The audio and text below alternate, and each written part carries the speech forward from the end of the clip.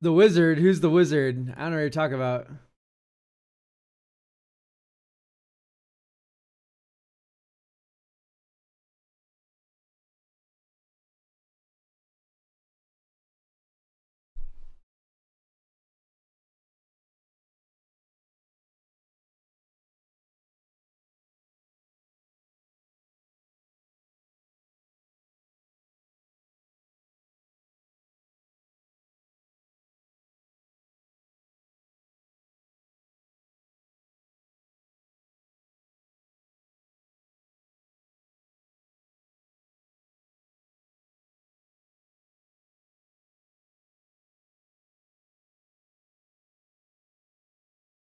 That was funny as fuck, dude. To wake up this morning. I know what you're talking about. I don't know what you're talking about.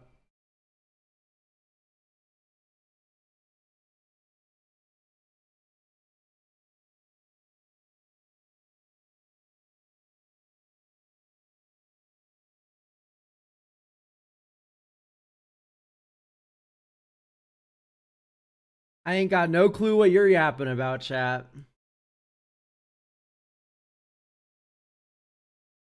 Smiles.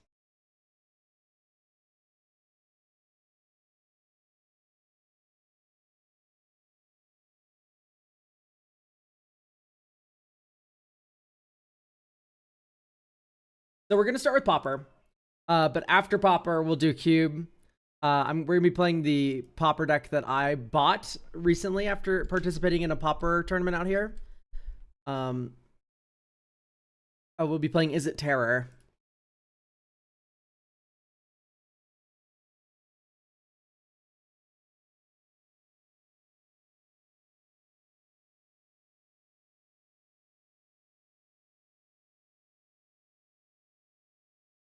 This is my permutation of Is It Terror? Oh.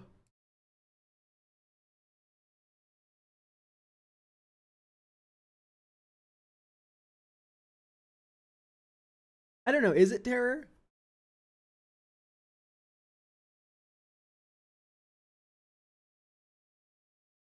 Is Defender combo still viable?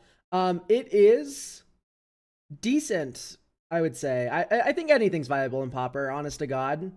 Um, you just need to understand the rules of the format, as it were. Which is you need to be able to deal with Sneaky Snacker, and just deal with the top decks.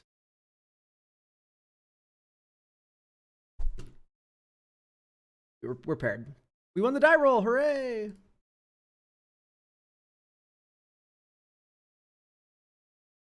This hand is gonna get brainstorm locked. Oh, well, it'd be so good if we found it though. Okay.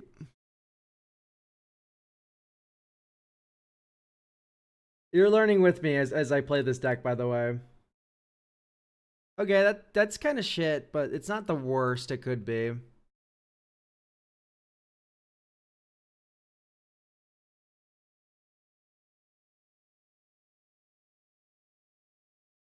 Yeah, this could be way worse.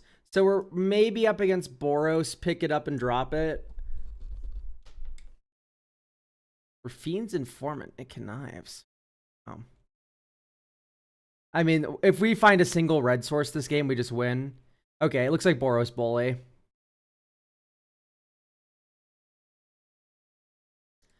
Or maybe it's mono white. I haven't seen a mono white permutation of this list, but it could be. It's hardly a face reveal, Tutego. I was wearing a beard.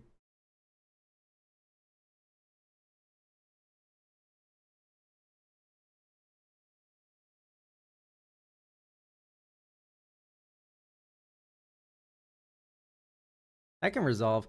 The moment we find a single red, this guy's life just ends, so.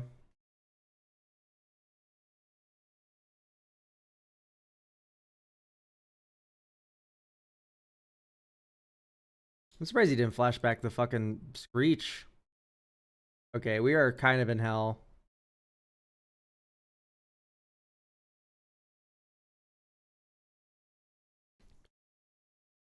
I'm discarding the terror not to give my opponent information. He doesn't know I'm on red. Thank God he didn't buff a creature out of 2 damage range.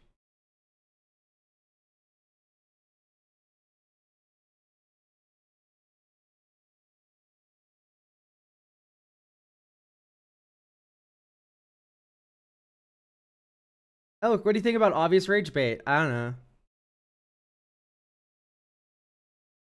The casino kicked me out because I kept going scry one and picking up the blackjack deck. Okay, we're just gonna concede this game. Bummer, we didn't find another land. Probably just fucking dog shit awful keep, but at least we know what we're playing against now. Boros Bully. I think I'm already pre-boarded for this matchup, honestly. Like, maybe a Cast Into the Fire would be kind of good against, like, Battle Screech. But, like, honest to God, we're pre-boarded. Okay, so no matter how many times you goldfish it, Estella again, it is... they'll be resetting today when we start the deck review stuff portion. Yeah, I'll keep this. So here's the thing: if your deck feels like it's working despite having what is mathematically just an incorrect number of lands, it is variance. It is variance.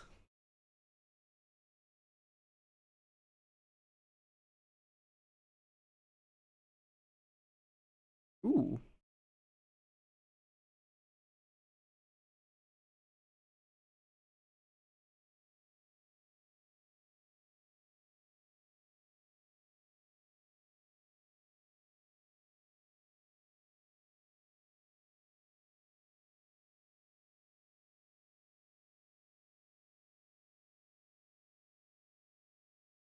I can take 1 damage from this deck and not really care. Oop.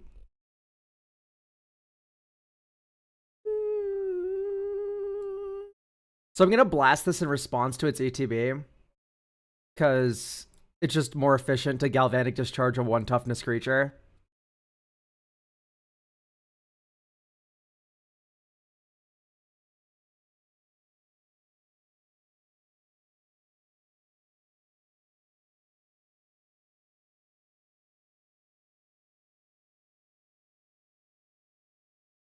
By Threadband Inspector. You typically don't want to discard that thing, in all honesty. Let's preordain first. I want kind of both of these. I think we'll just put the Fjord on the bottom and just take the Spell Pierce. This will insulate us against a Battle Screech next turn.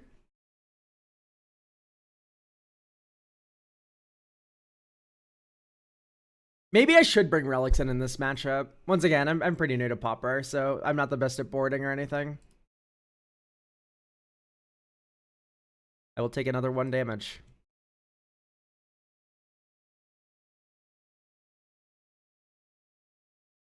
Core Skyfisher. Okay, in response to ETB, shoot Novice Inspector. Okay, pick something up.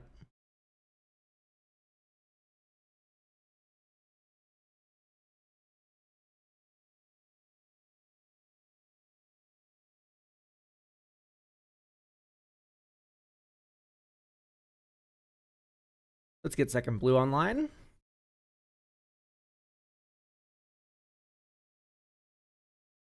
I'll just pass here.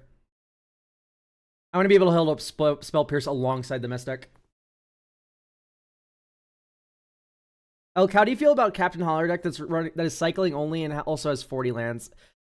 You could probably trim a couple if you're like super cycling heavy. I would not go below 38. But keep in mind, Lorien Revealed is a land. So if you have Lorien Revealed and also 40 actual factual lands, that could be MDFCs as well, you should be down at 39 already.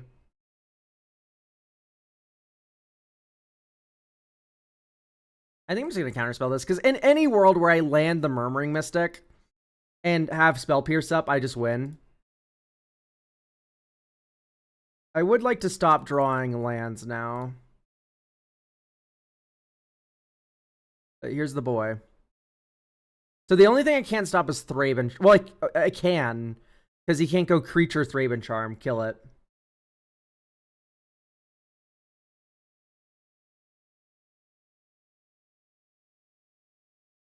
I have this like crack clue. Or Skyfisher, that's fine.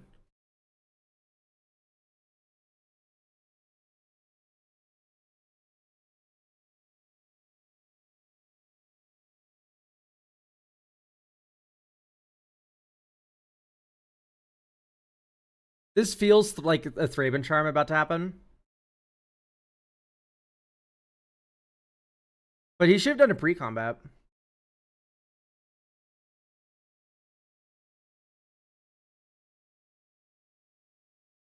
Yeah, if you have a ton of other island cycling, those island cyclers to a point are land drops. Yep, there's the charm. Boop. This is why you hold up Spell Pierce for your Murmuring Mystic. Pay 2, buddy.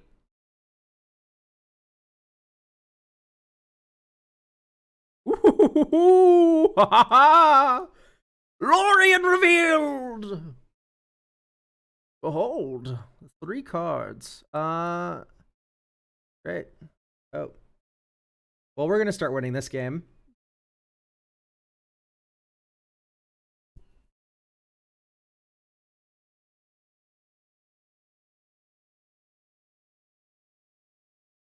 If he has another Thraben Charm, it's whatever. The Murmuring Mystic's gotten the value. Sure thing.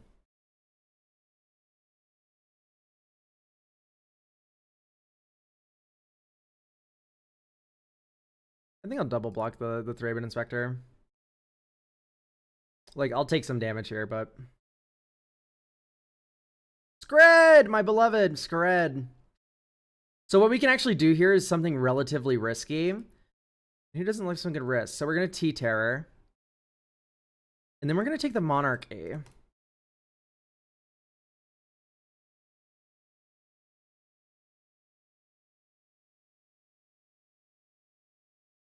And we'll draw a card on our end step and see what it is. Spell Pierce. Okay, I should have held open a blue. In hindsight, the wizard double blocks. Yeah, true. I was very confused for a moment. I thought it meant I had a wizard in play that could double block. Yep, I'll be blocking with the bird here to keep the Monarchy for another turn and not fuel my opponent. But now we're tenderizing my opponent for 8 a turn, and we're also drawing an extra card, and things are going pretty well for us, but we can still lose this game.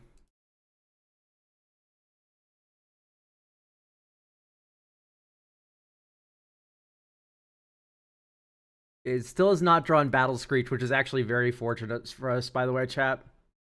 Because I punted hard by not holding open Spell Pierce. Okay. Here, I'm just going to pass. Brazen Cannonade is a really good draw. So is any removal spell. Hey, there we go. So now this game's kind of hard locked for me.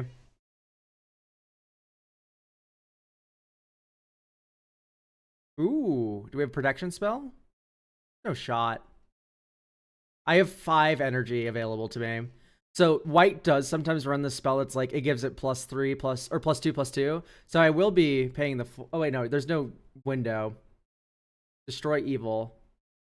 Pay 2. Oh, nice. Thanks, Ward. Yeah, wrong maneuver, bud. I have a Spell Pierce. He would be fine if he just gave Indestructible to Core Skyfisher.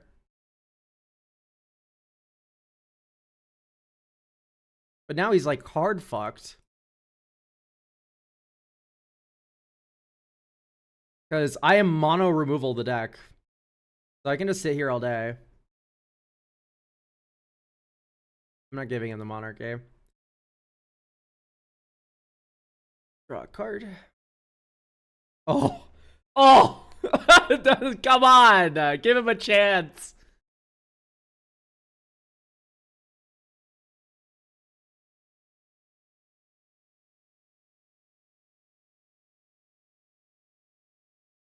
It's not fair. It's not fair.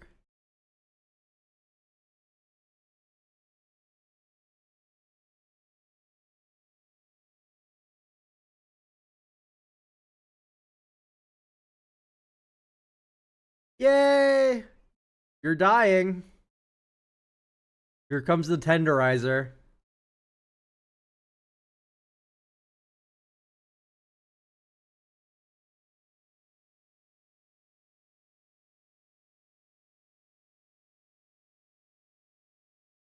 Ooh. Delectable. This is why I love Is It Terror, by the way. It's just so funny to actually be like a control deck. This doesn't matter, because I'll have a Murmuring Mystic next turn.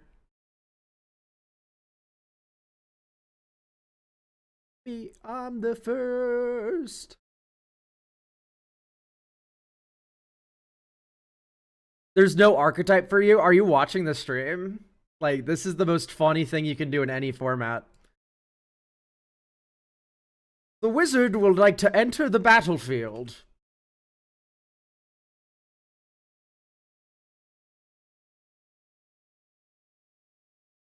Think. Okay.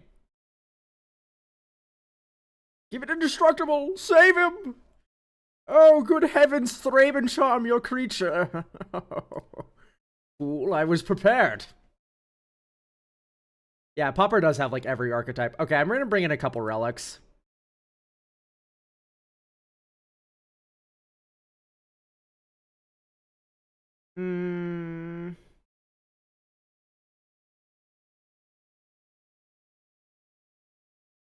I like keeping some amount of spell pierces. It's probably Scred, you're right.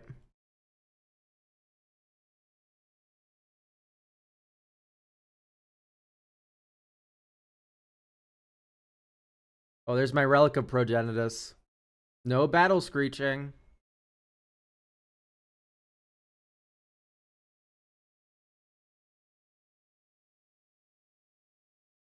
I don't care about that.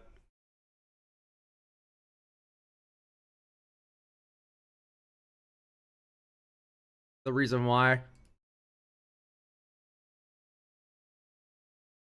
Can you talk about your deck a little? I've never played Pauper. So it is a bunch of removal spells and counter spells. And what you do is you just utterly grind your opponent into dust while holding onto the Monarchy and creating 5/5s and stuff for 1 mana. Because there you have Tolarian Terror, right? Okay, I really need to find my board wipe. I have a board wipe, by the way, in Pauper. I have 3 mana instant, deal 2 to everything. Deal 2 to everything. I can't speak. Okay. So, that is a Galvanic Discharge. That's a little hot. I think I'm just going to consider, though. Or ponder, rather. So I guess I should brainstorm first.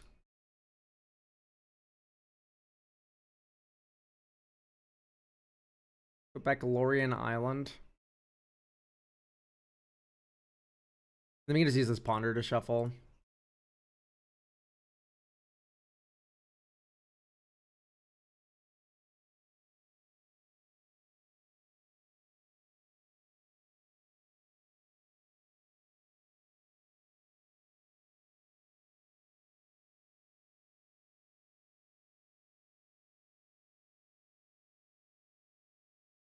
I think Boros is the better version of this deck, by the way.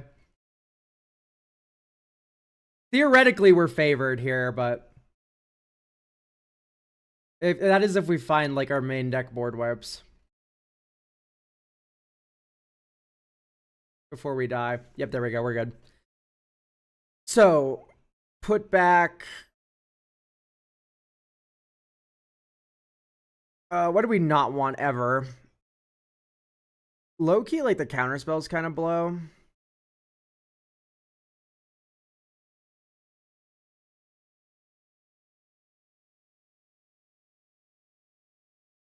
Maybe the Fjord. Because I want to discharge this turn. That sounded disgusting. And we can also island cycle Lorien.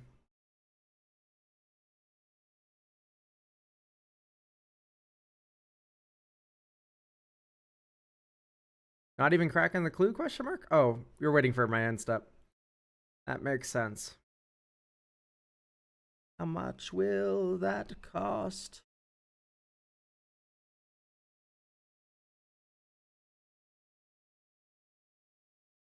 I will discharge this.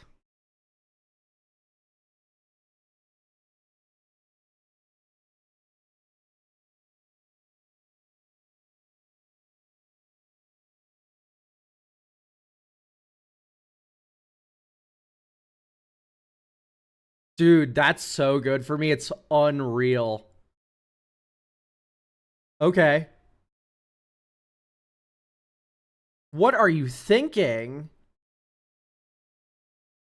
I obviously have the 2-mana Wrath in my, or the 2 damage Wrath in my hand if I'm killing your 1-drop. Well, bank the energy. Like, it's great, sure. Holy punt from opponent.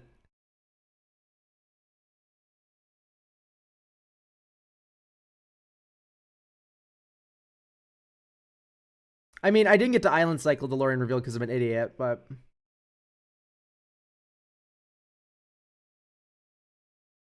I'm the idiot. I did not Island Cycle Lorien reveal. I was too busy gawking at how horrific that was. We can just play Terror here. Everything's on the ground.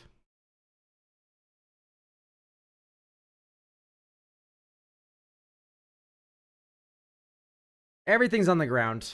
So I'll just play Terror.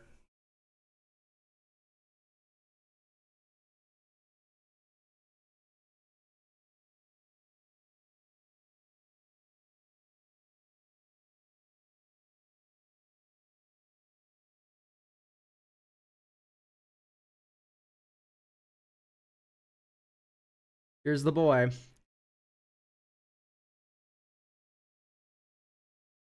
Whoa, we're growing this thing. Grab and pay for reward would be a bummer, yeah.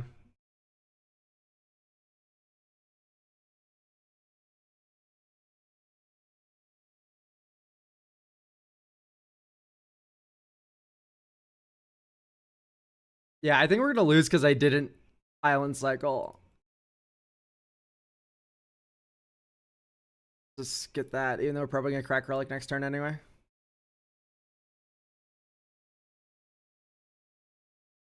Ponder.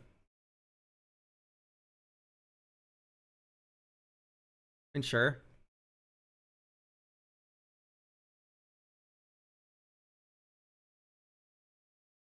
Well, that's a bummer. Double Breath Weapon isn't in the question. Any order shuffle. Okay, we're good.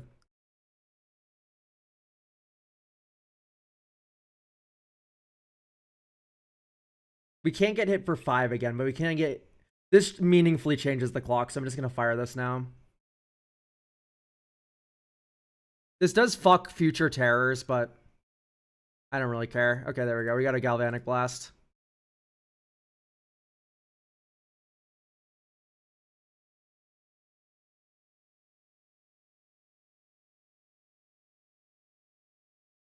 This is why Galvanic Discharge is played instead of Lightning Bolt, by the way. Battle Screech, yeah, bummer. I figured they're sandbagging it. Okay, it's okay because we're just going to top deck the one we bottomed. We're going to ponder into it. Because I'm awesome at this game. We're going to draw Ponder. Actually...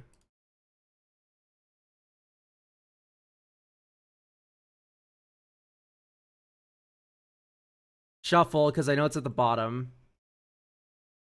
Or no, I didn't preordain. Either way, this is fine. No, we're dead. Okay.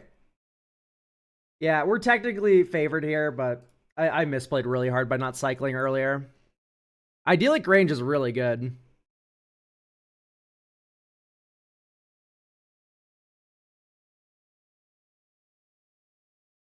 That is one upside it has over Bully.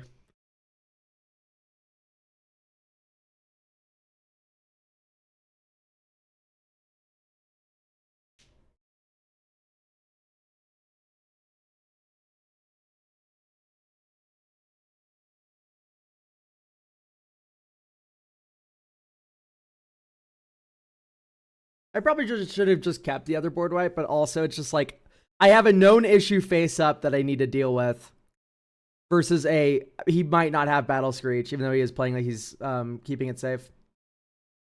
Have you seen the deck that is fully controlled and just fleeks a huge Serpentine Curve token in the late game? No, I've not. I have a deck review today. Can you look at it? I have a busy morning. I am not doing deck reviews until the afternoon. We will look at it in the afternoon. I'm not gonna just stop playing Pauper and do a deck review. I'm sorry. The deck review stream is later. This is bonus stuff that normally wouldn't have happened because it's here. Are we doing many things today before the deck review? The answer is yes. We're gonna play Pauper and then Cube, and then we're gonna look at it last. I said. I see. I misread. Lightning Bolt is better than Galvanic Discharge. I think you're just not right, Golden Armor. Can you explain your reasoning? Okay,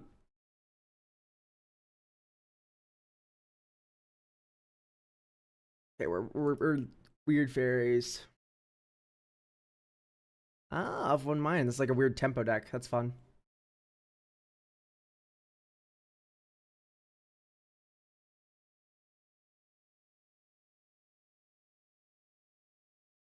I played against this deck and the only games I lost was Triple Bolt Face. Okay, so I'm glad you have anecdotal experience. That doesn't really matter. Here's what Galvanic Discharge does. It kills Tolarian Terrors. You can bank up energy if you don't use it efficiently. Whereas Bolt, you have to use all 3 of the damage. This deck has Monarch creatures. When you use a Monarchy creature in your deck of all removal spells, you are going to win that game a lot of the time.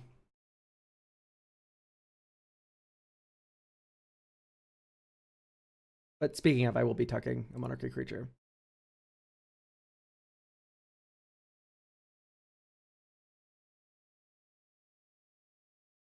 So no, there's no world where you can go Lightning Bolt is better than Galvanic Discharge. They're both good for different reasons.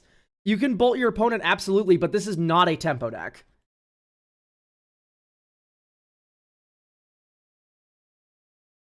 It's an opinion.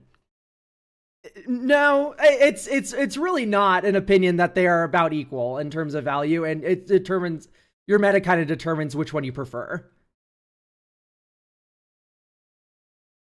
Oh, this is already on the stack. Fuck, I wasn't reading. I was too busy replying to chat. Whatever, that's fine. Misplay. I'm just not gonna take this damage. I think. So yeah, no. You came in here and you're like, this card is better than this card, and it's just not true. They're good for different reasons. Bad Nat, thank you for tier 1.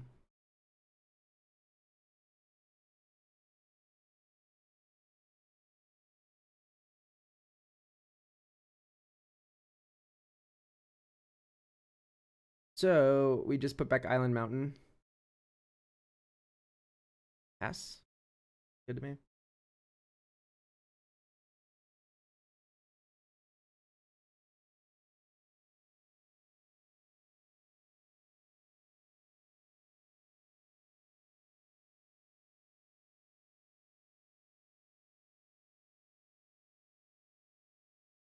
I like this like weenie blue deck that's going on here. It's a lot of fun. All right, let's just spread the humbling elder, I suppose. Or I guess we get the fairy miscreant.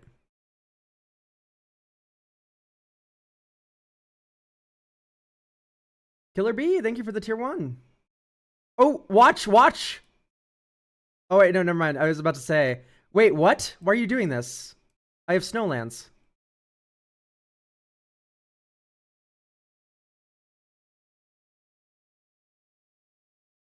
What? Are you doing that again? Okay, it's a 3/3. I control 3 per. Huh?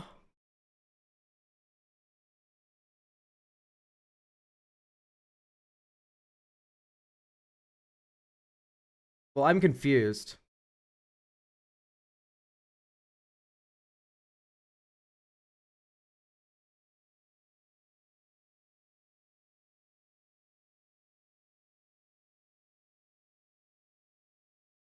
Ponder first.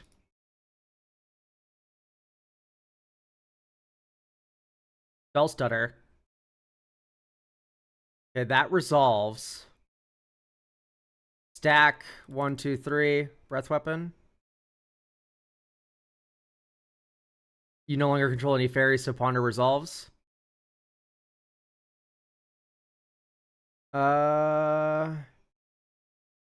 Any order, shuffle. Yep, draw or land drop for next turn. Pass. Flash out a Humbling Elder. I'm just gonna start pecking you for 1. You just buy singles on MTGO. No, there's trading, but you can like buy markets and stuff. Ninja moment. No, I meant that as a statement, not an opinion. I don't know what that even means in the context of the conversation we've been having. Yeah, we're scratting. Murmuring Mystic. Ooh, how mystical. About to kill you with birds. Sorry, the opposite. I meant that as an opinionless. Is okay.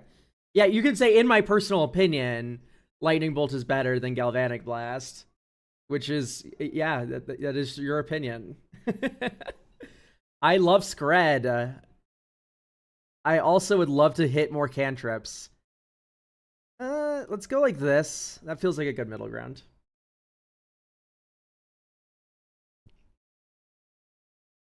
I literally don't know how they answer an in-play Mystic. Find the monster. Does it lose all abilities? It just doesn't untap. Dude, I don't care. Do I let him draw another card?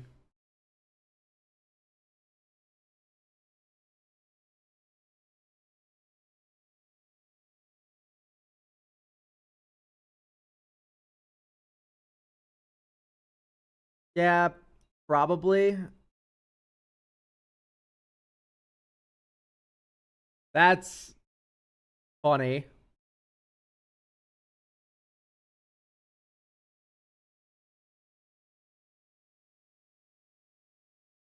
Beautiful. I love Ponder here. Opponents let me take my draw step, but isn't letting me go to my turn. Okay, now we're going to my turn.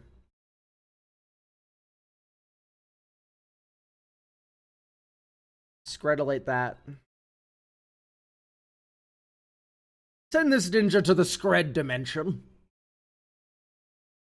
I'll counterspell! Save my 2/2. Like, I don't... Great, you've already been 2 for 1. Ponder.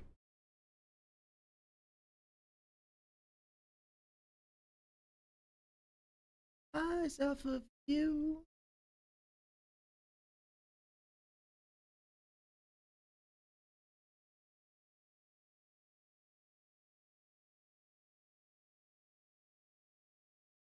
This is really good, actually. No, I will not use Ponder's ability. Land. Pass. I mean, I don't think they ninja me here, but I also just don't want this to get countered.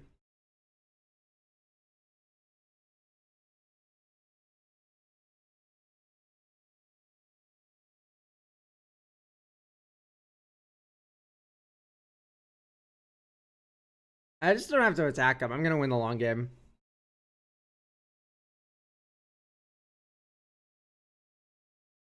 Draw a card, then discard a card. The power.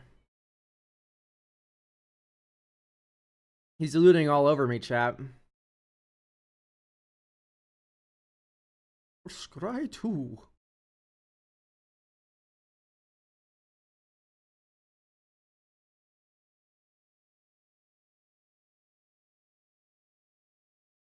Begin combat.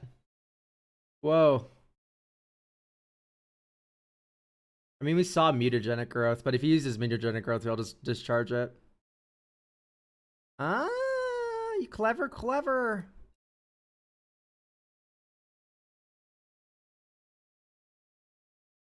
Counterspell! Oh, please actually do it. Okay, never mind. I thought he was going to counterspell me. No, he's just getting value instead. Late nights at 2 a.m.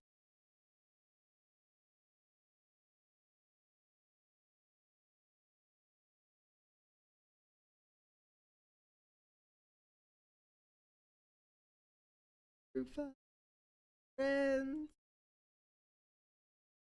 Okay, my bird is smaller. And you're now tapped out, so I get to establish the monarchy.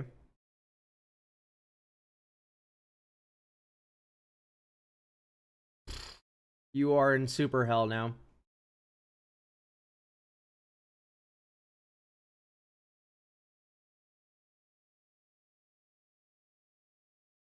Beautiful. Rebs. Join us.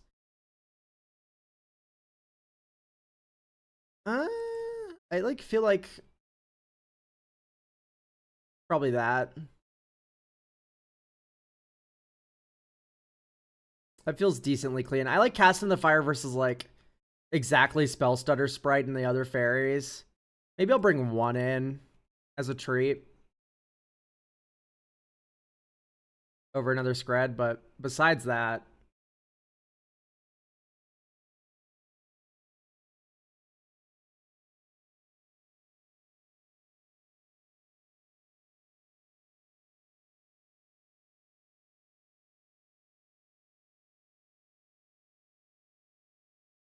how did establishing the monarch make him quit? Do you ever think my opponent's taking the monarch from me?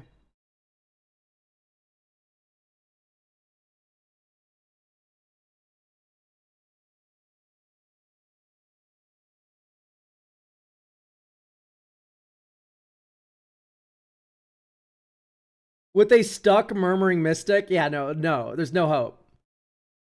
I'm getting miscreated all over.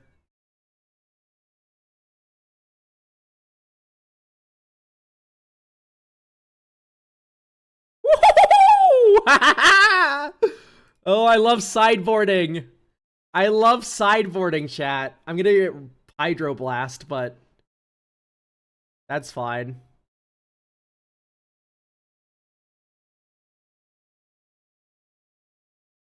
Ah, no, I've misplayed. That's fine. Ah, no, I didn't. Haha.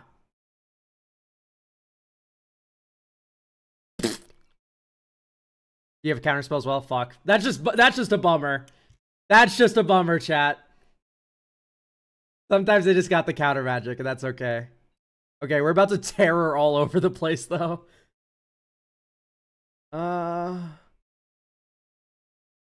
Put on top, put on top, put on top. No, do not shuffle. Blue, ponder.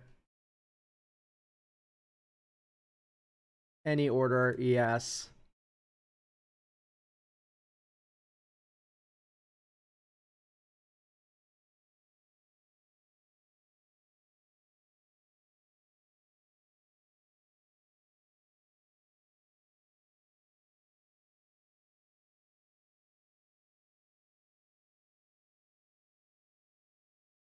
Ooh.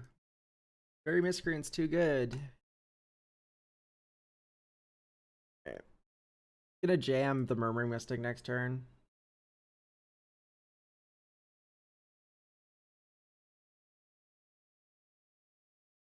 Let's see if we get counterspelled. I don't think it's wise to wait a turn. You could like, nah, like let's just go. Like this is just play draw issue. 1, 2, 3, 4, 5, 6, 7. Okay, we have one more chance to find the board wipe. On a blue fairies.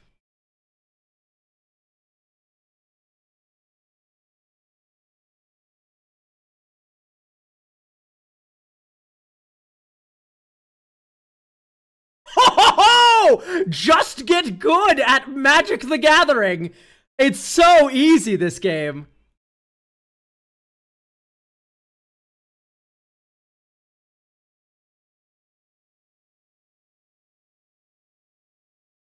Don't blue blast me.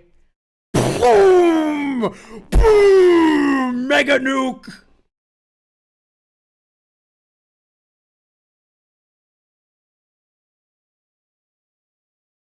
Send in the terrors! Pooh! Pooh! Go, my worms! Destroy him!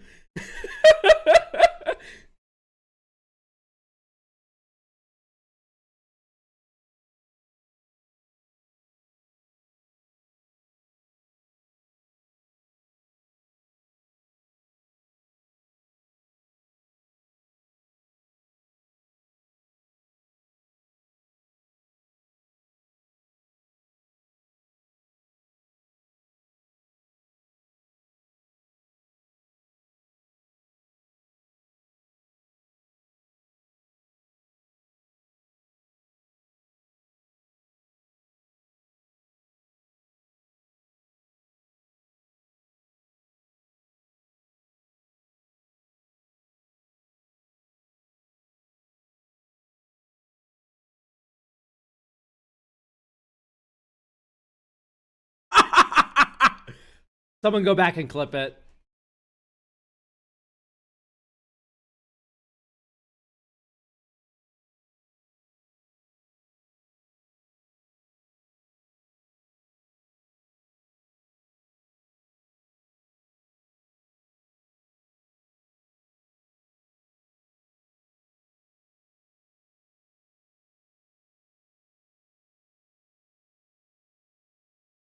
You play this in Mono Red Madness. Mono Red Madness is like, I played it. It was my friend's deck I was borrowing. This is like my deck that I personally chose. I'm thinking about maybe trying some other. As it builds out like there's a funny build with Tandem Lookout where you put it on a pinger and you just start storming off in your opponent's mouth. Funny. It's definitely a lot more fragile than this though.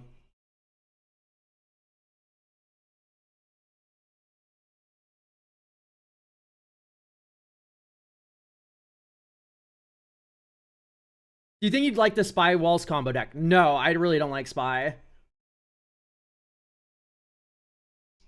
Sorry, is that a little too based for you? I do like the idea of familiars.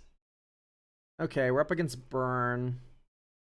And we're on the draw against Burn, which is definitely not my favorite position to be. But it's definitely a winnable matchup. Let's just get Island. I don't know if I can afford for any of my lands to come in tapped here. What about Tron? I don't know. There's a lot of decks in Pauper. Are we going to list every single one in order and ask if I like it or not? Like, Pauper's a cool format. I'll probably find another deck I like. I don't know. I like this one a lot.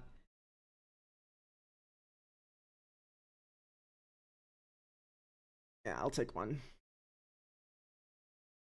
Highway robbery entered the exile zone. About to get gutter snipped.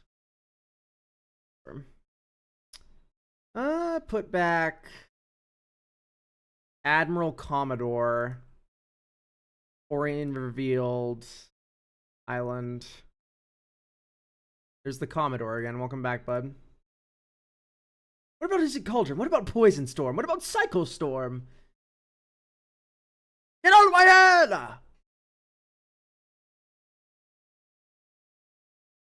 Tap out for Gutter Snipe. I counterspell it, and we go on.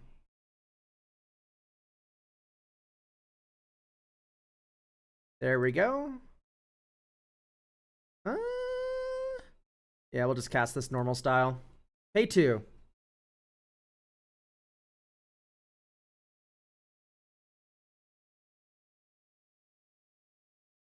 You think I don't know Mono Red Madness? I was born in the Mono Red trenches. Yeah, if this discards a snacker, it's a little bit annoying, but that's okay.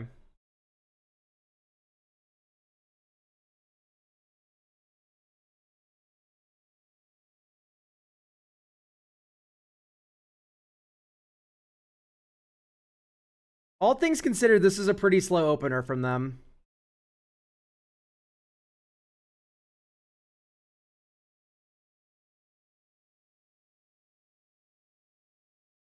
Lightning Bolt. I love you, Mono Red Burn. Never change. Remember next time. So maybe I should have used Counterspell in hindsight, but it's just that this loses value later in the game. So I have 5. So I can go Terror, hold up Counterspell here, which I'll probably end up just doing.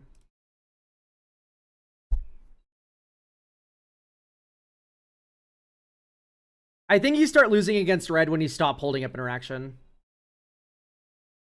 Yeah, Island Ponder Keep. Iconic. I thought Sneaky Snackers would be more of an issue, but they're actually like kind of a burden for mono red when you actually get to hold up counter magic.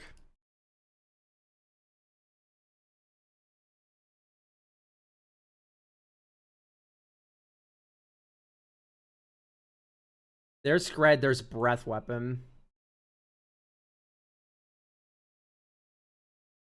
I think we're just gonna keep this.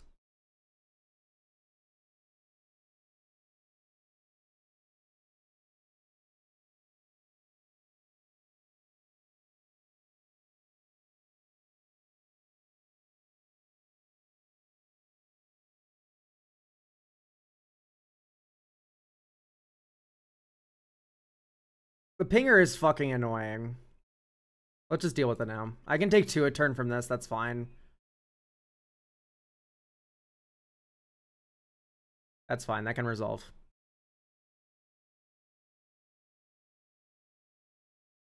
Oh, Elk playing Pauper. Surprised. Why, do you think I'm rich? Fiery Temper Hardcast. That I'll be snipping. Do you have Fire Blast? That's the only thing.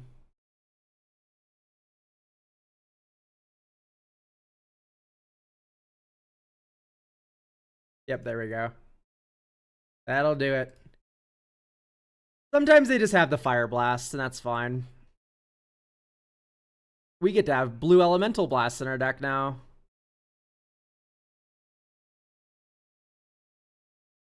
I typically get on Scred this matchup. Actually, it's good to keep the Crimson Fleet Commodore because they're going to bring in Pyros, and when you're in the situation where you want this, you want it, you want it to resolve. So maybe just down a Terror. I don't know if that feels right, but I literally I just have to live and I win. I've had Breath Weapon matter against them before, so I want to keep 1 in. I guess I would like to play first. I will keep this. Aha! I also like cutting Tolarian Terror against red because they'll board in I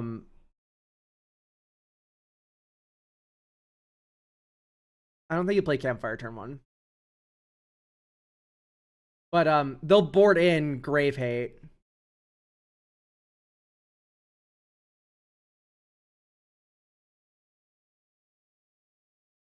Well, good luck.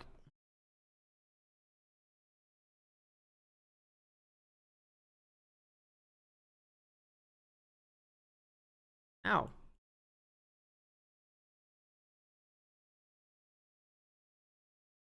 That is a very good start, but I will just be pinging in this. And I just hope I find counter magic soon. That is not counter magic.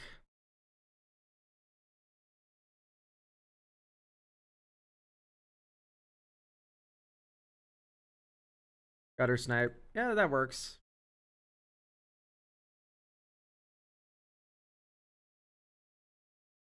Valerian Terror.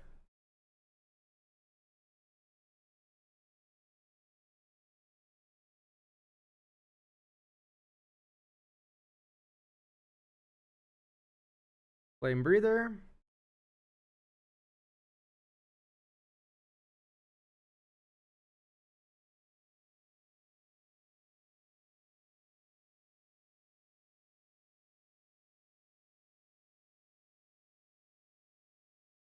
I'm gonna get Pyroblasted here.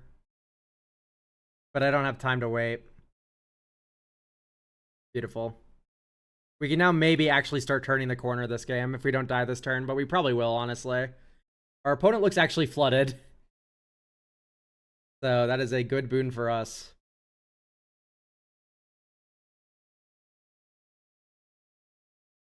Okay, never mind. Here we go. Some damage. 5, 6. We're going to go to 11.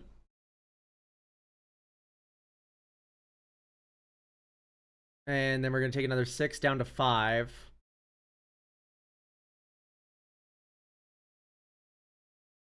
And we explode.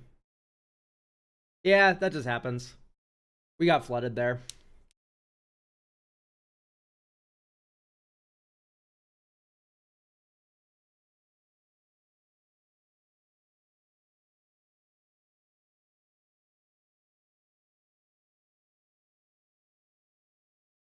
We did get pretty flooded, but then also, like, maybe I should have been digging for a counter spell instead in the opening hand. It's just like, ugh. Gross. I don't want a mulligan just to find a fucking instant speed counter spell to save some life when Campfire's just there.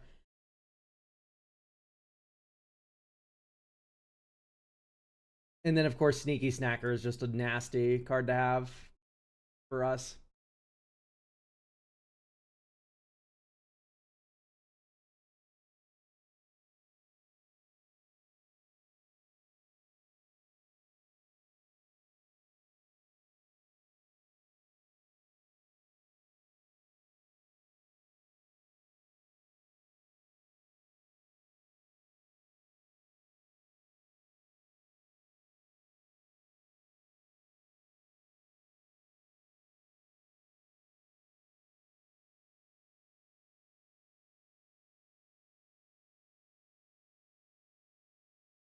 Island preordained keep. The classic adage. Especially when your opponent molds to 5 cards.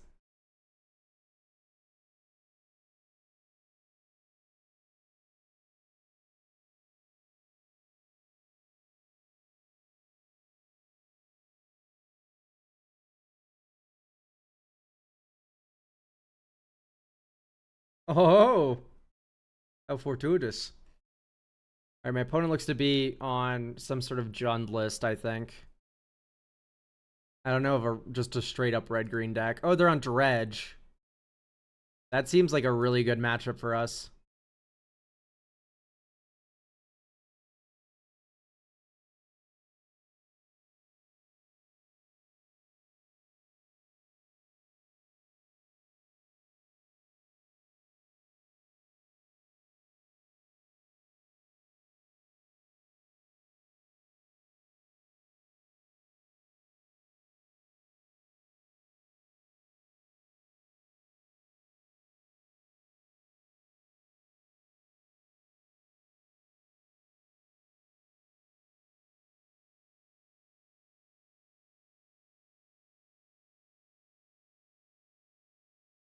Now let's just get Island.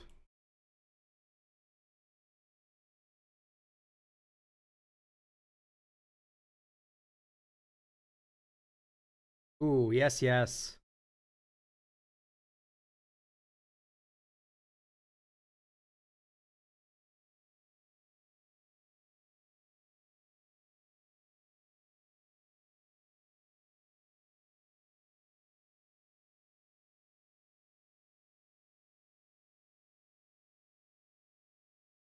Take damage. Ow.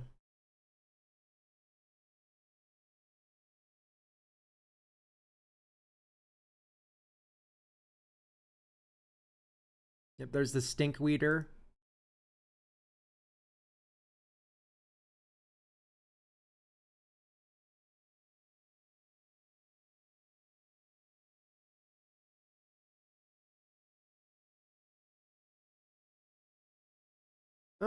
So Dread Return is in the yard, but they don't have like Lotleth. I mean, maybe the plane is just a Storm Streak Feral me. That seems really bad. I'm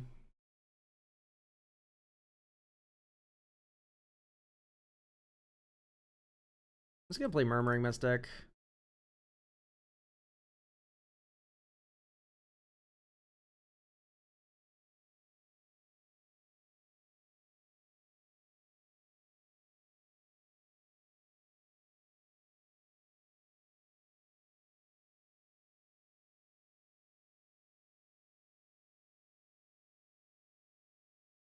Oh, I'm gonna keep dredging. I love dredging. All right, so Lotleth is now in the graveyard. There's 11 creature cards.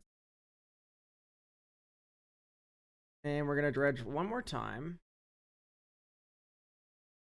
14 creature cards. So I'm not dead.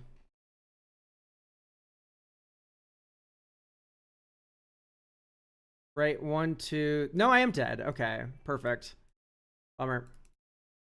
Damn, they hit a lot of creatures. That was pretty good. All right, just bring in relics. Hey, relic or pretend that is.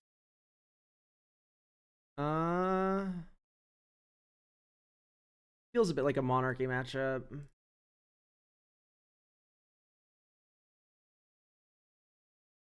I think I just trim a couple terrors because I get friendly fired by my own relic, so maybe a spell pierce actually.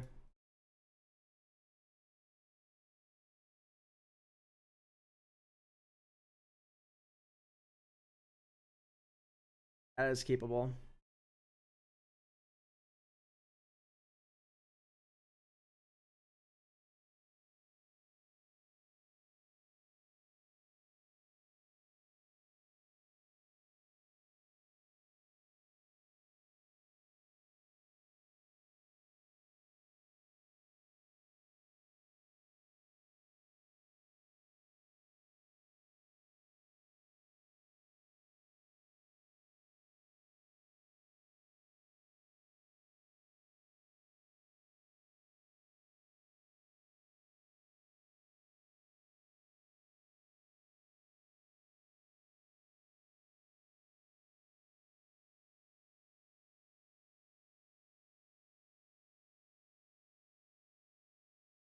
The big thing is they probably have pyros in.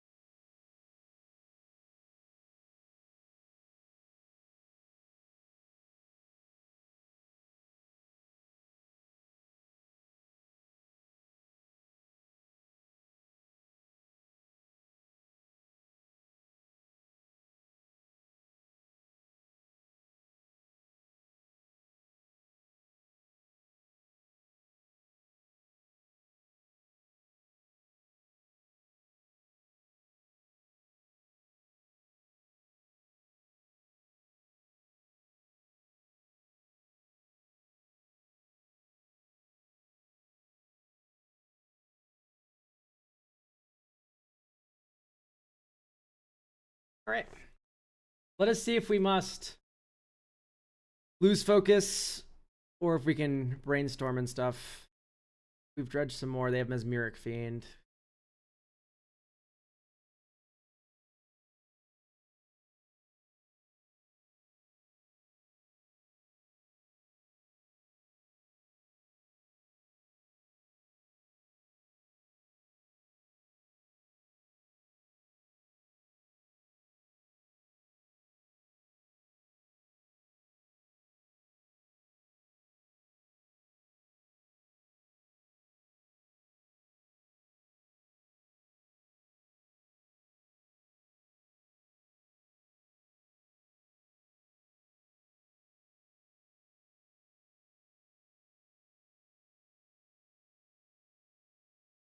I thought you played mono red.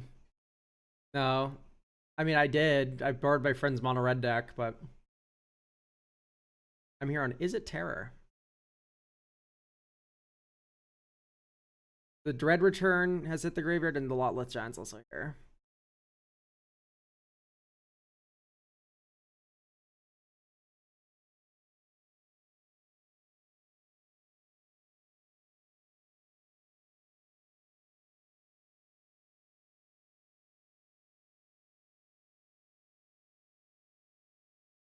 Why is it Terror over Mono Blue Terror? I mean, there's plenty of reasons why.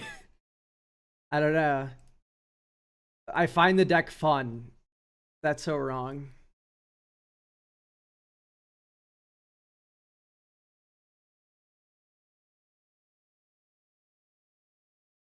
A Spell Pierce is very good. Those counterspell.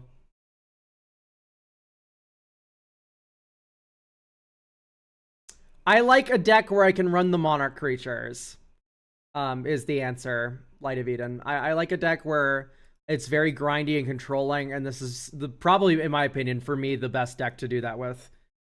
I like it better than Dimir because you get access to board clears that are cheaper, and you also get access to all Hydroblasts and all Pyroblasts, so you can board in one or the other from the sideboard, which is very strong to be doing in this format.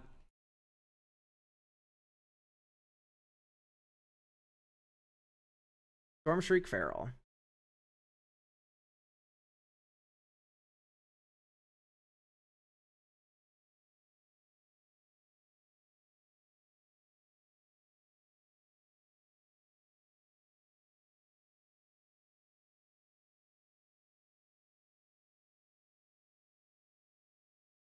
Okay, low-key, I do want the Murmuring Mystic, but also there's just not a lot of pressure on me right now. Where can I find the deck list for this Is It Terror? Ignore the Considering. The Considering is a bunch of cards I'm considering for like other Is It decks. I just had them there to for a buy list for TCG player, basically. Maybe I should have got a Fjord there. It's kind of proprietary. It's honestly top. I'm only taking 3 damage a turn. I have all the time in the world to sculpt. It's a little proprietary. I just didn't like the one Force Spike, only for instance in sorceries for 1 blue that also draws a card. I much prefer Spell Pierce.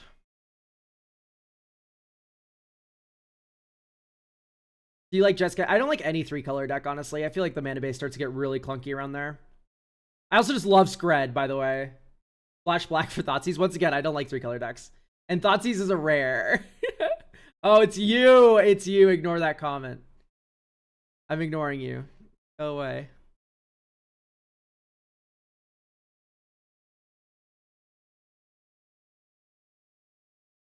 In general or Pauper? Pauper. Pauper mana bases are actually very hard to make hum. Because it's all tap lands. Look at what my opponent's fucking running, right? This is what a 3-color deck looks like in Pauper.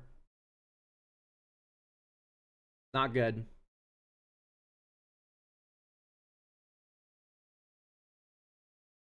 Oh, Stinkweed Imp. We're going for the beatdown. I hope I just find a terror soon.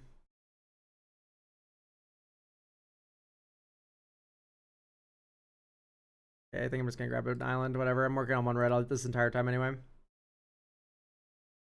Terror, Murmuring Mystic, not another Scred. I'm just gonna Scred a fucking dog. Relic of Progenitus. Oh my god, there's so many cards I'd love to draw. But alas, we're in fucking hell.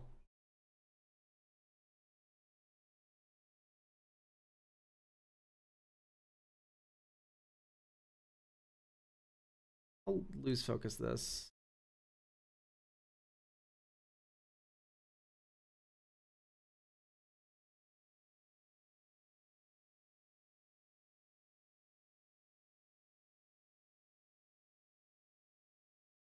Ponder. Okay, there we go, chat. There we go. Put on top, put on top, put on top. Don't shuffle. Brainstorm.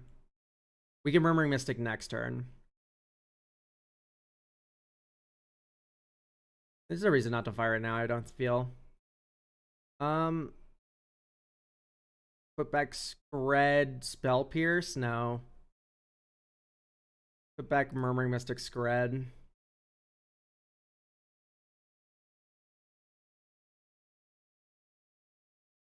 Discharge all over this Circle Land Druid. I don't want to give him Stinkweed Imp to bring back. Where are your Conduit Pylons? And T-Terror. So now we're insulated against Fiend. The only thing we're not insulated against is Red Blast. Or Pyro. But Mesmeric Fiend doesn't protect him. Or she, her, I presume. It's Princess Elda first. My fault. I did not read the opponent's name.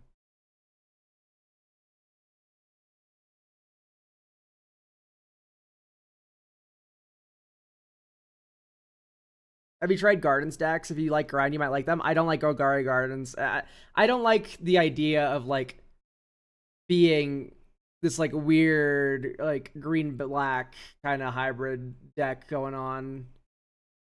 Yep, they have 2 mana open for Dread Return. This is constructed. That's GG's. Ugh.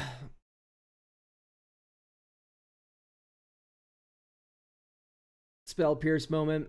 We didn't see a single relic that game, which fucking reeks.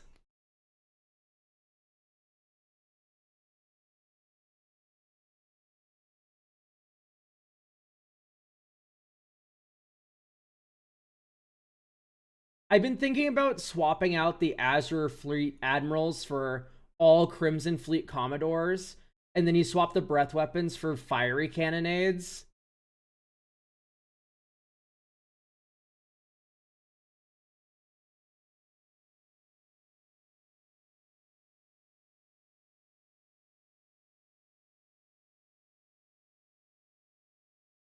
Because they're pirates. So they don't die to the cannonade.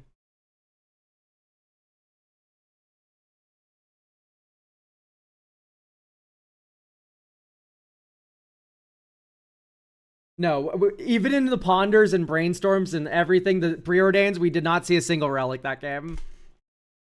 I mean, to be clear, it's not like they're helpless against relic, but like, it's like it helps your matchup a lot when you have the relic. Island Ponder Keep. I love being on the draw. Mono black sack. Fuck. We're gonna lose. Ugh.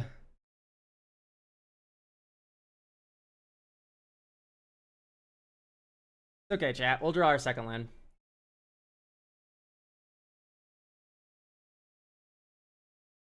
Oh, it's Gardens. We super lose.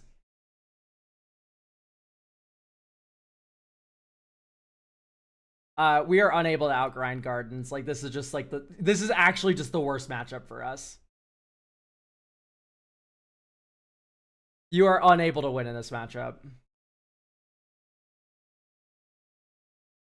But it doesn't mean we won't try. Well, especially if we miss a land drop. Yeah, that fucking reeks. Card. Ring Mystic. I'm surprised you don't like a weird grindy deck. Gardens isn't weird, it's meta. Huh? Gardens is not weird.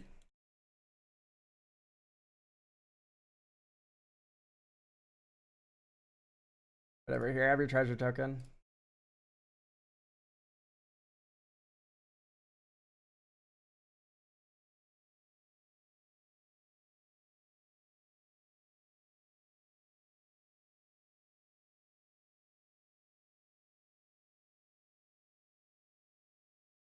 You called it weird, I don't know Pauper well. I mean, it's weird for like green and black to be doing stuff, but also it looks like our opponent's actually on Jund, because this is not Golgari Gardens. This is 3-color weirdness that's happening right now.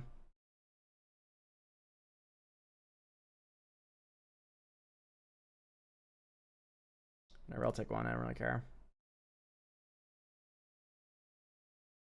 I imagine this is a Chrysalis. No, it's a Troll hardcast. Wow. That's cool. Okay. I think I am just going to discharge this.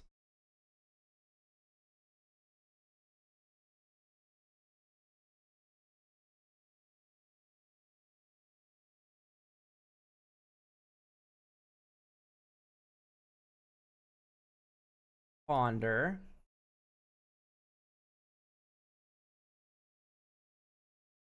Top. Top. Top. Don't shuffle.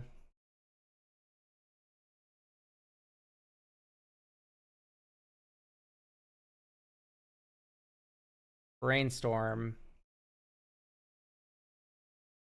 Spell Pierce, Murmuring, or Dire Fleet. Lorien Revealed. Basic. Island. Valerian Terror. Pass. Welcome, Foxy VR. Glad you like the videos and such and etc.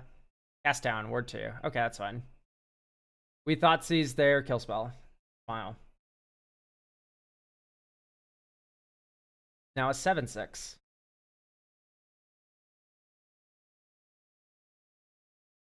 That's okay, 2 Screds kills that.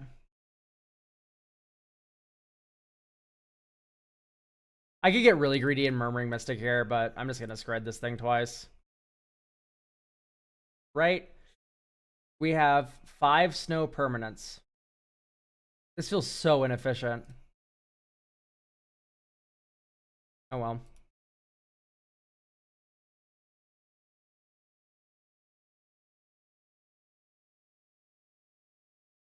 That's fine.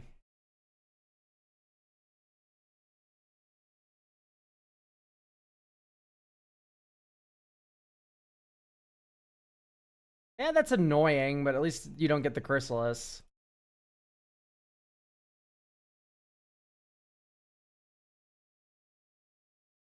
Okay, so we do have a chance because this isn't like actual stock gardens, but is it normal for someone to hard cast troll? Yeah, it's Pauper. It's low enough. It's a good body. In a grindy game like this, the troll is very good. Gambling gas, sure. I want a cantrip on top of my deck. No, not quite. We're probably just gonna get cast down and lose, but I can't not play this right now, I feel.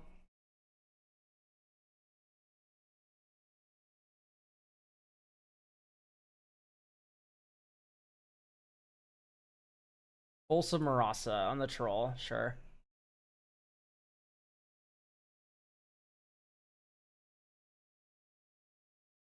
Yep. Troll's back. Alright, Lorien revealed into Untapped Mountain. Nope, okay, we can't have anything nice. And I'll play my land, why not? Alright, pass.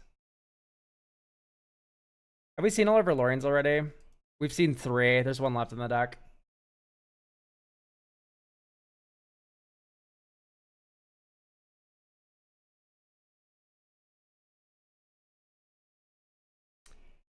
I mean, I would like to see Lightning Bolt do this, by the way, Doubter.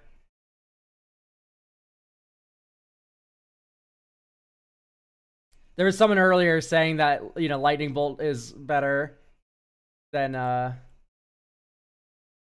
Galvanic Discharge. I'm just like, I think it's like Jund Gardens, yeah. It's really weird. Like, this would be hopeless if not for this. Yeah, there you go. Fanatical Offering.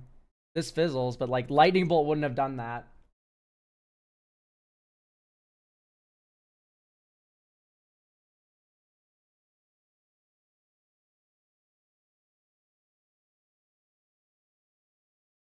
We're eating our bread. Yeah. I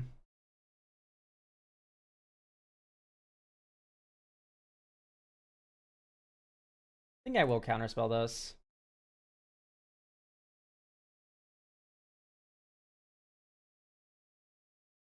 Oh, I thought that was the flashback. My fault. Yeah, the only limitation is it can't hit players. Yeah, and it's not a restriction because the deck's very slow. Like, this does not matter. My opponent's at 26 life.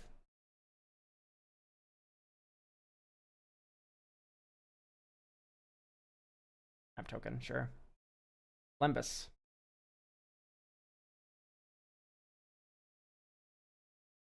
I will be double blocking this thing if he swings with it.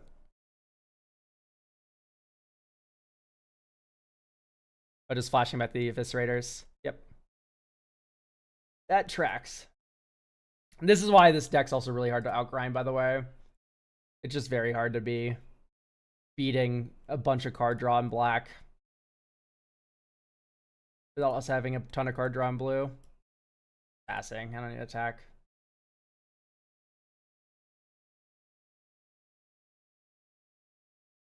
Yeah, that is never in a million years happening.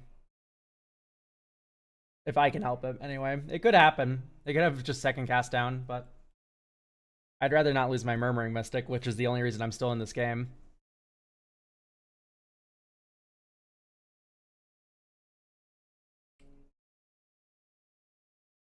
Okay, they're Campfire flooded, which is really good for me. Right. Ooh, Terror. Let's go.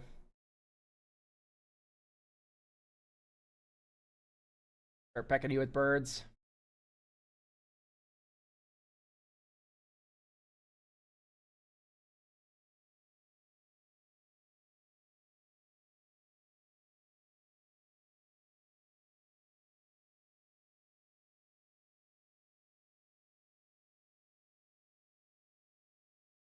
Roll. Yep.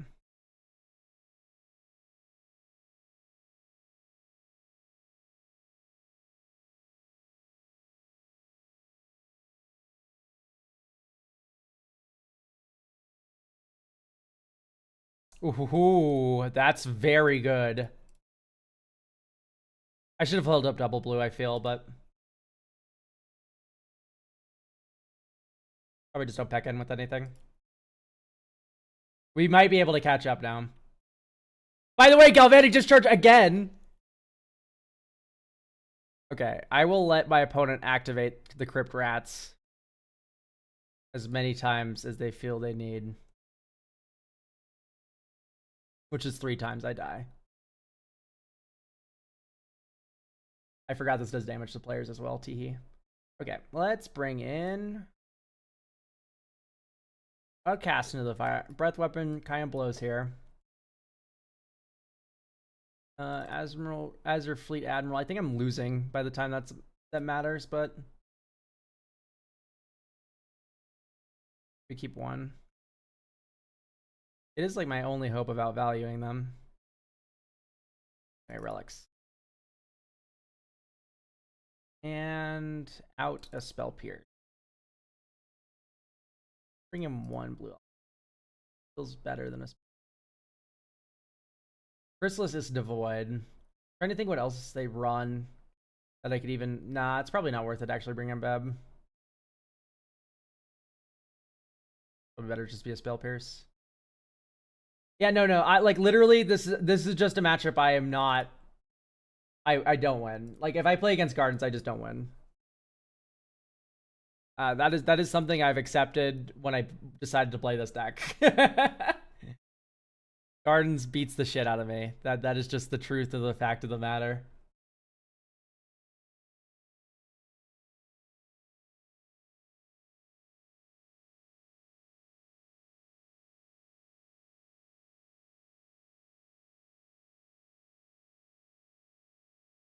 Yeah, Poison Storm's pretty funny. Okay, let's not get Mystic Flooded, but I will keep a Galvanic Discharge.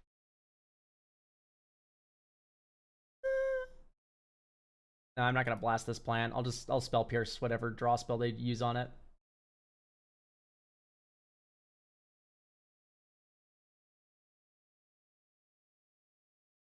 There's Scred. I mean, maybe there is something to be said about filling up my graveyard and then just casting terrors and then trying to kill them, but I do want to at least Spell Pierce 1 draw spell. That just feels like good value.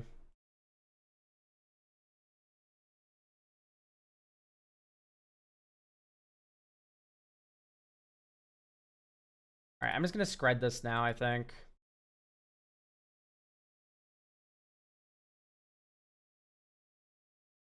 Great.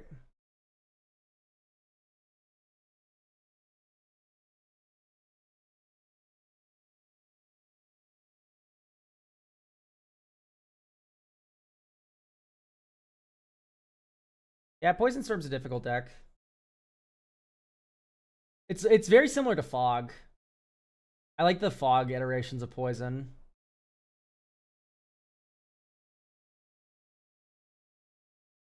Writhing Chrysalis. Yep.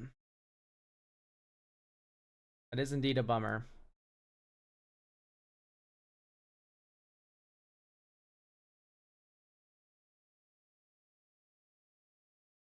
Where were you?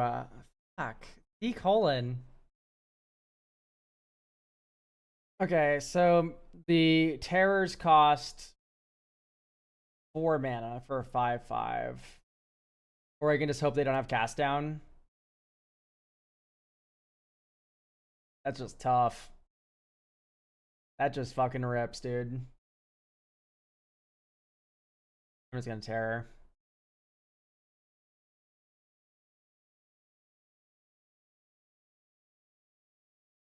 This is a 5/6 for 4 mana. Ugh. Yeah, the issue is with this card fucking reeks because it's devoid.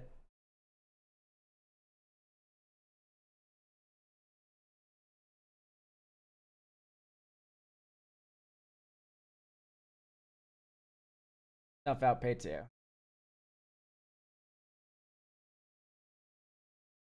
I mean, I just failed to see what else I'm doing with my turn here.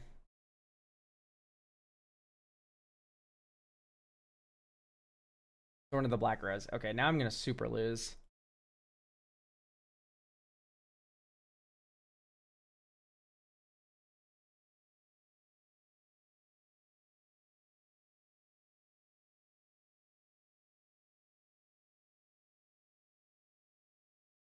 Okay, I hope they get greedy with Writhing Chrysalis.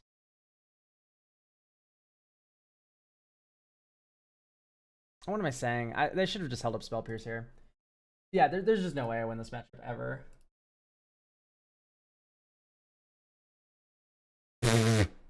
Yeah, fuck. Bummer. I'll just get out of here. That is an unwinnable matchup. Anyway, here's my opinion. These come out for cannonades. The only issue is there's one hasty 2-mana pirate that is a little annoying.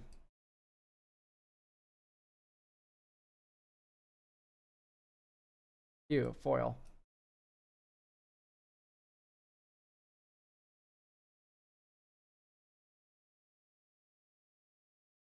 Flash white for settle the record. You need to stop commenting. You need to stop chatting as soon as possible. Why not breath weapon? Each non-pirate creature. This is a pirate. This is a pirate. But also I'm gonna cut one. I'm gonna put another crimson.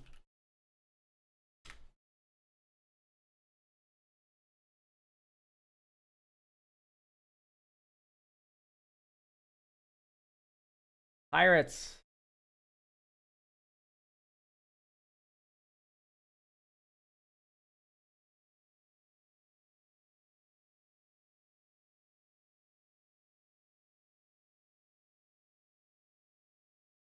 Are there dragons in Pauper now? There's a couple.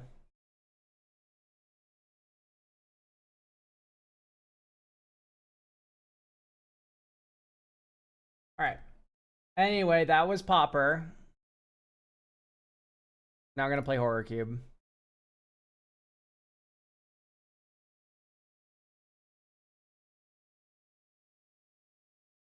you like the Omen Dragons? Yeah, they're very good. Ooh, we're right at the beginning of the queue. That's okay. We have daily games to play.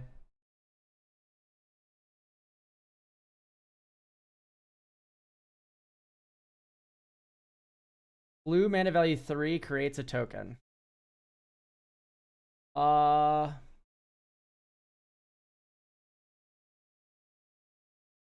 Chasm Skulker. Plus or minus to stats. Chasm Skulker.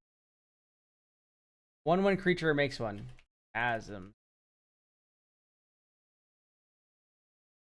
Huh?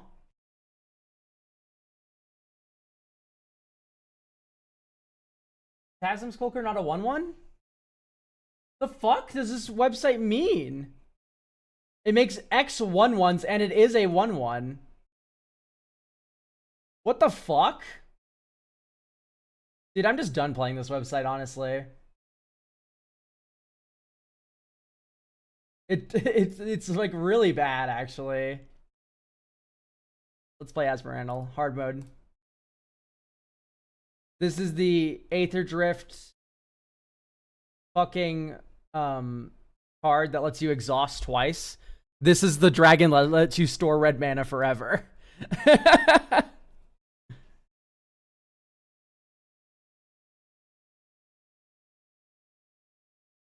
This looks like an old card, so the newer card's probably correct. People probably like have like Strixhaven decks that this is in. That is an avatar card.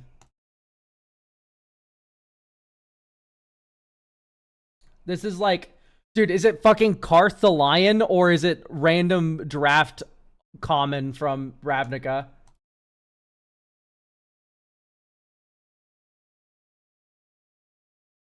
Behold the Ruinous Powers or something, or random backup card that taps something when you attack. Okay, to arms or Day of the Dragon, or Form of the Dragon or whatever. I think to arms sees more play as like a combo card. Untaps all your creatures, you draw a card, you play that with Mana Dorks, it rituals. Dude, that's fucking Avacyn's Pilgrim.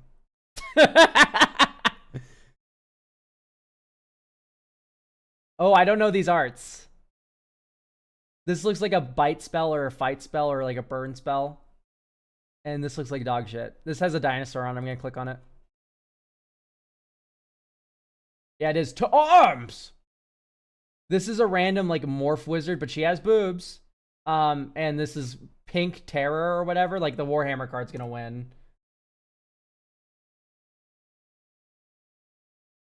And this one makes clues. This one's a bear though. So it sees play in Iula. It sees play maybe in some Kudo decks. I'm gonna guess it's this one that makes like a clue token or something. Fuck. I should have guessed that bear players are fucking weird. Oh, I'm happy it shows you this now. Uvenwald bear. Okay, it's literally just it's just a bear. Versus Epiphany. Top card. So, okay, so it's literally like Factor Fiction Light, Factor Fiction X Spell, or bear. I feel okay with this.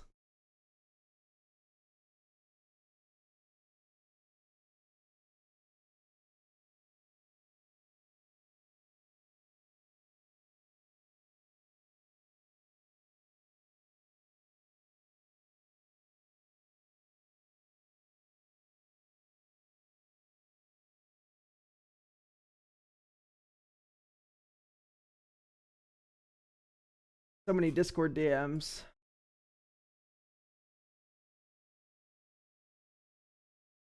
All right.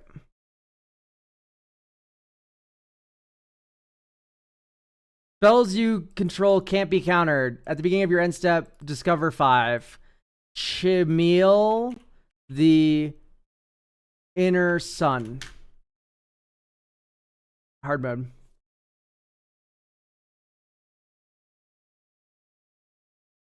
Three creature types. Elf, Munant, Ooze. Is this Vanifar?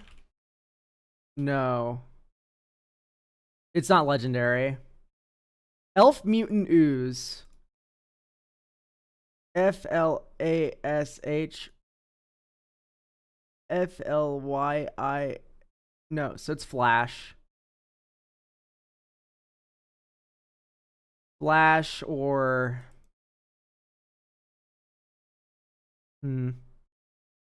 tap, add 1 mana of any color.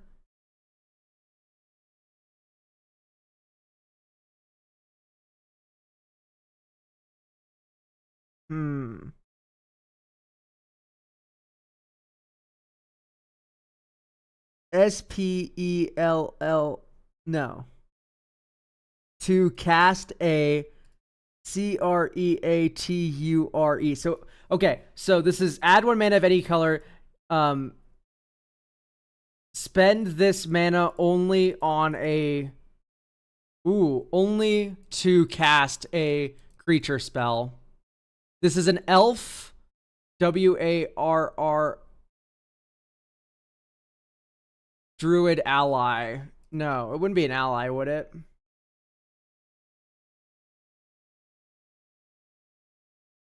I think this is an ally. I forgot the name of it. It's like Bala. No, it's not Balagad. So I think this might be haste instead of flash then.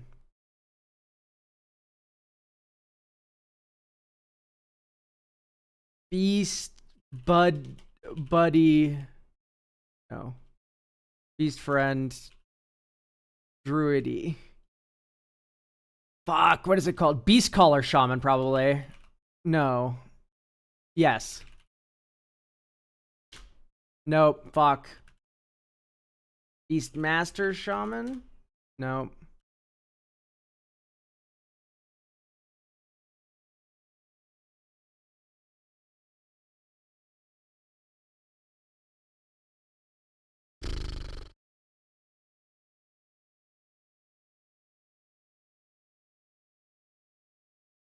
Okay, that's Beastmaster. AVA. It's Beastmaster.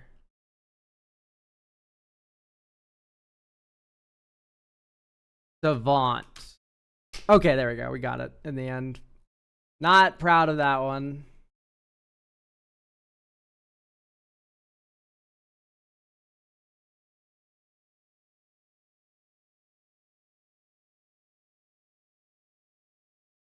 But we got there in the end.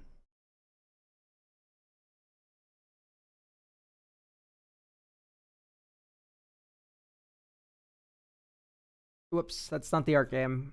We do have another game we can play right down here. Art game. 4 out of 8 in the drafting queue, everyone. Hooray. We have 76 viewers for this. I'm so sorry. You have to watch this.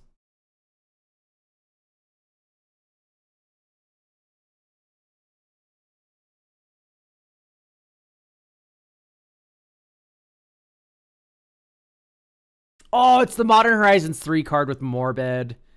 Fuck. Call from the grave.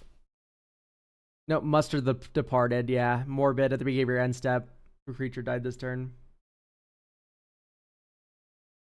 This is Krufix, God of Horizons.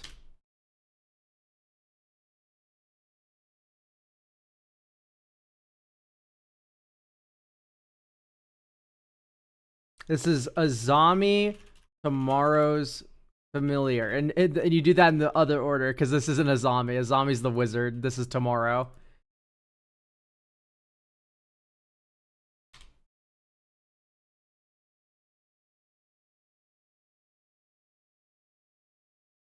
That art's so cool.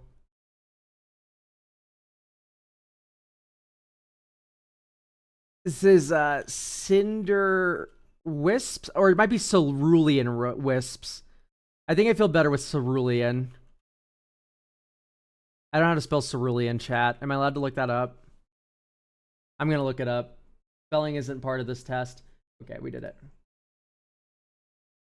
It might be Crimson Wisps.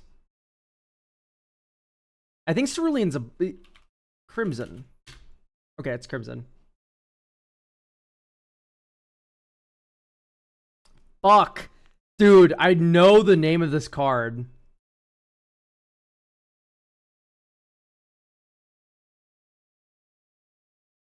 Axebane Tree Folk. Yavimaya Scion. No. Saw in Half. That would be such a good Saw in Half art. Dude, I've seen this art before. I just could not remember its name. Dude, that's crazy. Death Sting. No, Pit Scorpion. I was just guessing. I didn't know that card art. Cool, though. Looks good.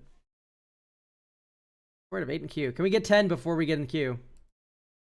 Wow, this is really good art. I think it's from the Fallout set. This is like Forest. Safe camp or settlement. Scattered Groves from Fallout. Oh, this is Anna Tanaruk. I forgot her name. No, Tori de Avenant, Fury Rider. Yeah, I knew it was the Dominaria United one. And this is the Aether Drift Squad Star Captain. No, Cloudspire Coordinator. I don't know. I don't know Aether Drift. If you show me Ketramos, I could get that right. Or like Mimeoplasm Revered one, but not random uncommon.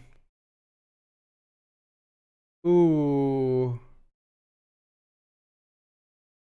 Dragon's Fury. Warmonger Hellkite. Tax each combat if able. Attacking creatures get +1/+0 until end of turn. That is a fun card. Oh, I might put that in 2 at a giant cube. Fuck. No, this is the cool card with like the different Yetis across time. So there's a Yeti in the past with art without dragons, and there's a Yeti in the future with dragons. And this is the one in the future.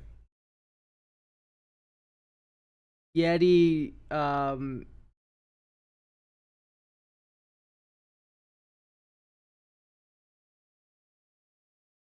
Mountain Yeti. Summit Prowler. Ancestral, not Vision.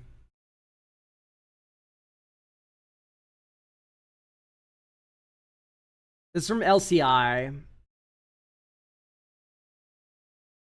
Ancestral Zoom Call. Ancestral Reminiscence. I was never going to get that in a million years. This is Elspeth's. Sun's Champion, it should be. Yay! Defend the monastery. I don't know. Sage Eye Avengers.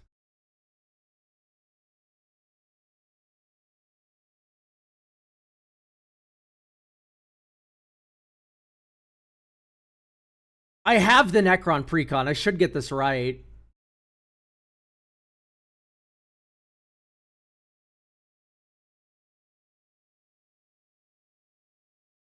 Dude, I have no clue what this is.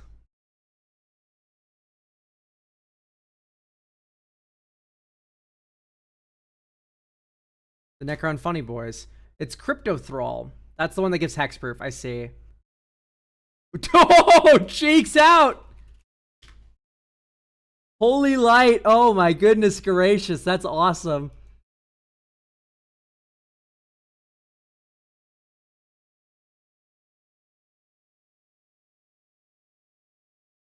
Oh, cool. I can up that, don't worry. I like my music loud, I'm sorry. Sometimes it makes my little guy fidget. Let me know if it keeps going.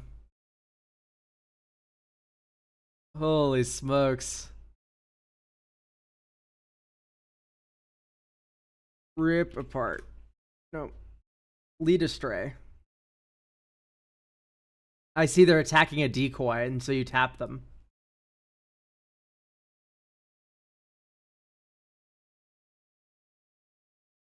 Okay. Banding, dude. Rogue Sky Captain.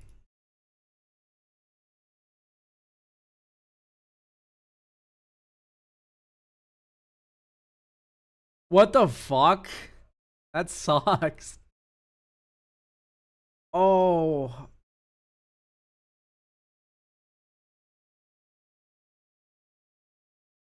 Keldon Fury. Rada's Firebrand. Yeah, it's from DMU. Or this is... Yeah, this is DMU, not Brothers War.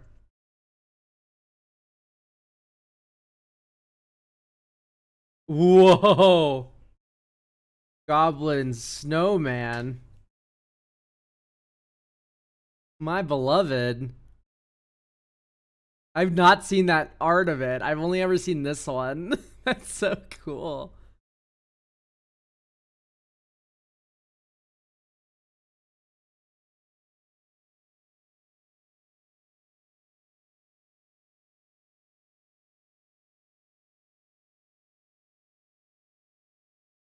That's crazy.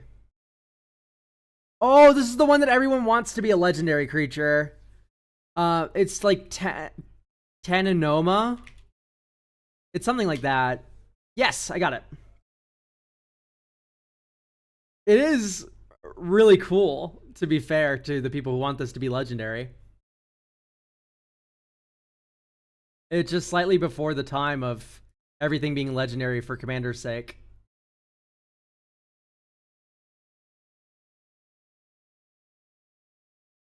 This gives sculpting sculpted steel, but it's not tempered steel. Fuck. Wait, it was. I was like, it looks so much like this art, and this is the card I was thinking of. But it was. It's just it's a DCI promo version, only for $6. That's pretty good. Skullcap Snail.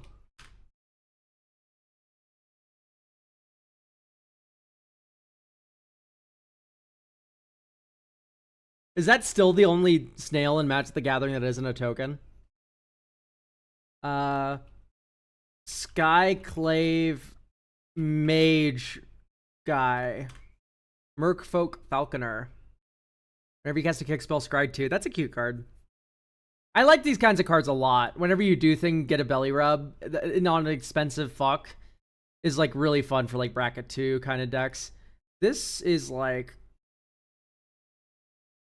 Rickle. The Wasp Lancer. It is a 3-mana 3/2 with flying for 3 hybrid Dimir. That's fun. Whoa. Redirect missiles. Or deflect missiles. As Militant Monk. Vigilance. Prevent the next 1 damage to be dealt to a creature or player this turn.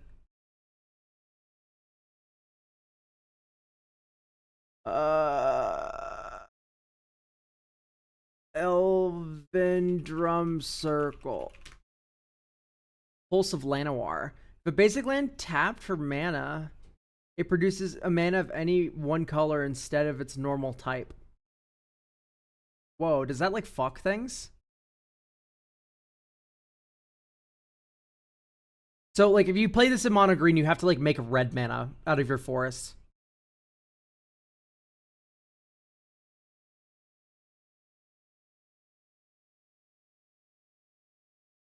You can choose the same color or mana the land would normally produce. Okay, so it's bad.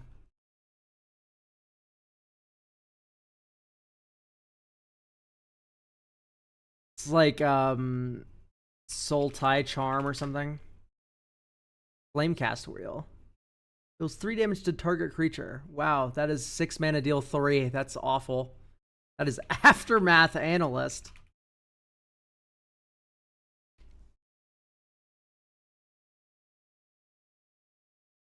I hate her art.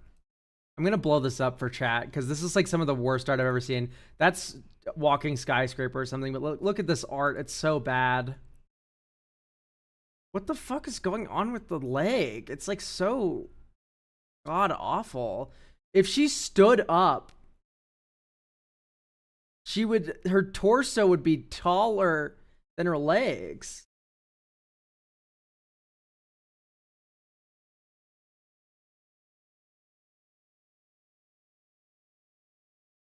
I'm surprised this got through. Like, no offense to Danny Schwartz, by the way. Like, of course, the rest of the art looks gorgeous. It's just like, damn, the anatomy's a little screwed here. I also don't think this is supposed to overlap this way. I think this is supposed to be tucked under the leg and not above it. I have no clue. I'm happy they're very small, so I don't see them as well. Fuck. So this card is from New Capenna. And it like, I know what it does verbatim. Wandering Skyscraper. Titan of Industry, I say. I know, like, it naturalizes, it gains you life, it puts a shield counter, or I forgot the last mode. Create a 4/4 Rhino, I say. It's a pun name. Everyone loves those.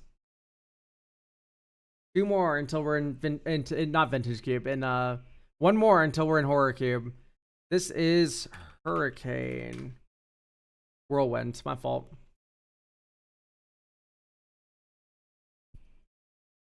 I love Big Pun. Hang on, I'm gonna put Big Pun on. I know you're on YouTube and can't hear the music.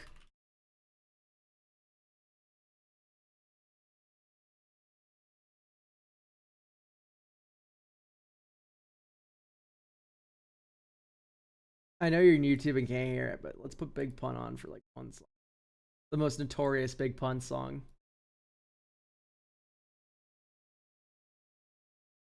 I don't know this one. Jace's Ruse. Crazy. Oh, it's one of like the Planewalker dog shit cards. This is like a Final Fantasy card. That art's great. Sunlance. Rosa Resolute White Mage. Gains lifelink. Wow, that's pretty great. Oh, this is a Seraph of the Scales. I'll never forget this art. It's very good.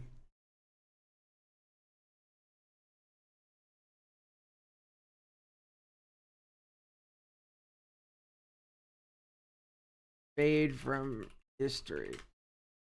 Illuminate history. Start any cards, then draw that many +1. Oh no, just draw that many cards, period. If there are 7 or more cards in your graveyard, create a spirit. Oh, we're in. Oh, what do you guys think about Geist. Or Sorin. Or Lingering. Those are all very good. I'm gonna take Sorin. Let's do vampires. Sorin is just a fucked up card. Snapcaster is also really good, but there's not like a lot of the efficient instants that make Snapcaster really brokenly strong. It's just good. Versus Sorin, which just shits Olivia Voldar into play in turn 3. Let's do Sorin. Also, just like you win every race, it gives lifelink to vampires you control.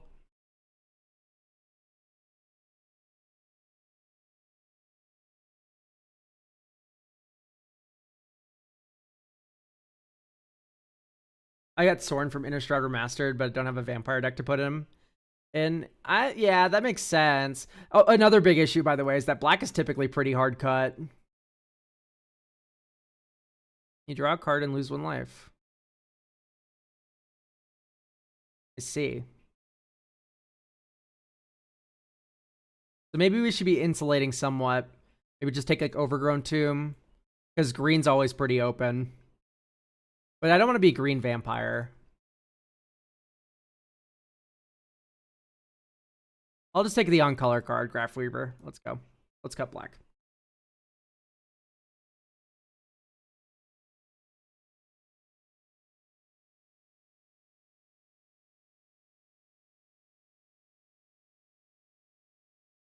Why is, so this is an Innistrad block cube. This is Horror Cube.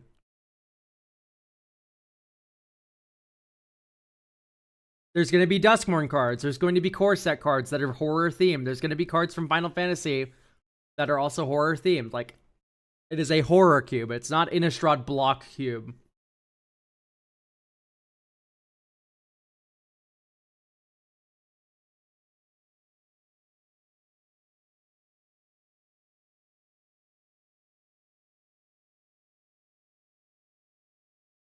I do like Selfless Spirit a lot.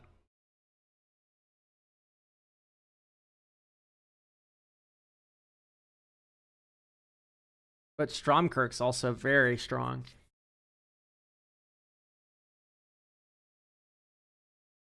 But there's also removal spell. Probably just take removal spell.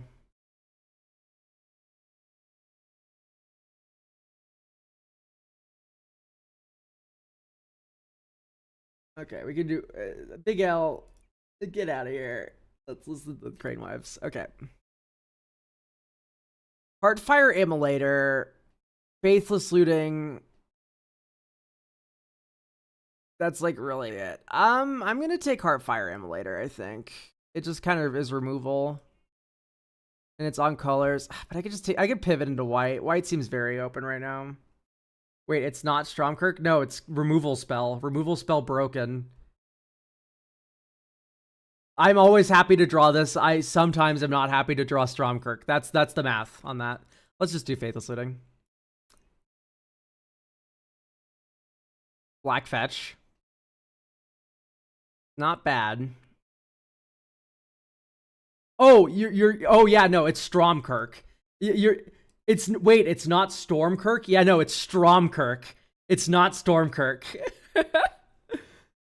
I see what you mean now. Yeah, there's gonna be one. There's nothing I can really do for that. Arden the Usurper. I have Faithless Looting. Maybe we can do some reanimating. That sounds kind of fun, honestly. But it's probably Falconrand's Pet Fighter. Let me be real.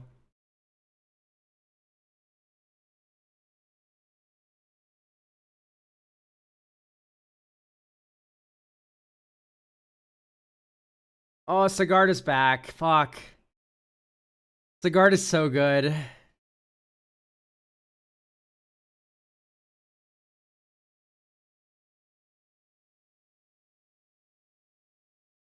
I mean, I'm like not out of like the possibility of being blue-red. God, Sigard is so strong. Yeah, no, like we're too deep in black and red.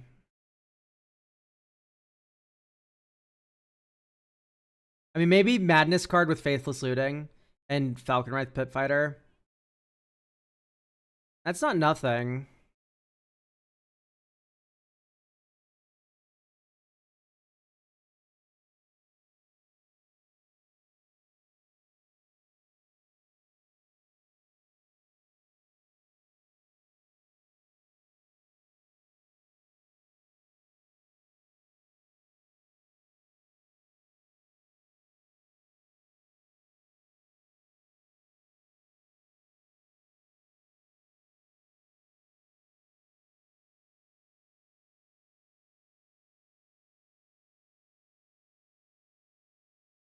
Ooh.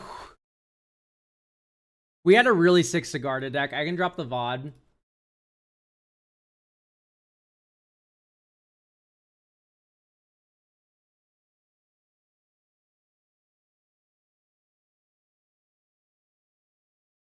There's the VOD. That's like time stamped, but yeah. Anyway, that's the VOD. It's very funny. Demonic Council is Demonic Tutor. Or I could go Swamp Mound Forest. Just Jund him out. Yeah, sure. Worst case scenario, this is a tap fixing land for our red-black deck. Best case scenario, we do full Jund. Although we have seen a lot of black-green lands already pass us by.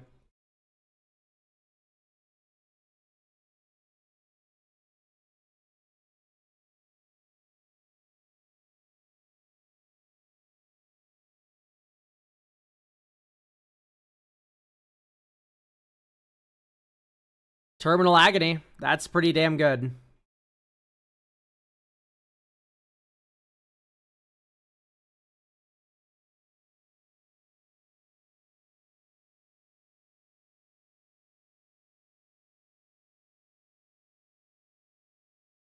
Sideboard.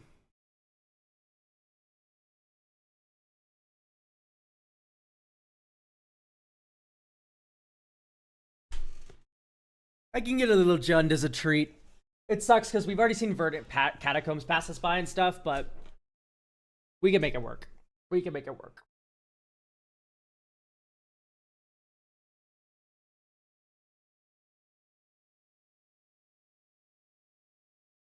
Plus, Faithless Looting is fixing.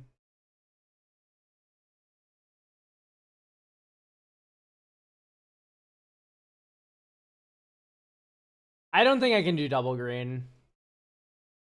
Let's just take the Fires of Undeath. I think we stay away from double green cards like the Plague, unless it's like a turbo hyper bomb, like a...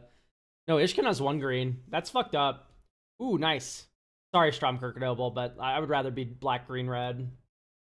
How does Cube work on Magic the Gathering Online? You draft with a pod, and then you queue into random opponents that aren't necessarily the people you're drafting with.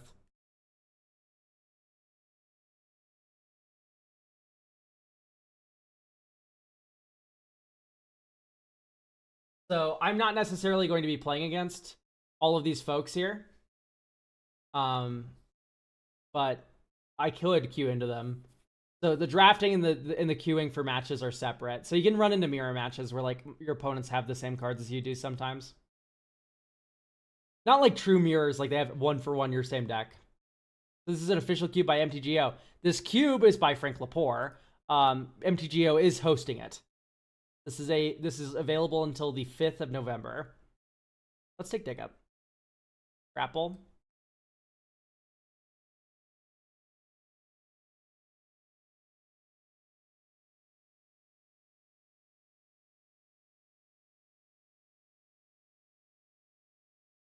I want like more removal. I would kill for a board wipe. Like a burn down the house would probably be like my like middle of the line. This is like a very above average pick kind of card. A burn down the house. I don't know if Damnation's in the cube, but if it's in the cube, I'd like it quite a bit for this deck.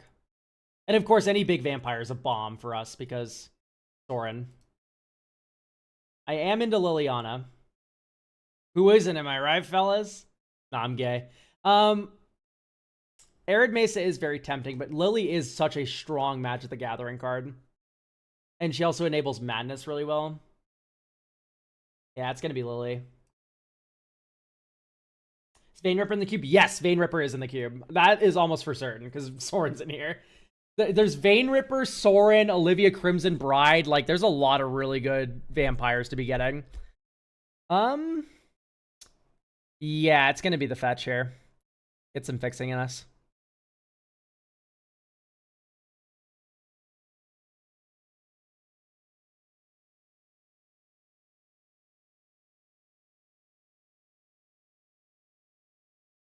Of all the Planeswalkers, who's your favorite in terms of sex appeal? I'm trying to think of like the most fucked up one I can say. Comet Stellar Puff. No, that reeks. What's a different bad one to say? Grist. Grist is bad. Yeah, no, for sure. Tybalt? No, Tybalt's like sexy in the fucked up way.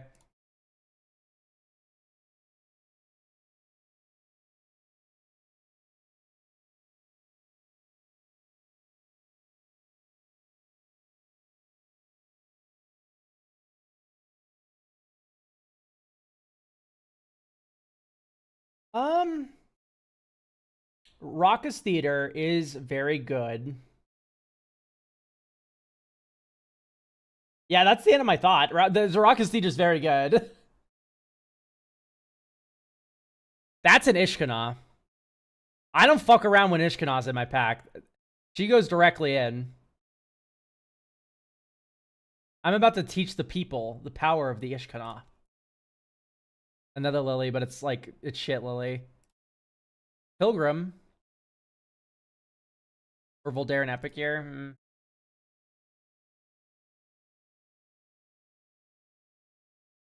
Nah, let's do Pilgrim.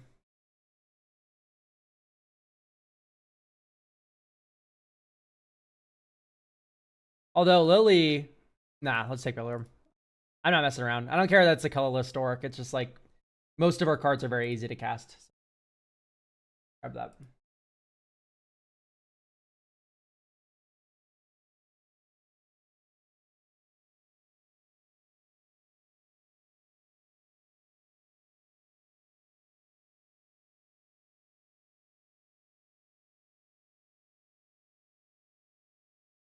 What about Alendra? Alendra, we are in white. We are not in white, rather. I want to be able to hard cast all my vampires. If Alendra was like a 7-mana 10/10 hexproof from instance lifelink, I would run her to shit her into play with Sorin. And then we can Faithless Looting her way. But she's a 4-mana 4/4 that sometimes grows. And we only get her in play if we have Sorin. So no, that's not that good. Sorry.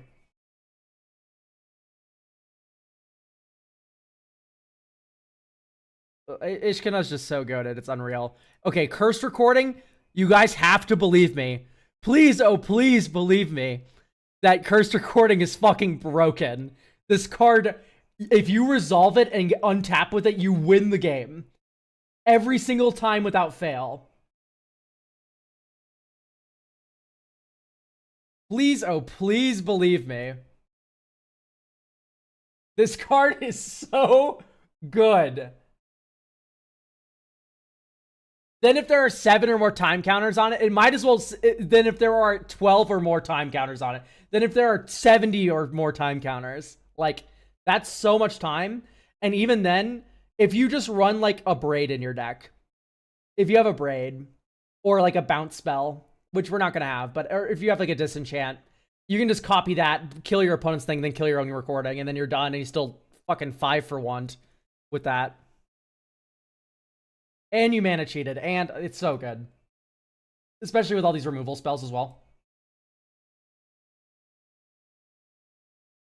I had an undefeated Izzet deck with this last year in this cube.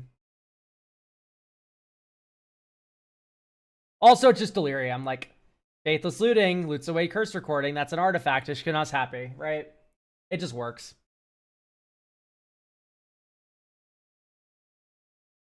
Do you know how I learned that Cursed Recording is cracked and stupid and should be like fucking in every instant and sorcery deck?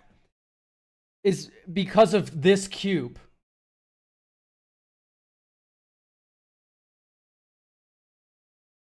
I don't really like Vargoth. Let's take Pillar of Flame. It's just good removal. And then we want as much removal as possible because Curse Recording. Although. Nah, we have Ishkana. Let's go. Pillar of Flame. Wrangle. Ooh, but that is a Liliana. That is a Liliana Dreadnought General. Hang on. Maybe there's... Traverse is also in this pack. Okay, we have enough removal. I'm going to take Traverse. Traverse is just another copy of Ishkana. Yeah, there you go. Exile target card from a graveyard. That's worthwhile text. That's main deckable. I mean, Violent Eruption is very good. But I think I'm just going to yoink the Return to Nature here. Maybe not, maybe not. Maybe we just go Violent Eruption. But it is double red. Now let's just take the sideboard card. We're good. It's triple red because you have to discard it to Faithless Looting, yeah. But once you, if you discard the card to Liliana the Veil, it's double red, ZZ. It's one red for Madness. The card has Madness. I'm not hard casting that thing. That's not value.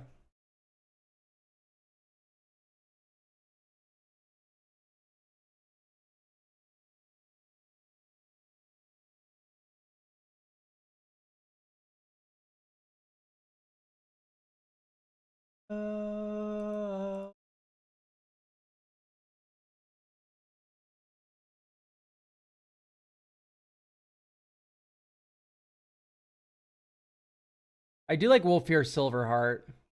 Double green is a little bit scary.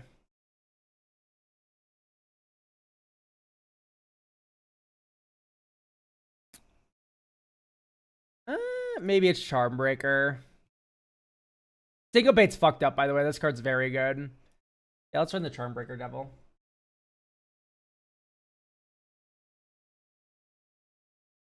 The Rakish Air. Or Seal. I'll probably just take Seal. I'll run it over Return to Nature, I think. It's just types for Delirium. Gas Guzzler is fine. I just don't have a lot of things to sacrifice to it. Feels like a bit of a dead draw when I'm going to be this value oriented.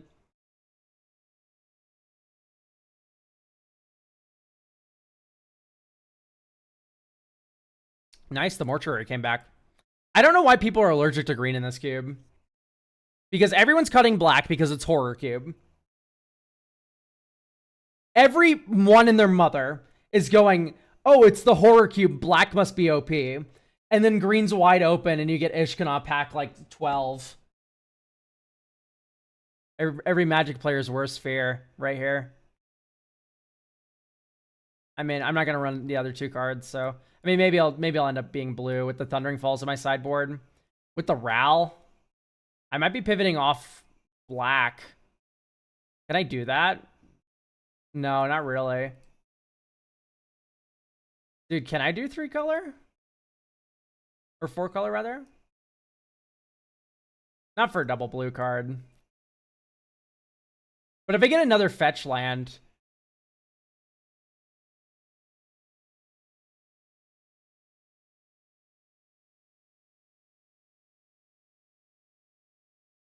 I'm mostly green at this point.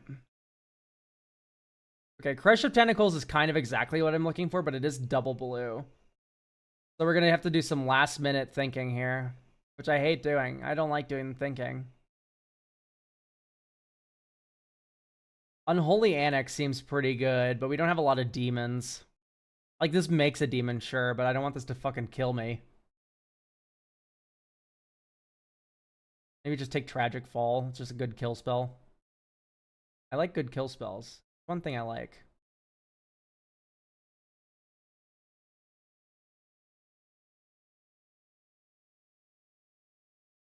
All right, let's not flirt with 4-color.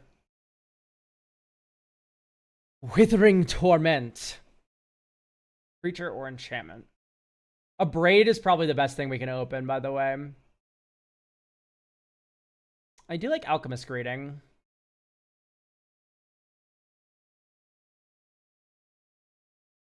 We're getting to a point where I'm like, how do I win the game of Magic the Gathering? And it's Ishkanah. That's obviously the answer.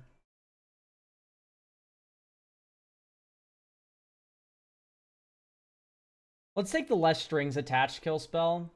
Although it's 3 mana versus this 2 mana. Ugh. It's a tough choice.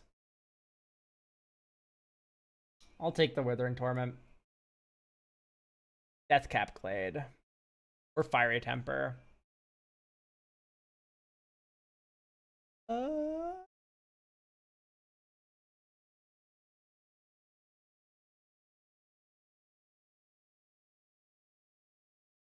you have enough Delirium without the Planeswalkers? Well, I'm probably not running Sorin at this point. If we see a giant fuck-off vampire soon, We can probably do it. Bedlam Reveler seems like perfect for this deck, right? Like, this is a Reveler deck of all time.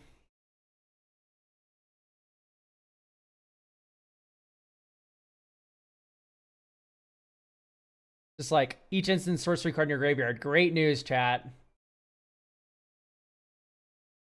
Great news, chat. Yeah, let's do Bedlam Reveler.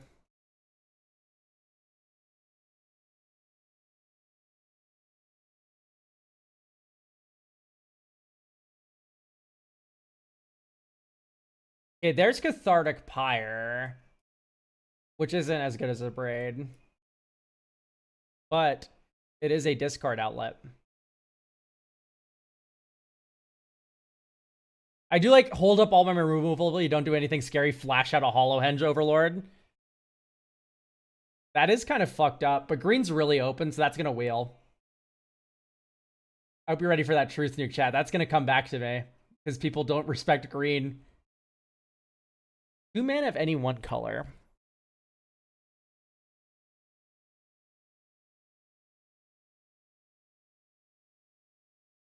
I don't know what we're ramping into though. We're kind of just like no top end. We're just like, let's just kill your things.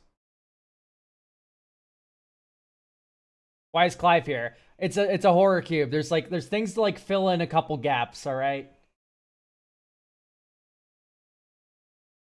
Although Blood Tithe Harvester is very good.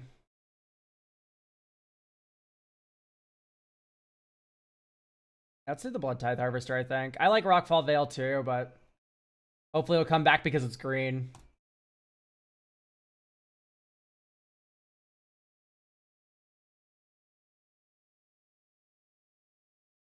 So maybe just sideboard it and then return to nature.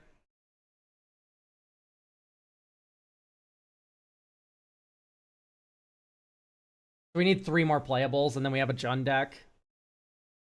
Just Jund them out. He does become a demon. Like, that is just factual. Like, it's somewhat scary. Right?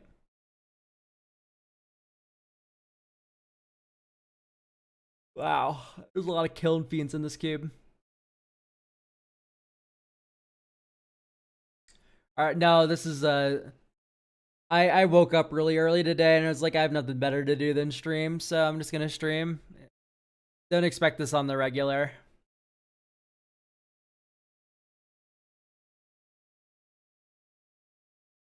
That's fun.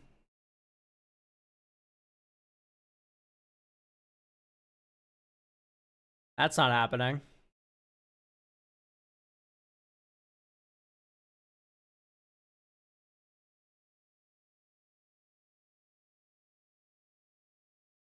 Denrova Horror is pretty scary. I am a little sad we didn't get like an actual board wipe. Like a burn down the house and this deck's like perfect. I guess we just take the tracker. Stromkirk Occultist isn't bad either. Yeah, just take the tracker. Whoa, Nelly, don't take anything yet.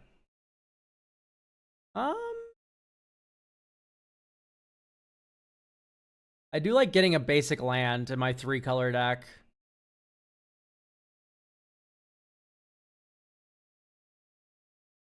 Could also Sin Prodder or Crawling and Sensation.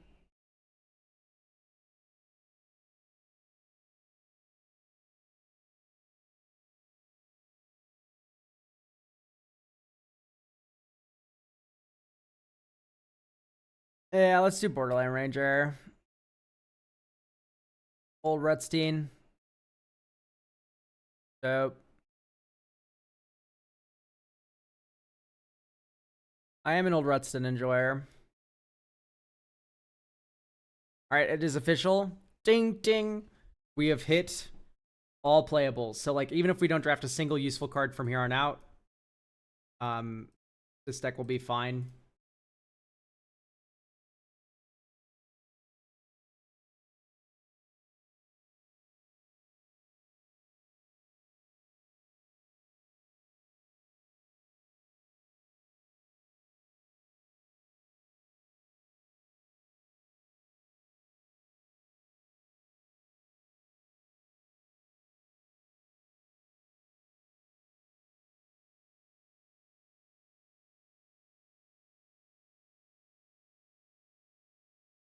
Okay, see, now we're getting a little interesting because Tormenting Voice does make it a little bit easier to like first recording and stuff, but you also have Dream Crew Cascade, and maybe we try 4-color. I think that's a little too much though. Let's just take the Tormenting Voice. Alchemist Greeting, there we go. Dope, dope, dope. Deathcap Glade came back. Sorry, Red and 7. I think one more green black land just our mana's already pretty decent. Let's just take the Ren. The Pike's not bad, but I mean, I guess we take Clive.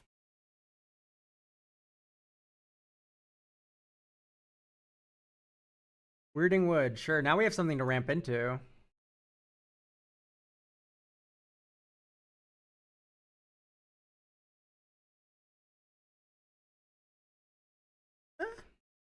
I think our ban is good enough to run this.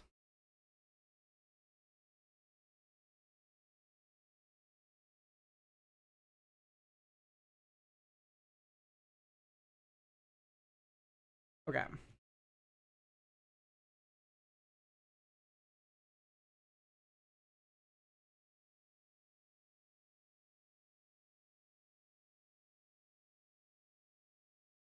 Yeah, no, by the way, chat, this is like one of the best cubes I've ever played.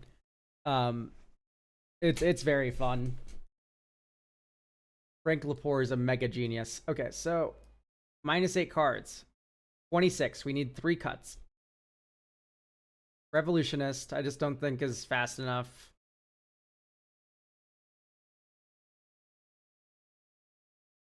I just think Tracker's kind of mid. It's just kind of a 4-3 that makes a clue on the way in.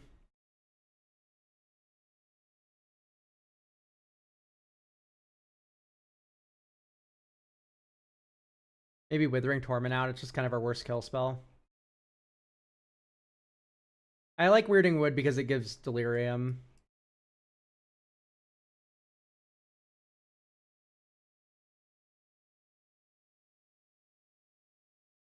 So we have 1, 2, 3, 4, 5. Wait, is that true? Oh no, Scalding Tarn. Scalding Tarn. 1. No, this doesn't fetch our Underground Mortuary, but it does fetch Zeotaurus. So we have 1, 2, 3, 4, 5, 6 green sources. Ugh, can't place dense. Yeah, we need another forest in here. 1, 2, 3, 4, 5, 6, 7. At least that's like manageable now. Red sources. 1, 2, 3, 4, 5, 6, 7, 8, 9. And then black. 1, 2, 3, 4, 5, 6, 7, 8, 9. Okay. 799 isn't like my favorite mana base I've ever seen, but it's far from unplayable dog shit. I'll give it that.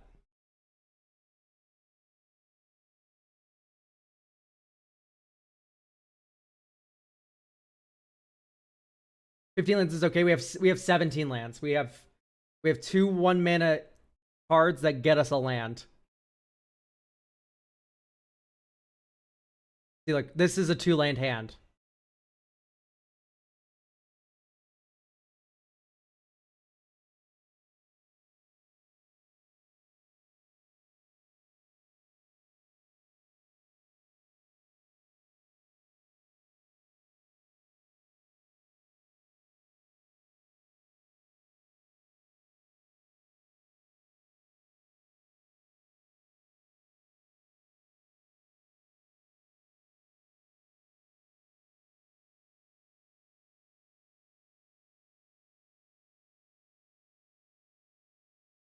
I know it's a bit weird to get a forest here with this hand of red cards, but if we don't draw a land next turn, I want to get Honest Rutston down anyway.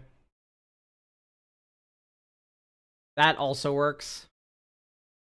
Borderland Ranger, yes. Get a mountain, play a mountain. Pillar of Flames is sorcery, so I might as well just Faithless Looting now. Kind of no reason not to. Discard Forest, because I don't think we need another one forever. Maybe we need another one. That's a difficult decision. We have 3 after we discard. No, we'll have 4. This will cost 4 mana. Yeah, let's just shit out of our hand and Bedlam Reveler. So in that case, it doesn't matter what we discard here, so long as we get rid of... I need to keep Pillar of Flame, I think, just like in case they play a thingy. Would you proxy a Paper Horror Cube? Yes, 100%. Okay. Fires of Undeath does 2 damage to any target for 6 mana. Alright, let's just move to combat.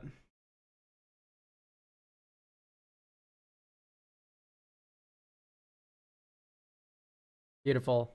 Oh! Oh! Foolish fool. Pillar of Flame! Green, black, red, Honest Rutston. And we're able just to like vomit up all of our cards and not really care because we're just about to Bedlam Reveler anyway. Graven Doomsayer. Okay, mill a card. Well, there's Liliana. And I think we're shutting the door at this point. You sack a creature. Can I cast this? Nope, I need 1 more mana. That's fine.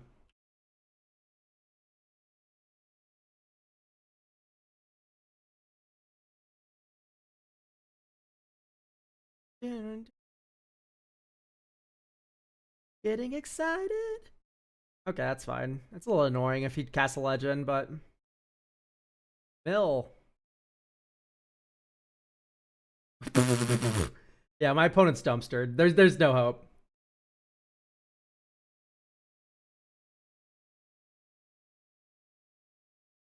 Here's the Graph Widow, dude.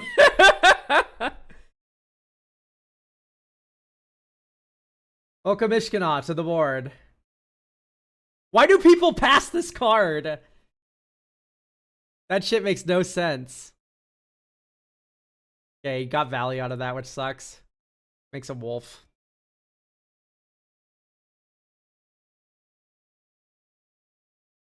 Tragic Fall. Oh, that's so brutal. Heck, Arlen. I double block! My Arlen! No! She shan't be hurt.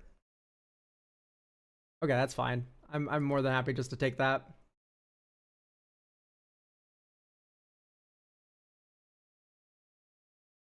Whoops, this is a combat.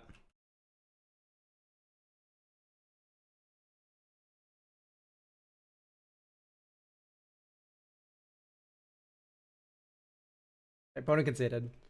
The Scryfall's flashing for some reason? What?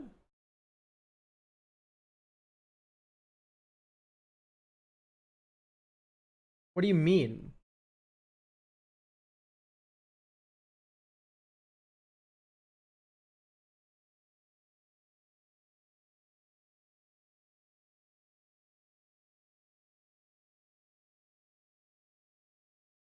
I'm confusion. Can people explain in English what's happening to me? What's wrong with the stream, everyone? With the human words.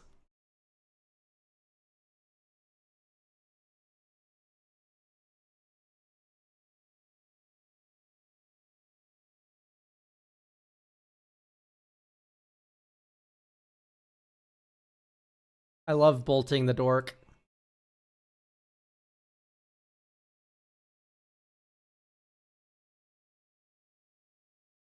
Nothing's wrong, hence I'm confused. Okay.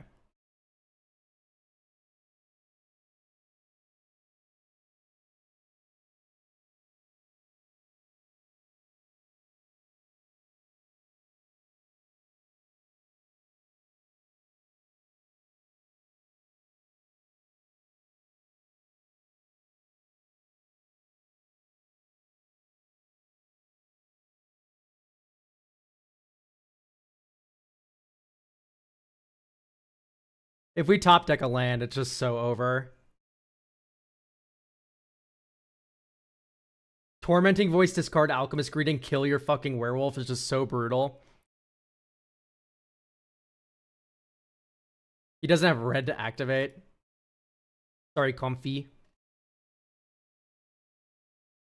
Are you playing Triumphs in Pauper? This isn't Pauper. Read the entire time. Oh, it's you again. Stop baiting me. I mean it. I will ban you permanently. I hate you. Chat, I know this person. I'm allowed to talk to them like that. All right.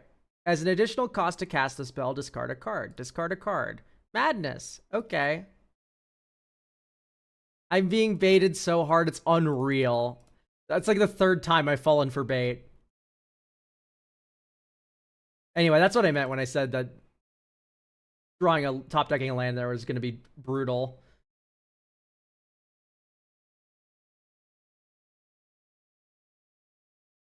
They do. I need to mod you, by the way.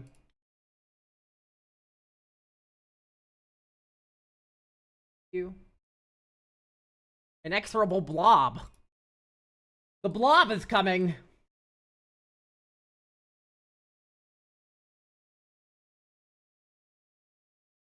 Let's put this on a shit land, actually.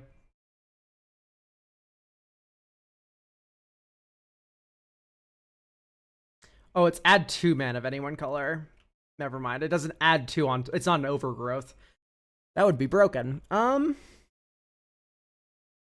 guess we're just lilying. I could get greedy and try to hit my land drop here, but I think it's better just to drop the lily.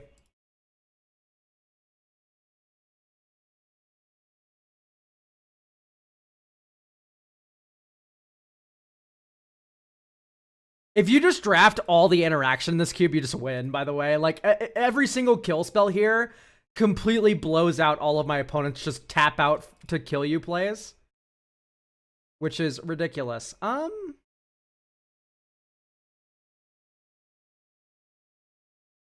just gonna move to combat. If I get, like, flashed or something, that's fine. There's, like, the werewolf that, like, drops out, yeah.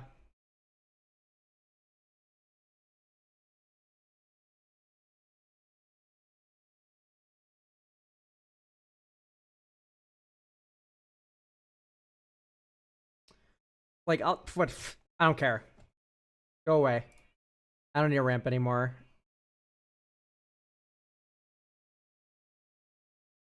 And now I have another edict online.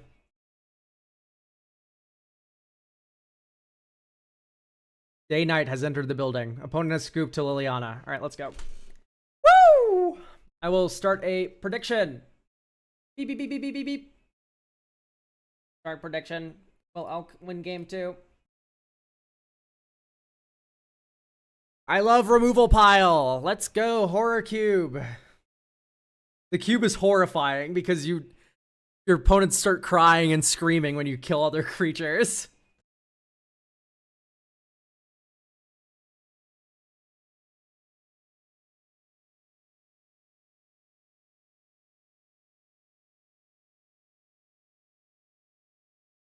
Right now, it's a unanimous yes from the chat.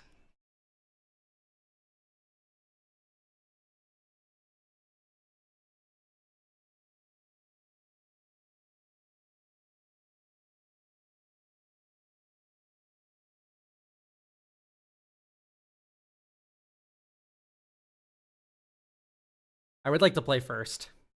It's looking good for believers. You is all it takes.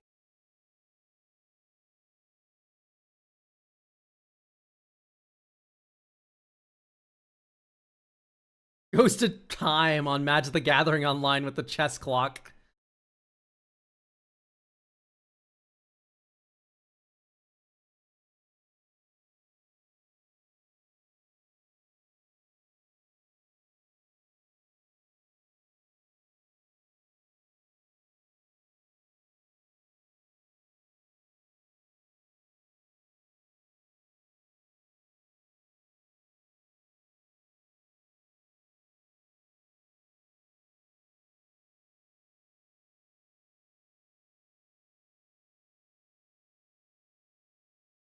Yeah, that's fine.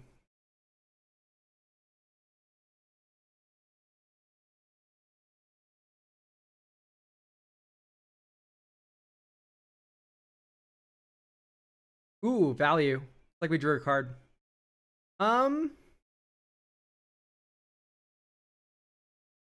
We could just bring back the Pit Fighter. Or just keep hitting our land drops. I think I'm just gonna... We risk flooding, but I'm just gonna keep hitting my land drops.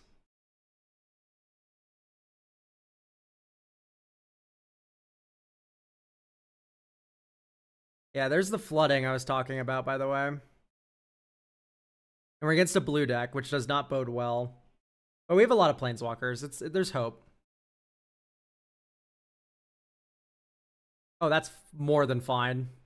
I tap out for my 3-mana 2/2. I wonder what will happen to it. Like, I really don't know what to say about this. Like, removal good, I guess. Put that in my graveyard. Color Flame. Ooh. It's just like, yeah, there's so many expensive plays in here. And it's when you just answer them for 1 mana after they tap, it's just like so gross.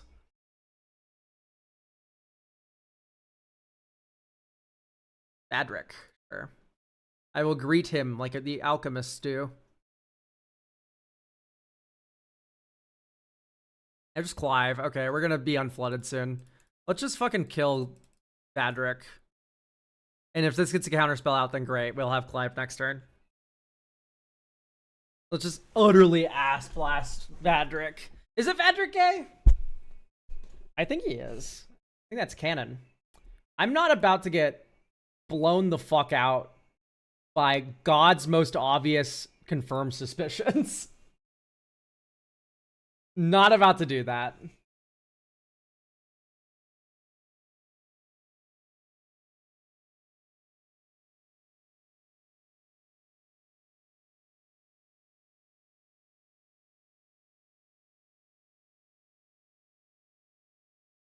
Let's just ditch Clive. I don't have good devotion to red anyway.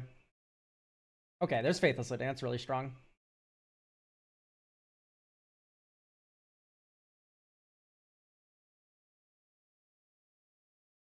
That's Dig Up. Damn, that's really good draw. Black, black, green, 1. Yeah, let's just dip with these two. Black, black, green, 1, cleave. And if opponent counterspells this, this is like more than fine.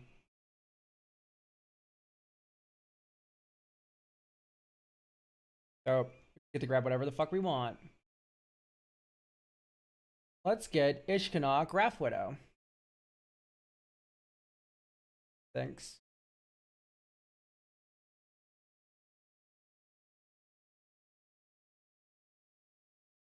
I mean, there could be like a giant flash threat waiting, like a Hullbreaker Horror. That would be fucking rancid right now. Like, I don't think I can beat Hullbreaker. My opponent just resolves that.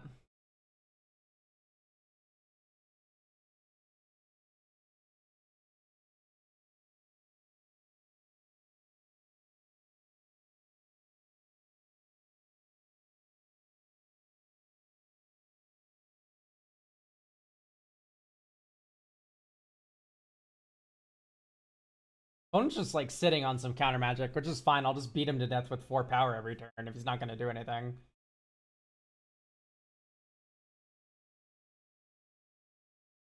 Oh, we're tapping out of all of the blue. Mind Flayer. Well, I've played around it.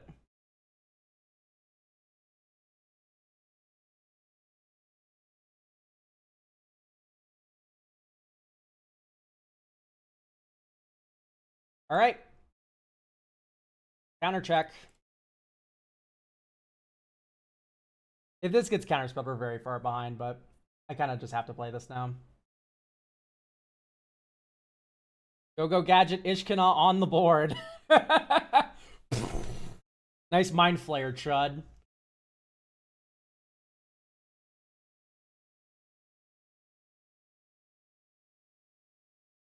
I'm gonna start hitting you in the head for 4 damage every turn. How does that feel?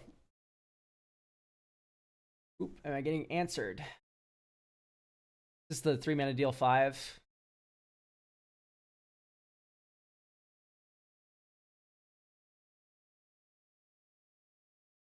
Maybe a ghostly flicker. Ghostly flicker would be fucking killer.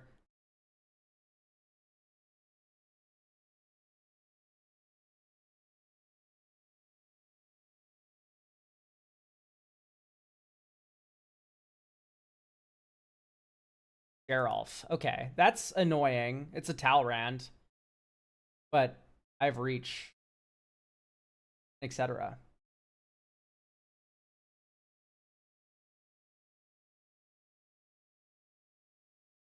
Yeah, so long as I have Ishkana in play, I can kind of just sit around and do nothing.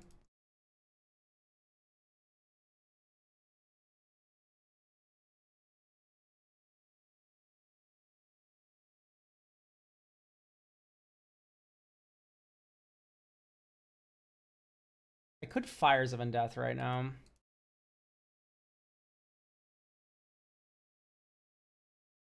I think I do want to do that. I just don't want this getting value.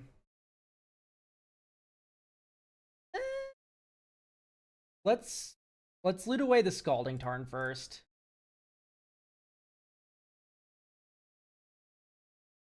Reverse.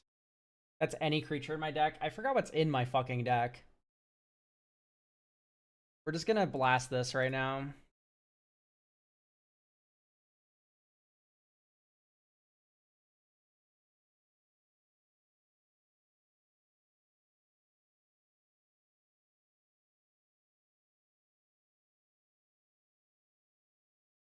I don't need to attack. We're good. There's Bedlam Reveler. That's true. Bedlam Reveler would be pretty good. Do we have no Charmbreaker Devils in the graveyard? Yeah, opponent's not out of it. Maniform Hellkite. I mean, that's annoying. I just have a ton of reach, though.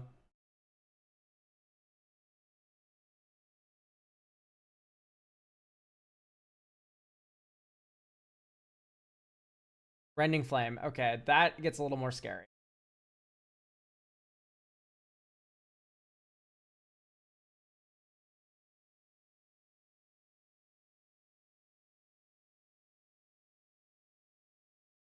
Yep.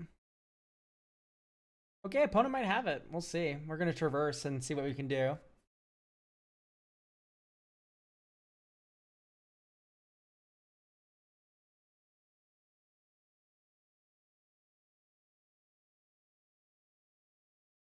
You have to attack with this or else I get sacked.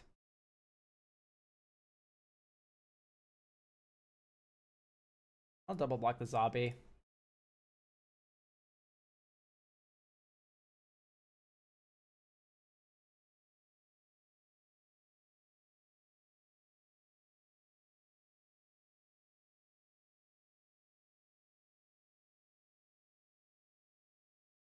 Reverse the Uvenwald. Yeah, it's Bedlam. We should have played our land, to be clear. I'm playing fast. Luckily, doesn't matter, but that could have been bad.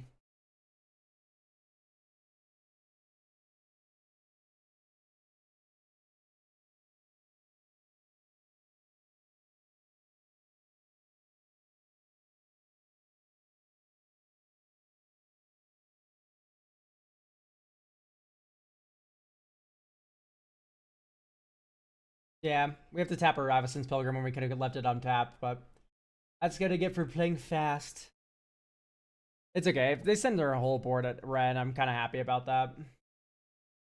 If they just send the Blood Tithe Harvester, I'm super happy about that. I'll just yoink. I don't care. You've 2-for-1 me. That's fine. Okay, that's a land, so Geralf's not triggering this turn.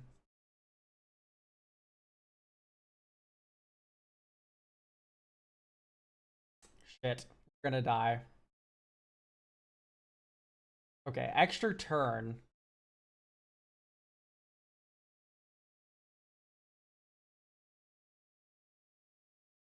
But do I die?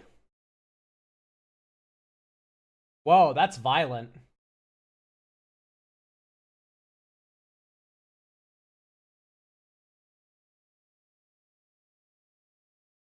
Are we attacking with Mind Flare? Get this back.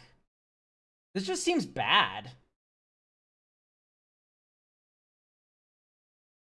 Am I stupid? Is there...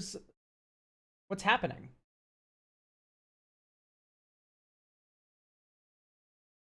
What was that attack? What were they thinking? Thunder's Wrath! That's a miracle. Is that going in my head? Dude, maybe they just bolt me and kill my ass. Nope, we're fine. Okay. Lily.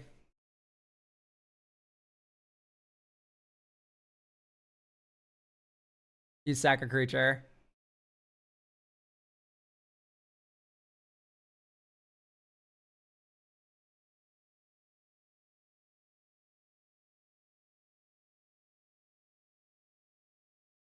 Back with all this stuff.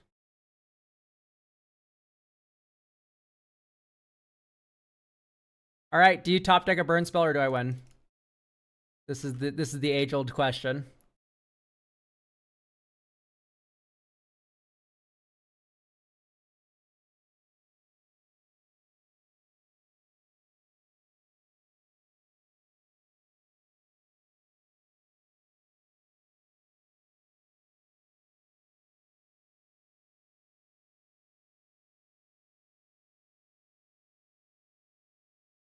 They can't double spell.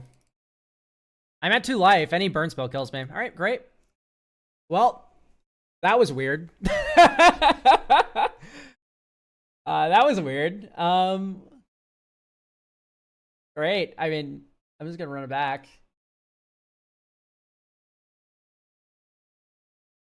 Hey, we're not. Hang on. It's a best of 3, Helios. The best of 3. Don't get ahead of yourself. Opponent can rally. See, look, I have to mulligan. Honestly, I should mulligan this as well, but we're on the draw. I don't want to go to 6. There's hope. Get rid of dig up, I think.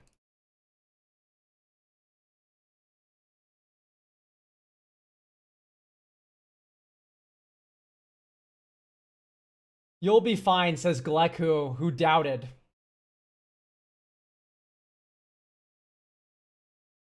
Just draw the Triumph, true. I'd prefer to draw the fetch in all honesty. Okay, surveilled away Mind Flayer.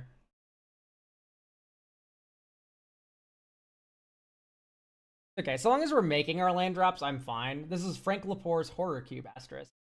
It is on Magic the Gathering Online until the 11th. Right? So, but like I said, so long as we make our land drops, I'm kind of happy.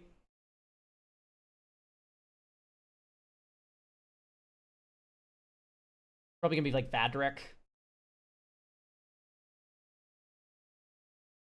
Rowan. We don't have a good way to deal with planeswalkers.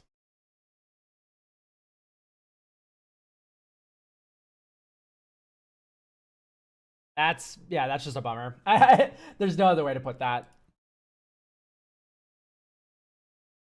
I restarted the shuffle, so it's probably gonna replay the song or something. The playlist has like 140 songs. It's like 5 hours long. Ral, I think we're too far behind at this point. We're probably just gonna lose.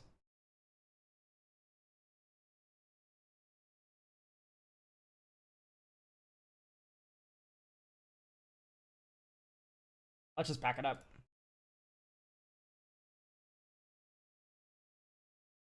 That's just unfortunate. Like, I can't cast Alchemist Greetings easy. It only targets a creature. Yeah, but you could discard the hand size. Okay, we're on the play now. And this hand's pretty great.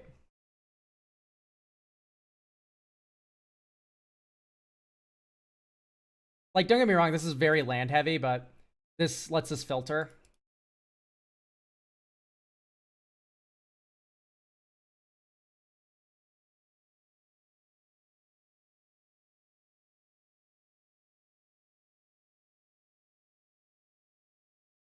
So does Tormenting Voice. All right, let's move to combat first.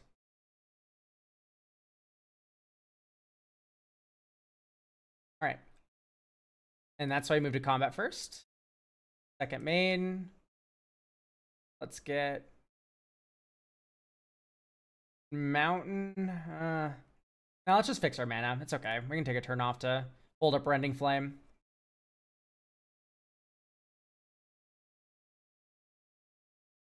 Because this is the turn Vadric could come down.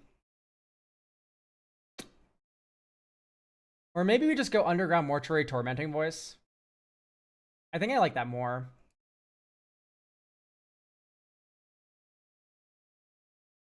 The graveyard, red, black, Tormenting Voice, discard Forest, draw 2. Yeah, there's Bedlam Reveler. We have 1 instant or sorcery in our. Look at the top 4 cards of your library, reveal an instant sorcery card from among them. Okay. Violent Eruption.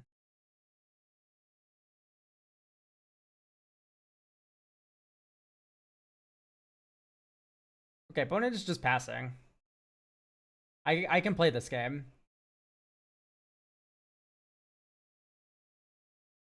Ooh. I think we want that on top. I think we want to cast it twice. Like, getting flooded like this is fine so long as we get these looting spells like we are right now.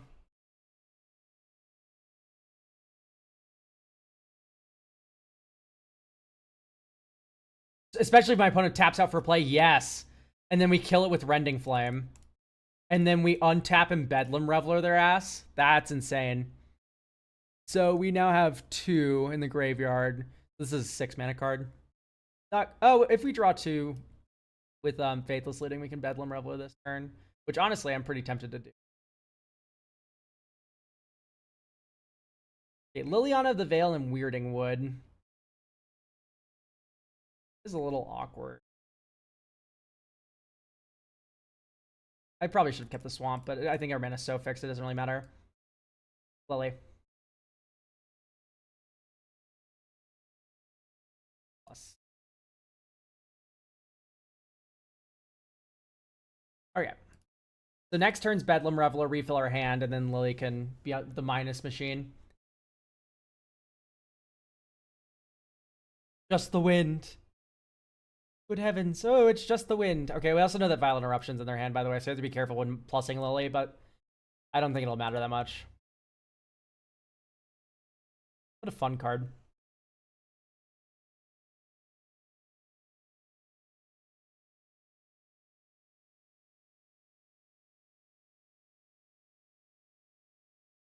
I might cut Mana Leak for my 2 Giant Cube for this, because there is a discard theme.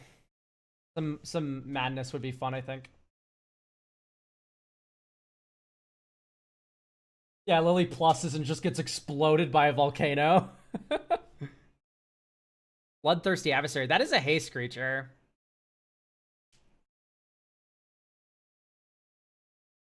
And it's going to cast Play with Fire. Oh, that's fun. Think, Play with Fire, shoot Lily, attack Lily, and then I Bedlam Revel you anyway, and then I'm ahead. This looks pretty good for me. Maybe he just punches me in the head. Oh. When are you going to play that 2 Giant Cube? I do all the time in person. Also, it's I submitted it for the shoebox cube thing.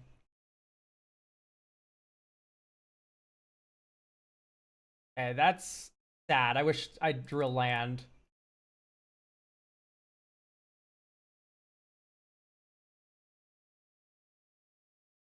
Discard, redraw. We didn't draw a land. That's fine. My 3/4 blocks your 3/3. And then I run in 7 next turn and explode you.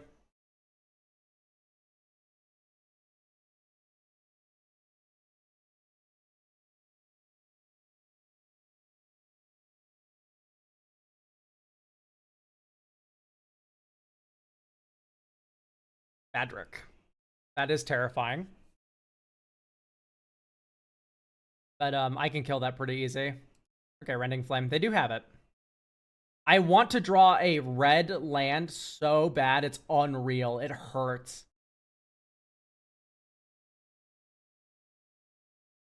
Okay, what are the chances that Renin 7 misses? Probably too high. Like, I don't want to fucking fuck around with that, I think. What are the chances that grapple with the pass misses? 0, because I can grab anything, right? I can grab any land. Dink, dink. Grapple. Mill 3, then grab anything I want. We did not mill anything too important, so I'm just going to get back Womp, and then I tap Dink, Dink, Dink, and then I Pillar of Flame Vadric. Okay, that works. Dink, Dink, Dink, Old Rutston. You enter. You also do this. Terminal Agony. And now my 1/4 blocks your 3. Hooray. And now we have another land for Ren next turn, and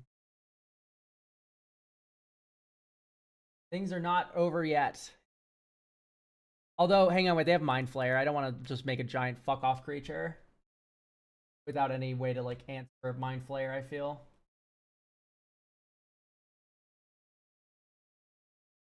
Eldritch Moon's my favorite set, probably. Oh, he's just gonna nuke Old Rutston. That's not really a sign of having Mind Flayer in your hand.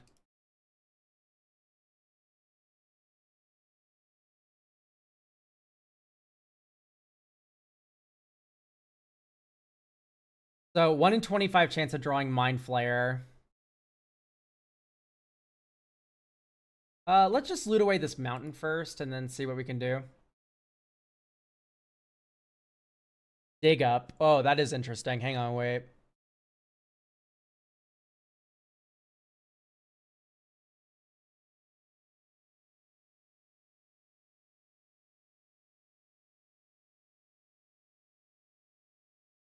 Okay, let's just cast Ren. It's better tempo.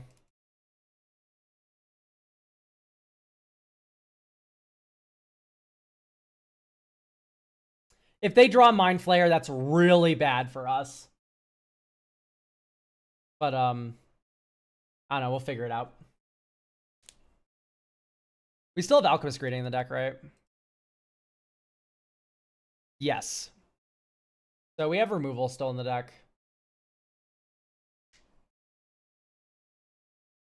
Yeah, if they top deck Mind Flayer here, just like, you're better than me at this game. Oh, this is no longer here, by the way.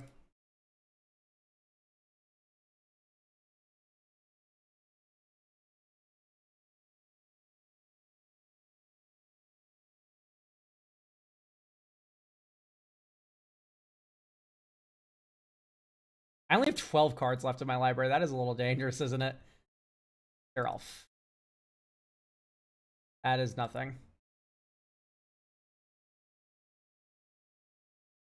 I would like to just top deck Ishkanah, to be clear. Okay, that's good.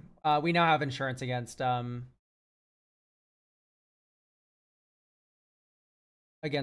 scary monsters.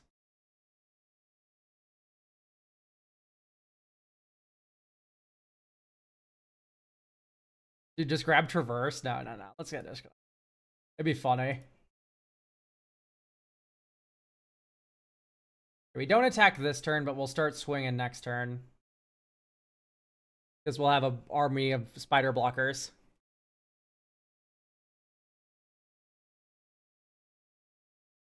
Okay, Ral doesn't matter, I don't think. Although the minus is pretty brutal. Fair one.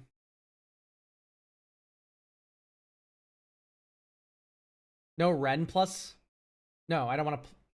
Yeah, reveal the top 4 cards of your library, mill. I'll have 6 cards less. Oh, I don't want to plus Ren. I don't want to mill out. If you have 0 cards in your library, you lose.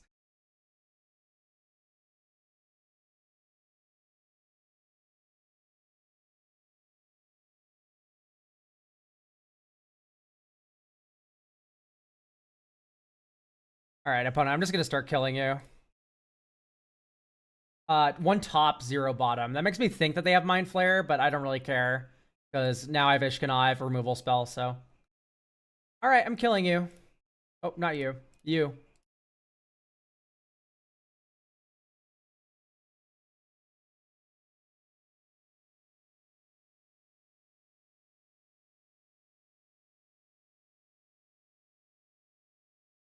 I wish it said you may reveal the top 4 cards of your library. It'd be a lot more of a interesting decision point. Not really. It wouldn't be more interesting. It would be better, though. For a 5-mana Planeswalker, I want that optionality to not mill out.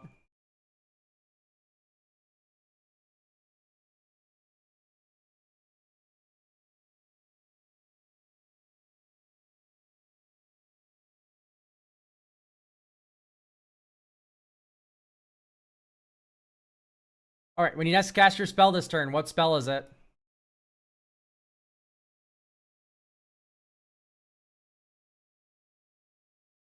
Is it 2 extra turns? Nope, we're just digging.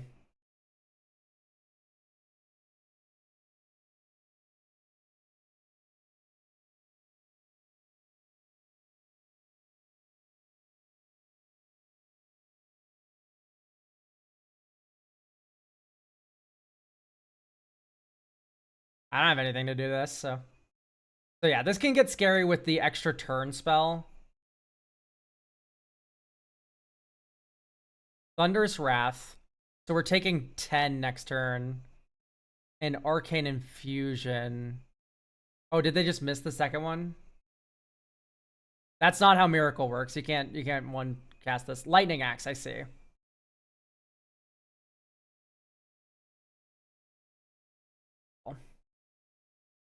I see.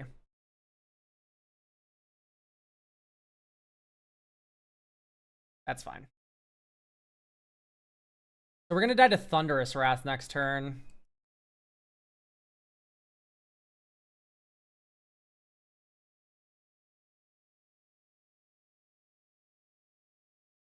That is not a good card. What's Faithless Looting?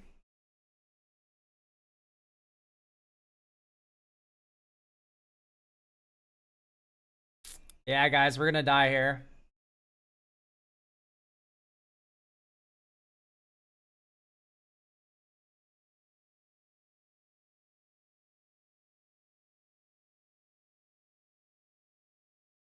Because this is gonna get copied and we lose.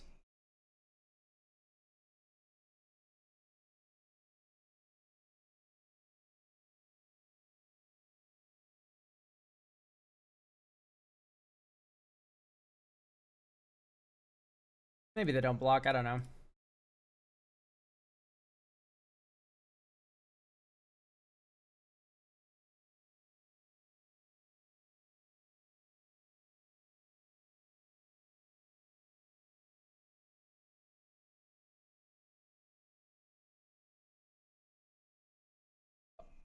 Okay, yeah, there we go. All right, dope. We'll pay out the doubters. Yeah, that game 2 was so rough.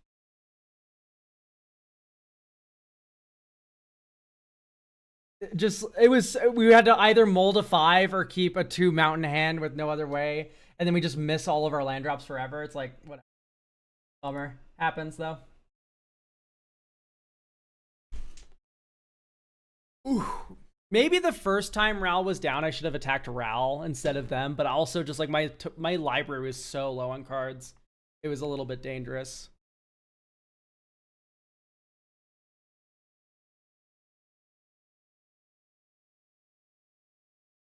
I guess we get the prediction. It's too late now. You'll see if I'm on the player draw or not. Okay, I'm on the draw.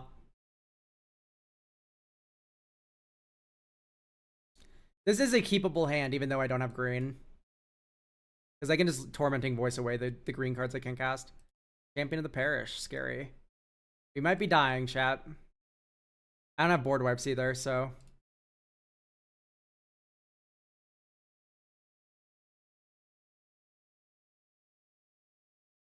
Okay.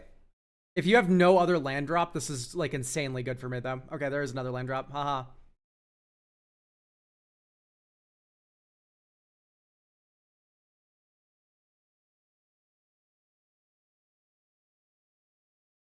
I think we just Tragic Fall this thing. We have another kill spell now.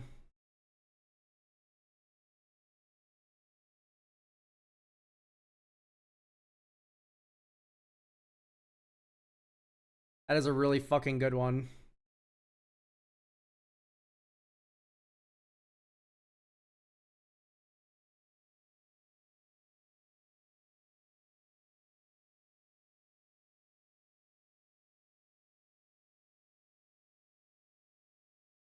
Don't have any more humans, please. Oh no, Ward 1!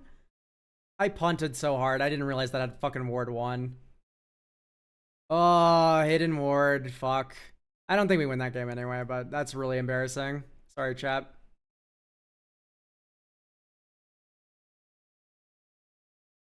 Maybe against an aggressive deck, we just bring in a 2-mana 3/3. That was such a gnarly, awful punt.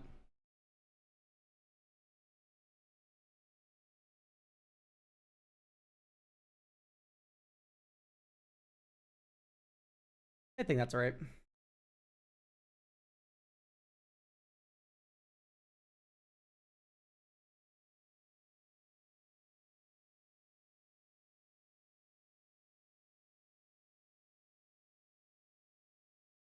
I'll keep this.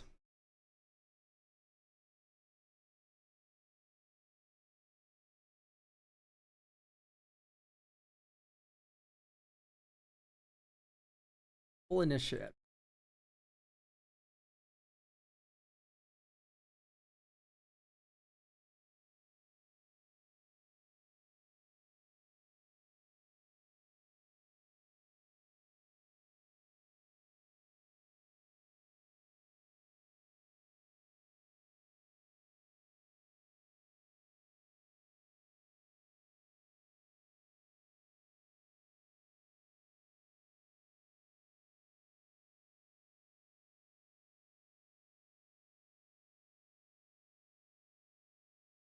I think this is right.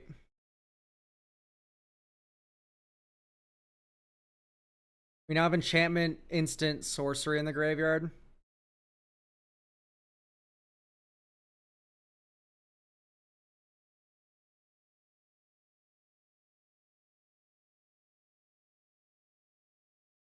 Avacyn's Pilgrim dies, we then have creature, Ishkanaz online.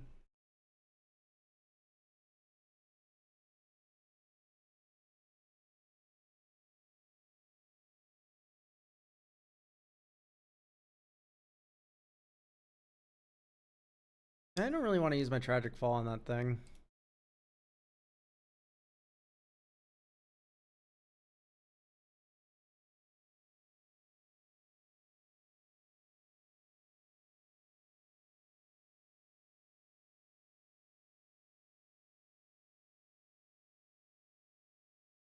I think I win any game I go along with this opponent. So long as I live. Although blue makes me a little more worried.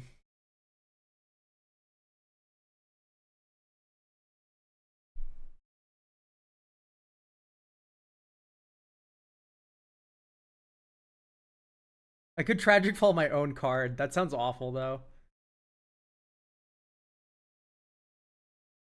Dunk. Do you wish to trade? Sure.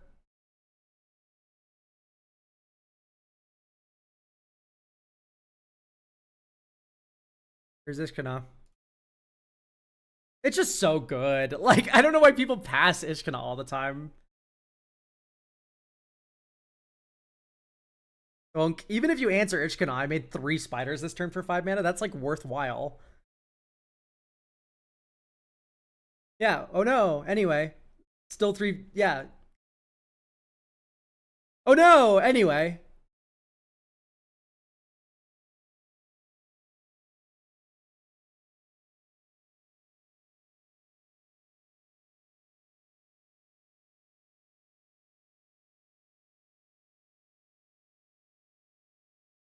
That is scary. That is terrifying, because I do not have a board wipe.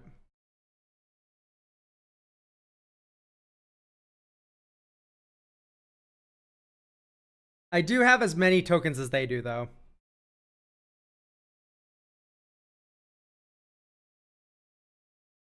My only hope is there's no surprise intangible virtue. I think let's grapple.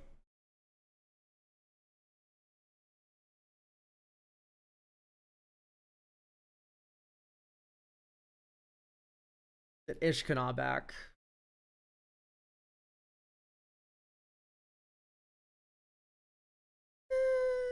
I should probably just hold open mana. I don't have to crack the clue now. If I miss a land drop, it's whatever.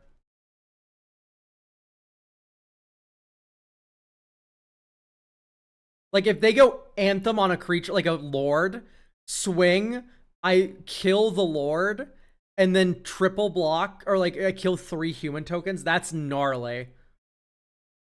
Of course, if there's just like a really good... Okay, Ren and 7 is scary, but it's not unbeatable.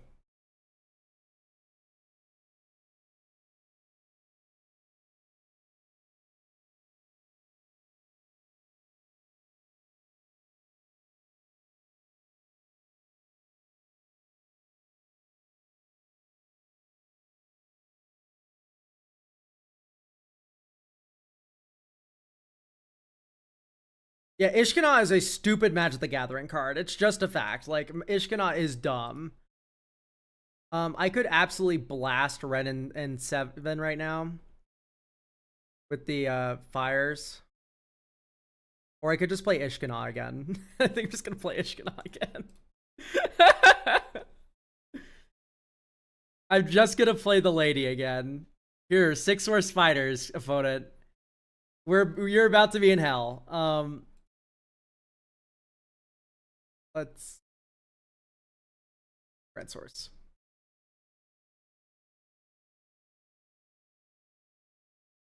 Mortuary, Mortuary, Graph Reaver. Oh, Graph Reaver can kill a Planeswalker, I guess, huh? I am a fool. I forgot that card has more text on it. I'm playing loose, whatever. I already lost 1 game. The trophy isn't even a possibility. Why do I even care?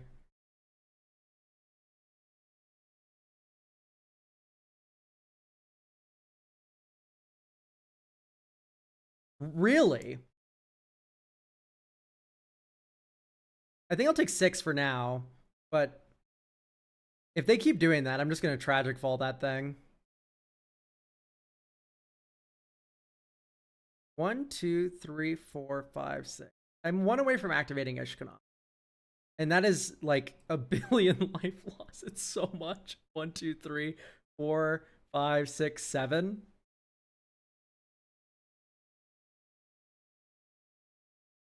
Between the 300 viewer streamer and the 80 average viewer streamer, which one is the Batman and which one's the Robin?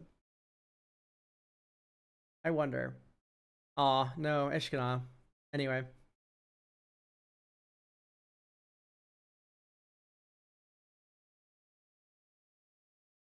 Pillar of Flame. Any target.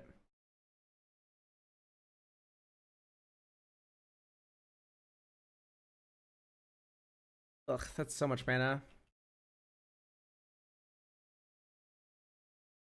I mean, I could just attack Ren.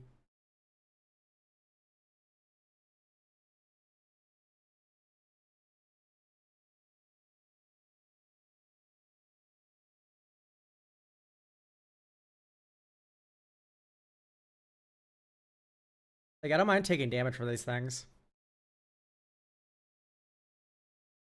Something life total is a resource. And this is good too.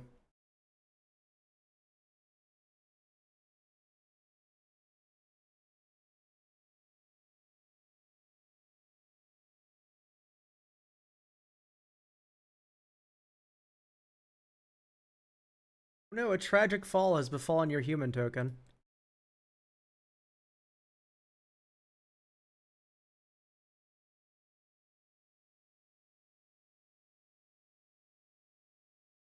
Get out of here, hand. I don't need you.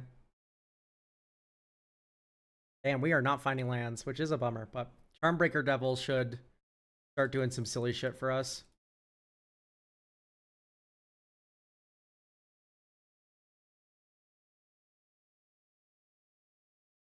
Deck list. Oh, this is still draft. I thought you were baiting me again. God Eternal Oketra. Fuck. That thing needs to die. Oh, good heavens. Get rid of this thing immediately. Post haste. Oh, my own Ren and 7. I don't have mana for it. Fuck. Okay. Get out of here, cursed recording.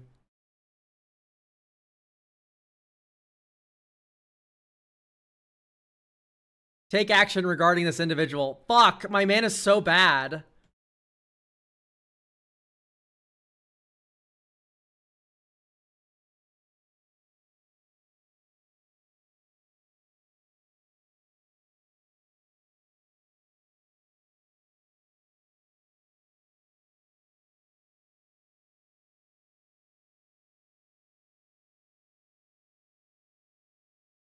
Yeah, we're gonna lose to Oketra.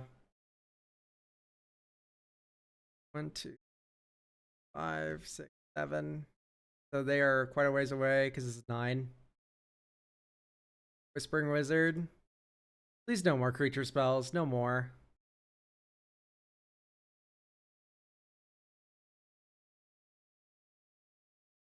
Ugh, yeah, this is over. Yeah, if we could have answered Oketra that turn, we probably are still in this game, but we are not anymore.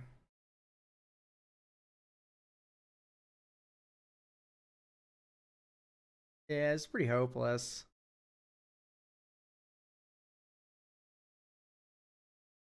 Oh, yeah. Bummer. That's just the way it goes. All right.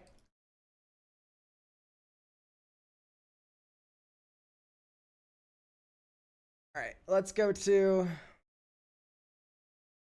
hiding the screen.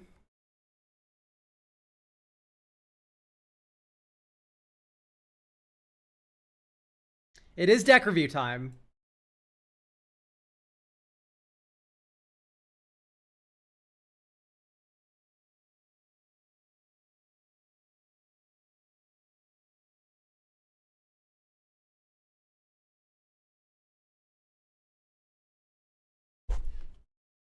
All right. Deck review time.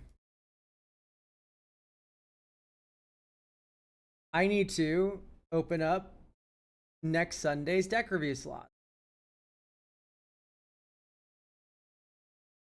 Options. Edit. Deck review. 6 available. All right. Behold. Oh, wait, hang on. Not yet. Don't behold it yet. Behold it after I change it to the 9th. It is not for today, the 2nd. It's for the 9th. These deck reviews. Okay, so I will ping the Discord. At live stream. Slots refreshed for next Sunday. We are starting deck reviews now. Okay.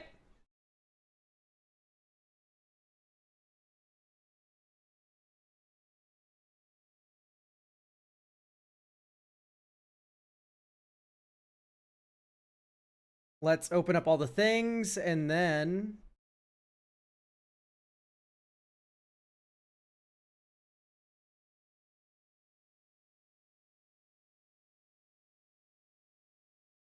sorry, I'm cleaning up my other window. Okay, here we go. Pulling up all the Sundays. And we also have one makeup that we're gonna do. Because this person has not been present. I'm just assuming they want me to do it.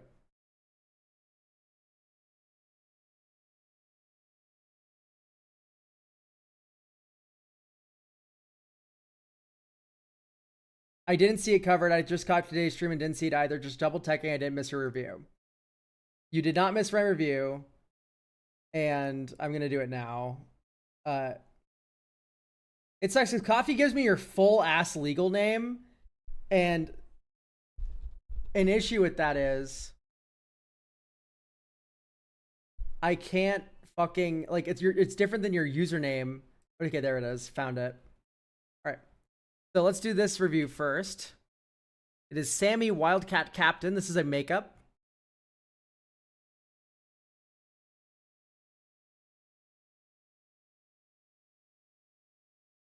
I don't see deck review up. You're just blind because there's 6 slots left. Request this. Refresh it. The coffee page. Alright, so spells you cast have affinity for artifacts, double strike vigilance. Repurposing a storm deck I had in Boros, most of, if not all of the ramp suite lands and MDSC and lands and removal are coming out of an old build. I also have a decent amount of top end that's currently in the deck. The deck's goal is to consistently ramping into a early Sammy and then dumping large generic mana creatures while holding up mana for protection and interaction. It's a relatively new brew. I've gone back and forth leaning further into equipments in Voltron, but I think I'd rather play Stompy. I'd like the newly added cards to be under $30. With the current list, I consistently get Sammy out on turns 4 and 5, turn 3 if you're real lucky. With her out, I'm usually able to dump my hand that turn or the following. The one issue is refilling my hand after the explosive play. The other is whiffing and not seeing any impactful creatures or equipment. So often ramp into a couple threats and out of gas and early threats. Okay, I'm going to make one change even before playtesting the deck. And that's going to be to add memory jar if it's not that expensive. I don't know if it's like, yeah, it is reserve list, but it is 30. Like it's a pretty cheap reserve list card. Elk your screen. You are right. At least you don't need visuals for the blurb. Let me minimize this and then go deck reviews. Firefox. Okay, there we go. We did it. I'm adding memory jar. Ta-da.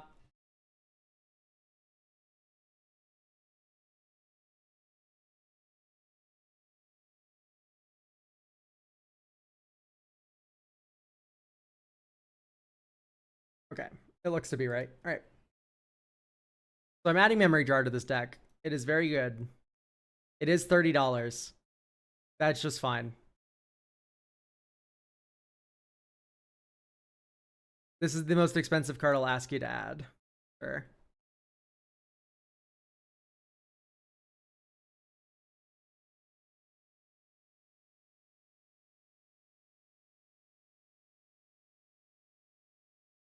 Held up. No, affinity for artifacts on that spell is kind of fun.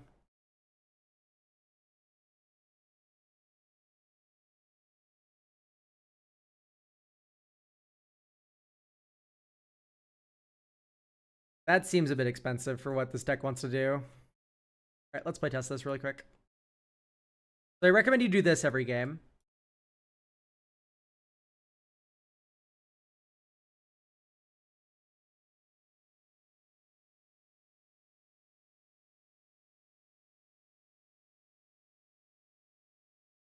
So just do this as much as possible.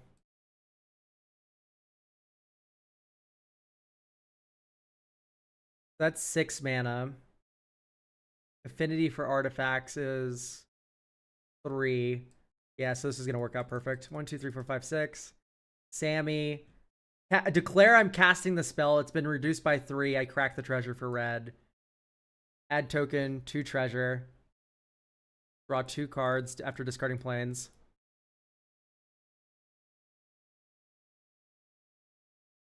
Okay, I am now declaring casting this spell. 1, 2, 3, 4. So it's cost reduced by 4. I crack a red. I crack another red. I deal like 6 damage to a creature, 5, something like that. Anyway, I'll do it to your Llanowar Elves and get 4 treasure. Sammy explodes. No one wants that in play. Mountain. Blasphemous Act.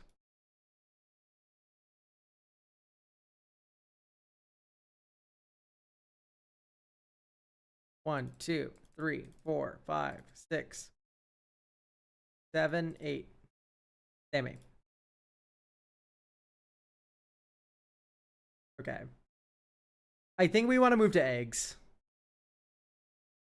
That's just the sad truth of the matter. Let's get rid of Soul Talisman, Mox Tantalite. I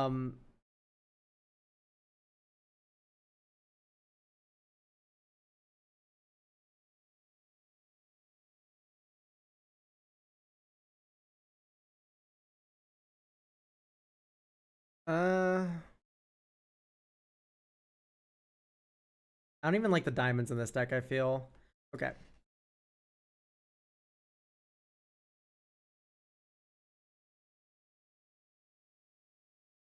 Type artifact. Chromatic Star.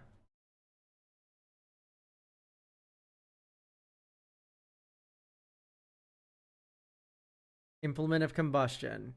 Implement of Improvement.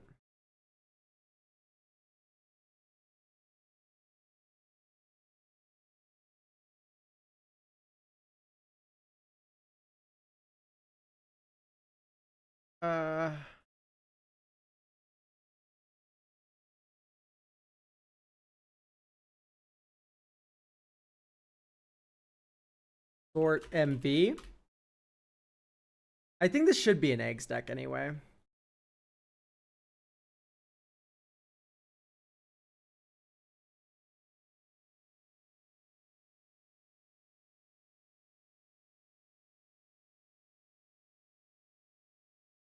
Maybe it's just like Soul Guide Lantern. Apex's power is like kind of fine. Open the vaults out.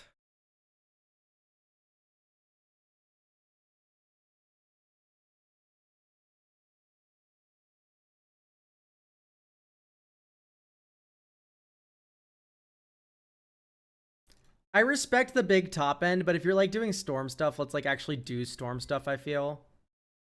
Like we can keep some of the good ones, but like let's not run like pretty bad cards, let's be real. Like those weren't the best things. So, let's add Second Sunrise. Return everything that went into the graveyard. What's the mana value for one?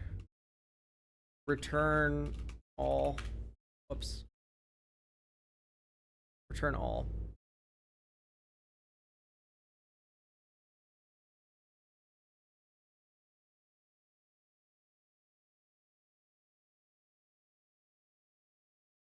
Return stuff.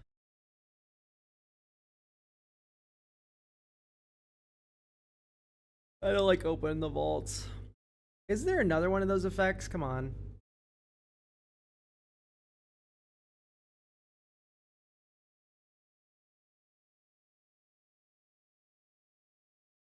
Return this turn.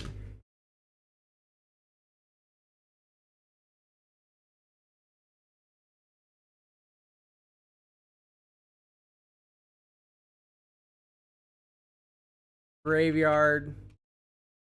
Battlefield. Holy lag.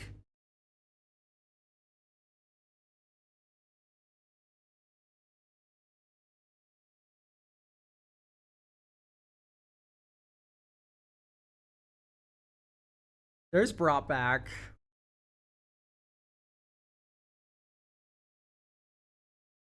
I thought there was a 4-mana one. That's like a Second Sunrise. Fate's Reward.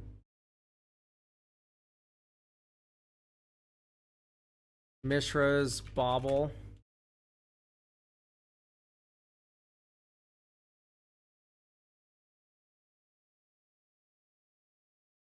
As Second Sunrise worded, it returns everything. Artifact, creature, enchantment, and lands. So Sand Scout. Someone mentioned we don't have a sack outlet for Gerard, but we could get one in the deck with a Sand Scout. Maybe just cut the expensive perch protection.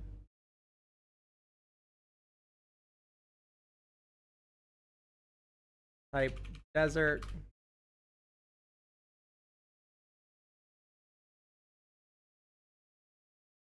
Quarry. Ramanop. Buffet. Oh yeah, Cosmic Intervention is a good one. Gerard.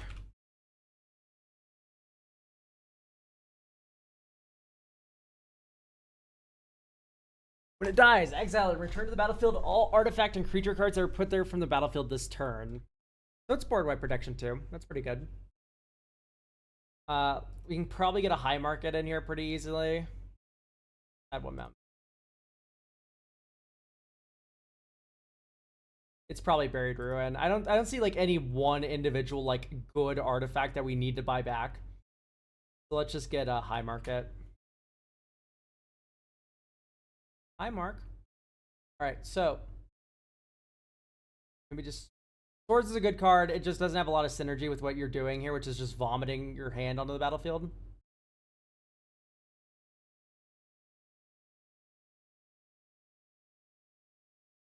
I get that Charming Scoundrel comes with a token, but so now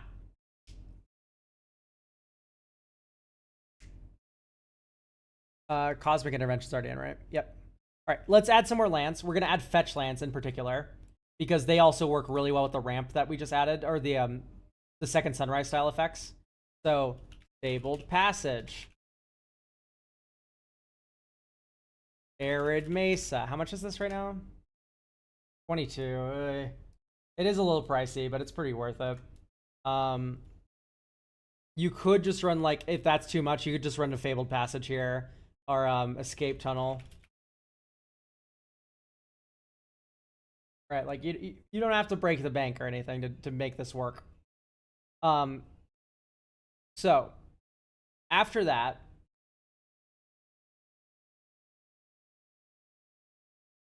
I do like the Bronze Guardian. I think what maybe we want is like a Nettle Cyst style effect.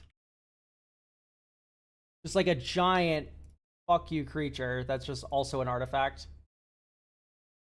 Let's playtest this really quick.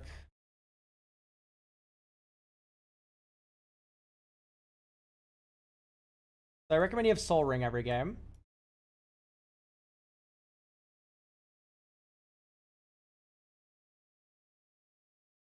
Think.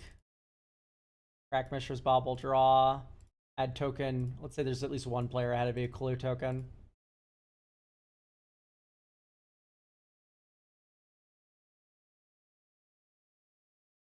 Hell to pay. 1, 2, 3, 4, 5. So that's 4 mana. X is 4. Explode your land where else, make 3 tap treasures.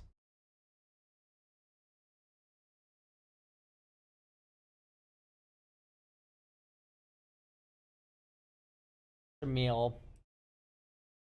2, 3, 4, 5, 6. Sammy, you have priority again. Shamil.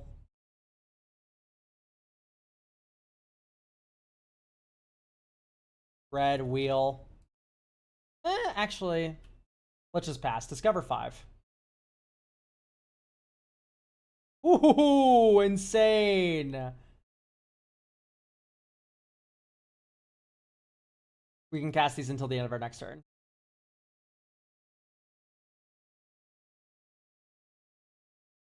Fabled Passage. Get Plains.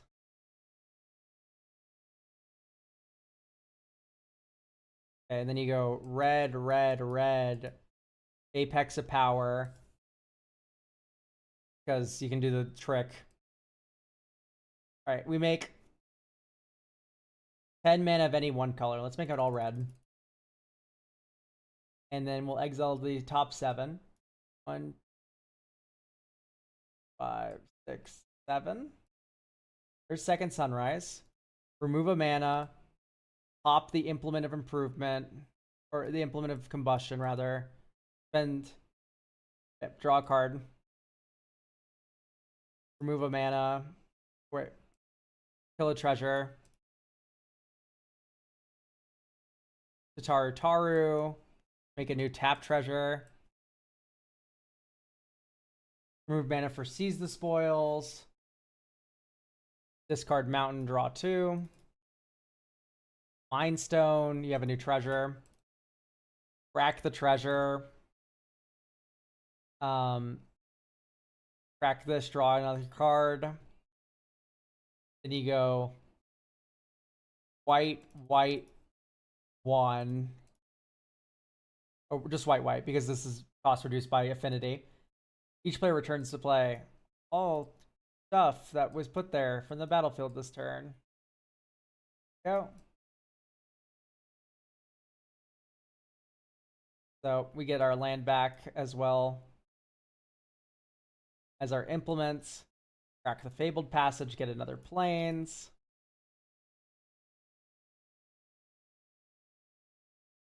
We didn't even draw something. We didn't draw anything that good. All right, Nettle Cyst, Horn Power Stone, Orvald and the Noble Thief, Bronze Guardian. These are just exiled forever. All right, that looks like pretty good. Maybe just like another way to like sack these implements well. You could do like a little tutor package with a sack outlet in there. Cost. Sacrifice.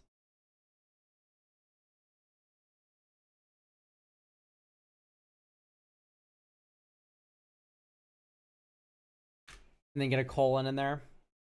So activated abilities that sacrifice artifacts.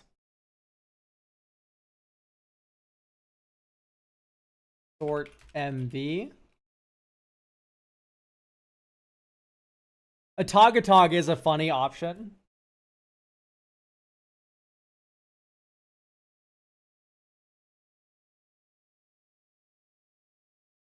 Oh my god, no, this just reminded me. Okay, we need engineered explosives in the deck, and all will be made clear soon about that. I promise. Phyrexia's Core is interesting. Claws of Gix is like a good option, by the way. Where's Claws of Gix? The clicks. Am I blind? Oh, it's sacrifice a permanent, not an artifact. I'm a fool. We can get back to that.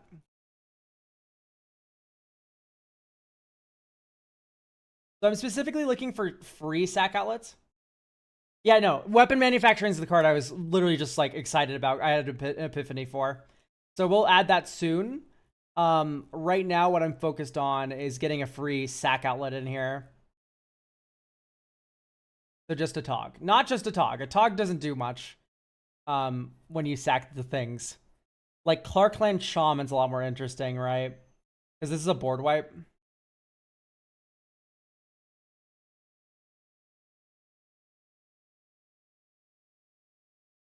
Even Slow Bad. KCI might be a bit too expensive for this deck. But I like where your head's at.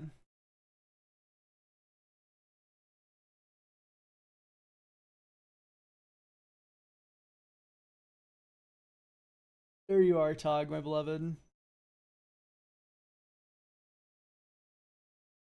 Yeah, we can just get like Slow Bad in here probably.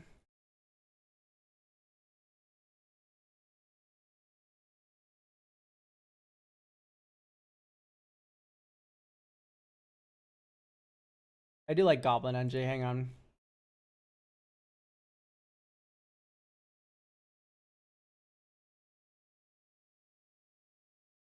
Ooh, makeshift munitions.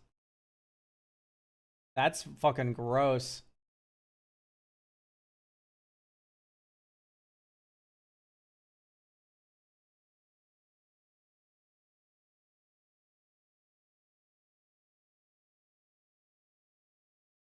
Let's just also get Slow Bad in here.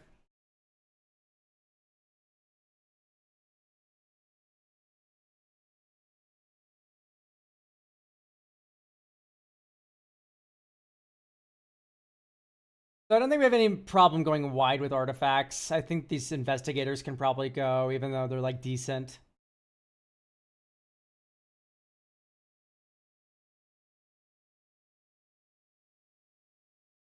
Strike at Rich has me a bit worried.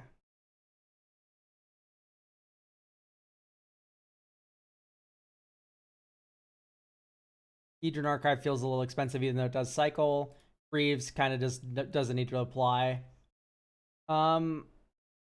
Yes, and makeshift munitions. Whoops, sorry. I meant weapons manufacturing. And then Claws of Gix. Or actually, we have the engineered explosives now. So you can X0 this and just blow up the weapons manufacturing tokens at will. Especially if you have the Tezzeret Rule Captain. And hopefully this card has gone down in price. Yes, it's only 19 now. It used to be way more expensive. But yeah, you can -3, search your library for an artifact card with mana value 0, get engineered explosives, X is 0 engineered explosives, and blow up all of the tokens from weapons manufacturing. So it's probably Corvold and the Noble Thief out now. Campus renovation, although that one hurts pretty bad to cut. So, I also wanted to get a Phyrexian Dragon Engine in the deck.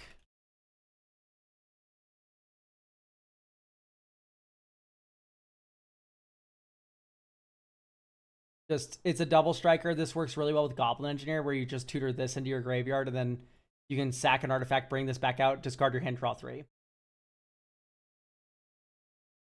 is very strong.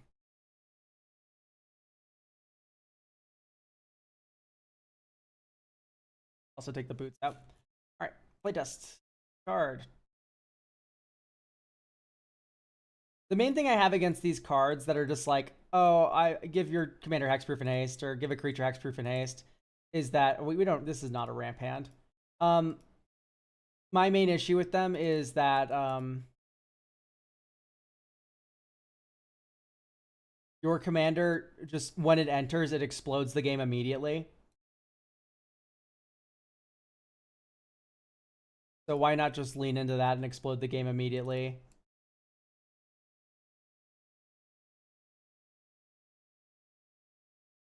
The Phyrexian Germ.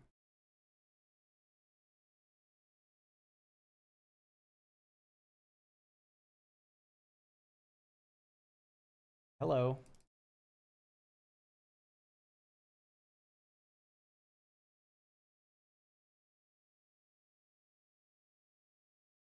I don't know if we want to miss our land drop.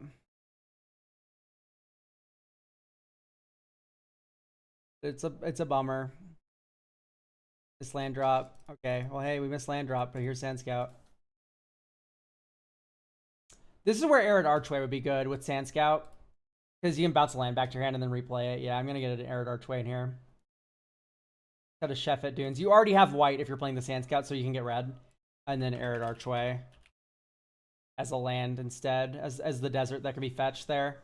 Because in this situation, you're down a land.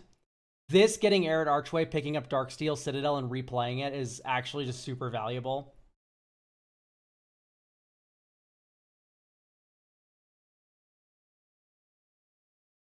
But yes, weapons manufacturing is goated. I think this is ready to go.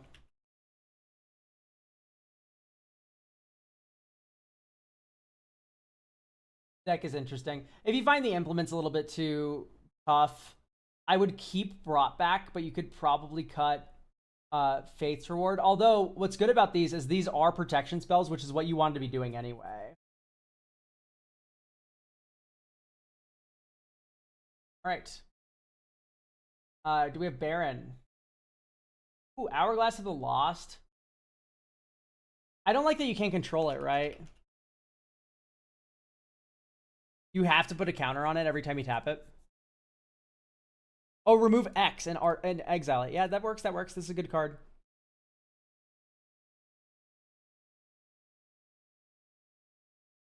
Probably a touch better than Cold Steel Heart.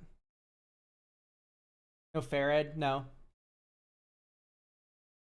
I don't know. I feel like this deck already makes artifacts really easily, so there's no reason to just be like, I need a guy that makes more artifact. Like, it's good with like mass sack or what have you, but like, I don't know, if you're already like engineered explosives, X is 0 blowing up, it's because you have weapons manufacturing. All right, so we don't have Baron. All right, so we can move on to this one, which is not someone who's present. Oh, Baron is here. I'm blind. We can do this next.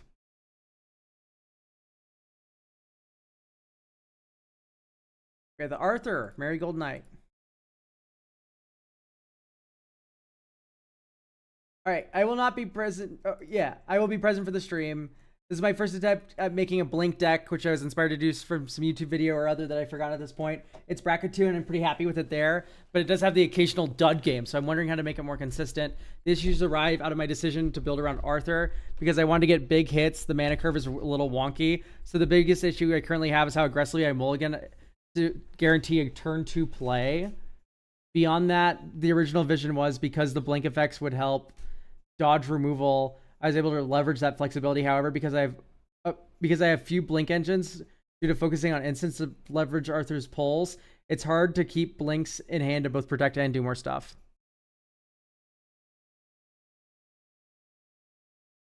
Onto the battlefield, tapped and attacking, with the rest on the bottom at the end of combat. Okay, yeah, so that is important to note. Ads during my deck. We can wait. I don't know why you're getting ads on Twitch when I don't run mid rolls, but that's cool. And we're back. Okay, great. Yeah, you shouldn't get ads unless you're like just getting into the stream or refreshing it. All right, let's cut these cards out just to get them out of the way. All right, so short mana value. I think we're a little lost in the flickering sauce I've noticed here. Yeah, when it enters.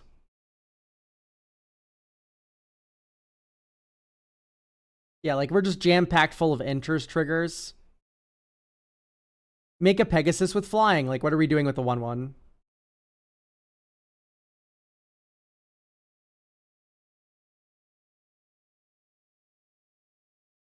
Fear of Burning Alive is pretty okay, though.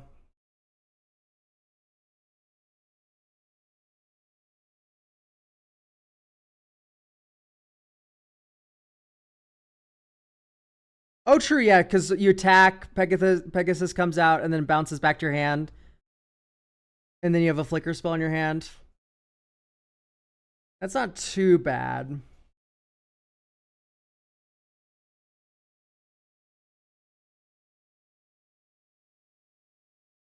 No, that's fun.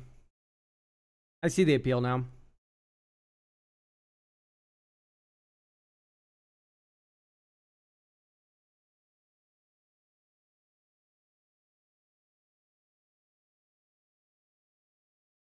Dylan, thank you for getting a deck review for next week.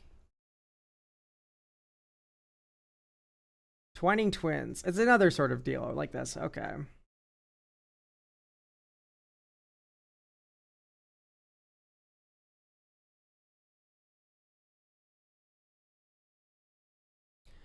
I don't like Ghostly Flicker, Scroll Shift, Cloud Shift. Like, Ephemerate's great. I don't like the one-off flickers in any sort of deck like this. Do not, in my opinion, run one-off flickers. They're just kind of middling. I think you're overloaded on flickers is the issue. So when you roll your ankle, you just lose. Versus just like, yes, you can Arthur cheat, but also you have like a decent flicker package of good cards. Panharmonicon's like one of these cards that just sucks. Same thing with like Starfield Vocalist. I don't think you need to be doubling ETBs in this deck. Okay. We've made 10 spaces. There's 40 lands. Red Dragon's fine. Oh, Shadowflame Conjuring's another card that's like on my radar of cards I really don't like. So, we have our Chaomancer already. What if we ran something like Kaikar? Whenever you cast a non-creature spell, you can exile a thingy. And maybe less ramp. I think you're more incentivized to curve out with this deck. Like, you can just keep, like, the basics if you want, like, some amount of ramp. But, like, Arthur's rewarded by having play into Arthur and to attack you. So, like, maybe just not any of this. I don't really like Bronze Walrus either, sadly. As cool as walruses are. So you have mana value to ID red, loyal, whatever, apprentice, something like that. I think that's a decent card. It makes a flyer when you have your commander. My other thought is maybe you get like a Voice of Victory. If it isn't, I don't think you have a budget going on. Just like, you can't kill spell my Arthur. Like, you cannot touch me on my turn.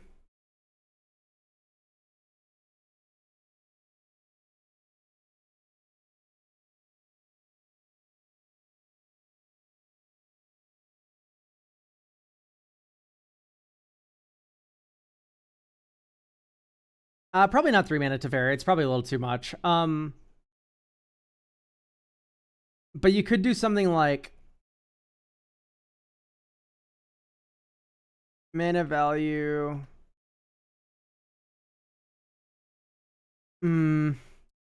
Ranger Captain.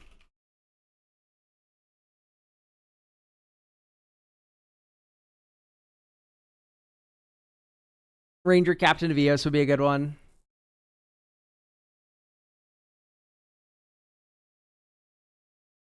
You can sack this. Your opponents can't cast non-creature spells this turn. Earlier, tutored a 1-drop for you. One of those 1-drops can be Mother of Runes, which protects Arthur even when it attacks into an unfavorable board. Giver of Runes.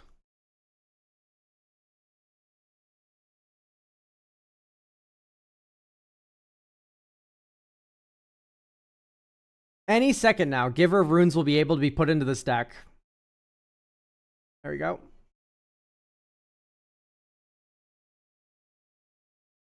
So Giver Mother,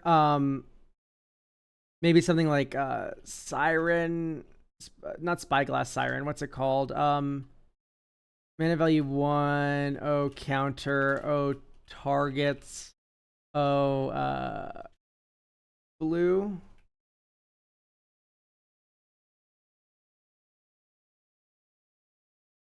Siren Storm Tamer. Just like counter your spell if it targets Arthur. So now Arthur's a lot more safe.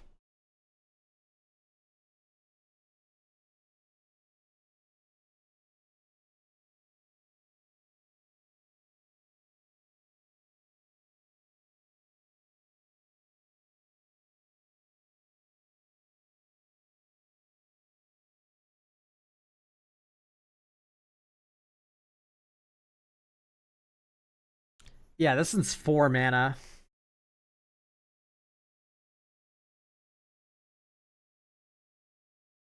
Which is a tough sell. Also 4 mana.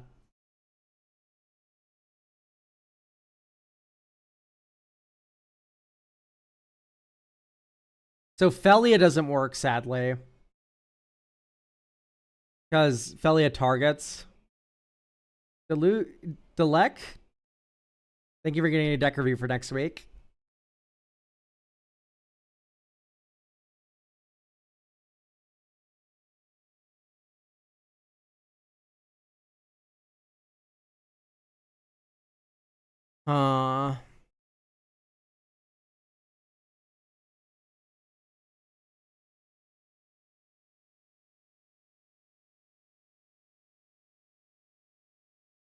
No Ghostway. That's true. Ghostway should probably be in.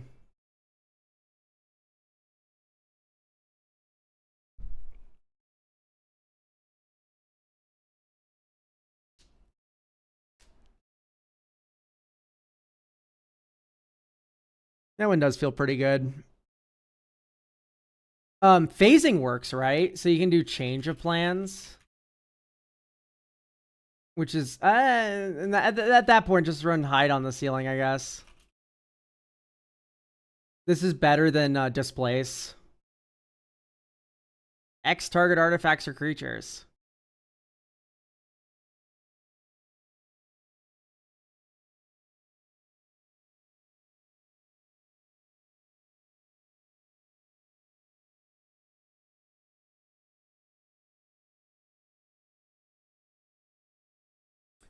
Phasing works with Flicker for protection only? No, it works with Arthur.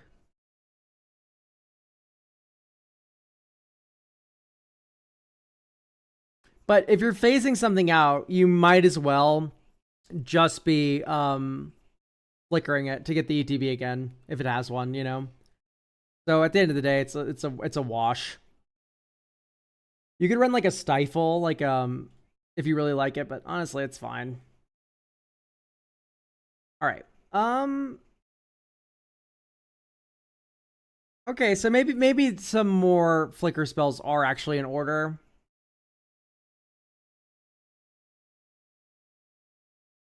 But I think you don't want to go above like 3 mana.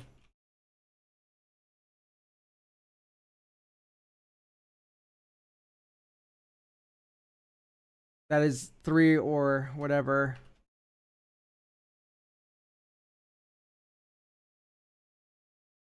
I did that mistake in my Scryfall review or my Scryfall tutorial video where I had the bracket facing the wrong way. And someone commented, I find it really depressing. You don't even know math, and yet you're trying to teach people how to use Scryfall and expressions. And I'm like, brother, I put the fucking angle bracket the wrong way. What do you want? Jesus, Moxfield, come on.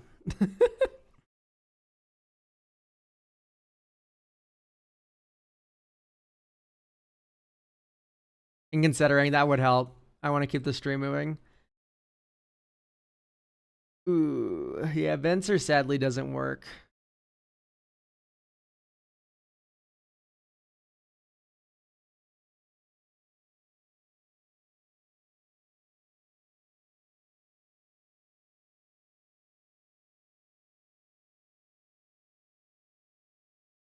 Momentary blink I'm kind of into.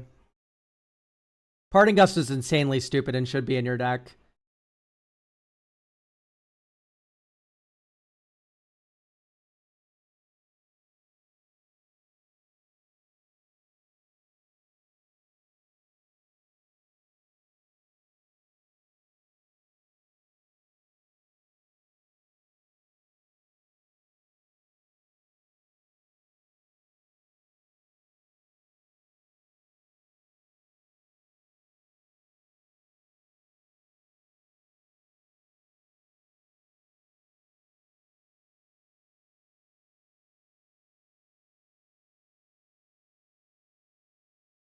Okay. Is there stuff on combat damage?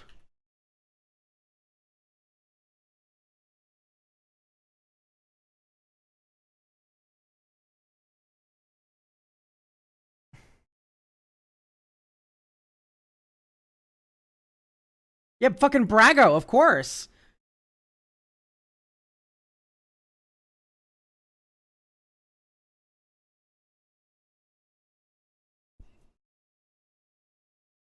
This works with Arthur, because Arthur brings it in tapped and attacking, and then you deal combat damage, and then you get to flicker with Brago.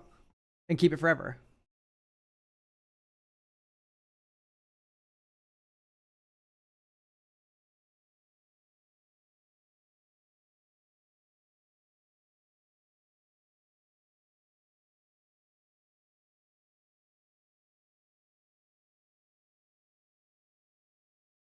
Menelendor. Exile up to 1 target creature your own, return to the battlefield under your control. Beautiful. That works awesomely. Wow.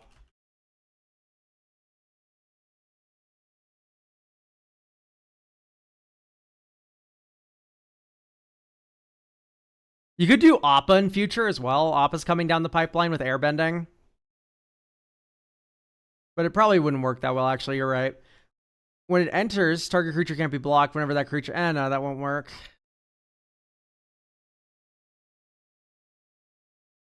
Gossip's talent. Creature power 3 or less. Oh, no, Arthur's a 4/5. Nightmare. Nah. Gossip's talent probably, isn't it? But Melendor and that are pretty good. In fact, you could probably run like Isperia. No?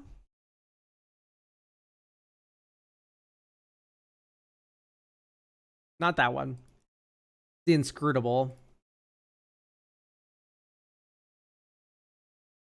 No, I keep clicking the wrong one. Speria. The Inscrutable. Deals combat damage to a player. Choose a card name. That player reveals their hand. If the card of the chosen name is in their hand, Search the library for a creature card with flying, reveal it, put in your hand, then shuffle. This is a fun tutor that puts it's so goofy. Also, let's Sphinx Ambassador people, huh? Like, come on. If you want a big, funny deck where your combat damage matters, Sphinx Ambassador is what you want. Is this a sneak attack deck? Like, yeah, they go back in your hand, shit them back out into play.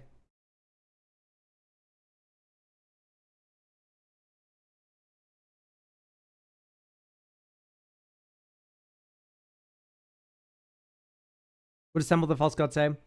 5 or more lands. So by the time you can cast Arthur, you have an extra mana.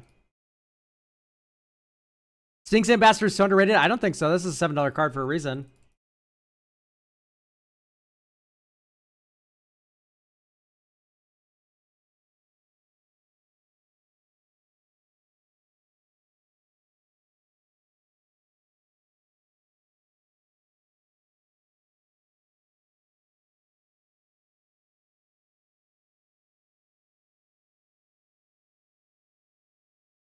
Okay.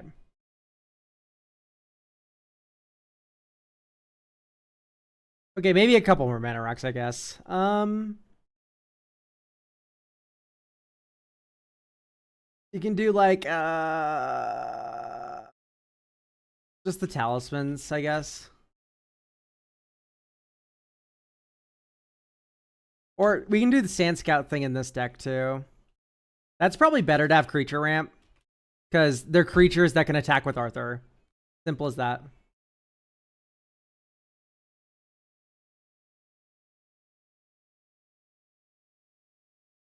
Sand Scout, Knight of the White Orchid.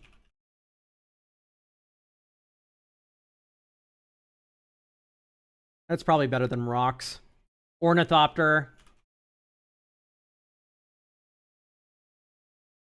of Paradise.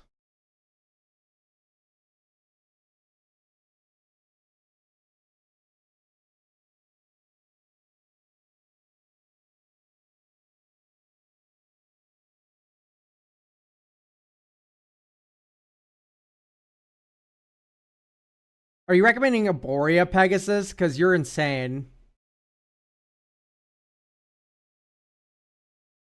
Let's cut these artifact lands.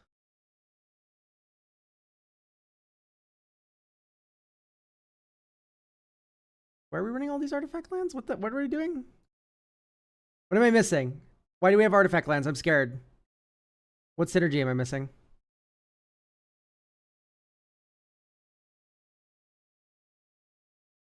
Delirium. Oh, for like FOMO. Okay. I mean, yeah, you don't need that many. Okay. Either way, let's add some cards with type desert. No. We can keep Fear in. Fear's very good. Arid Archway. Honestly, this might be a Captive Preserve deck just because it's 3 colors. And then like white, blue, Lonely Arroyo. And then, yeah, we can put back in the white, blue land, I think.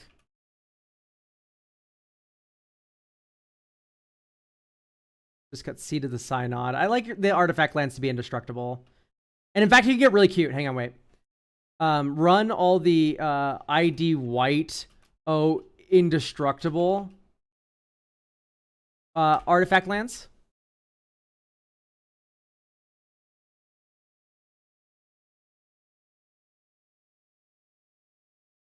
Type artifact, type land, indestructible. Did I misspell indestructible?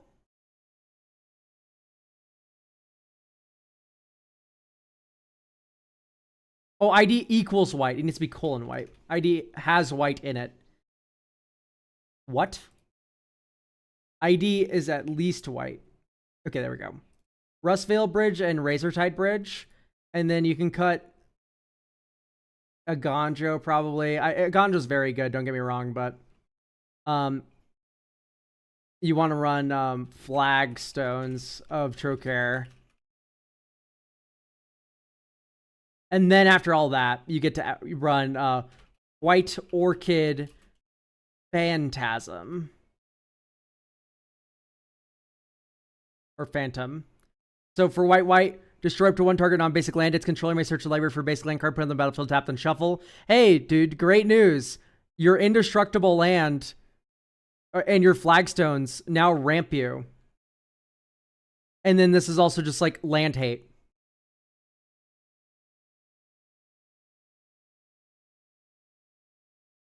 Huh? What do you mean, huh?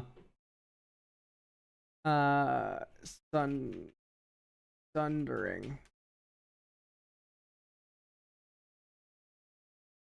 We can also add a Sundering Eruption. So yeah, now you have ramp spells and unblockability.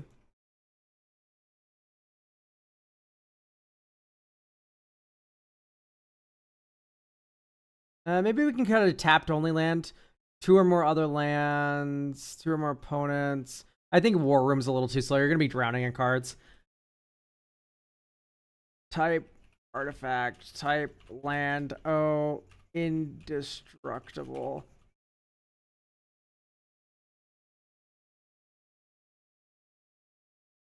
Oh, wait, really? No, we're good. All right. I thought my stream title was wrong. It's Rustvale. Nope. Bridge type land. What's the indestructible land that I got? Silver Buff. Okay. That's back in just because it works with Sundering Eruption. Yeah, it is Pauper tech, but also it's modern tech now because Flagstones is in there. Ooh. No.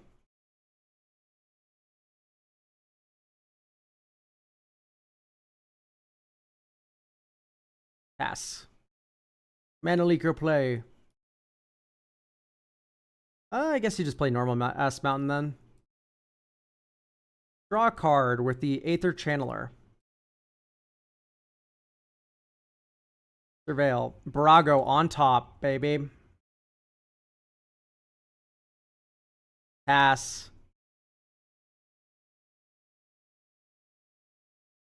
Yep.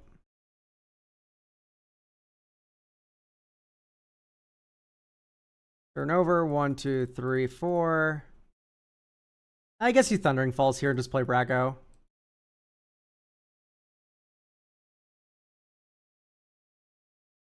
Isn't Sundering the blockers one? Cleansing Wildfire is the ramp one. They do the same thing, a literal onion.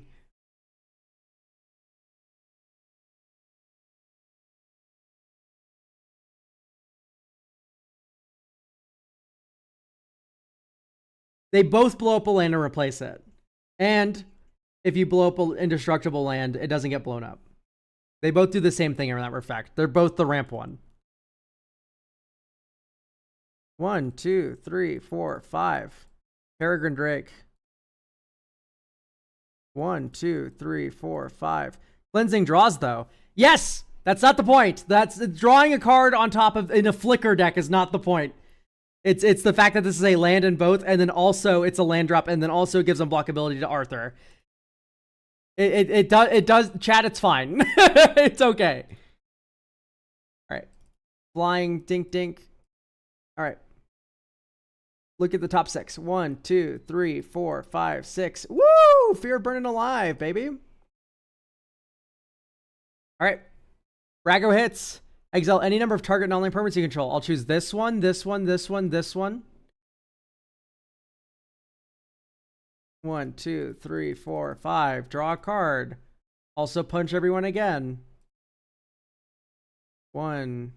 A pass. Hold up, render silent, I guess. 1, 2, 3. Render silent.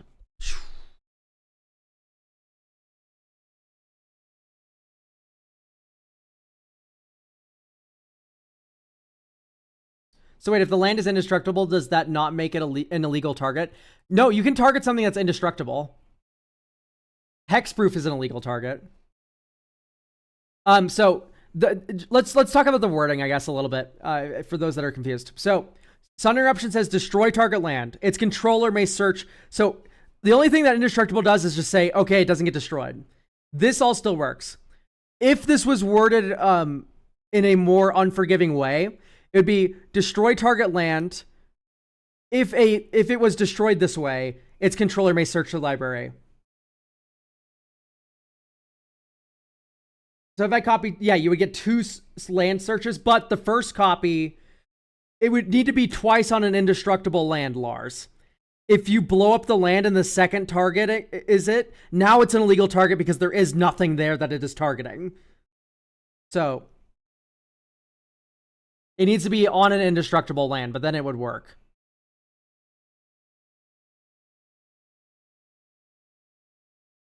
Yeah, hexproof is an illegal target if it's your own land, but like I mean like an opponent's land, you know what I mean?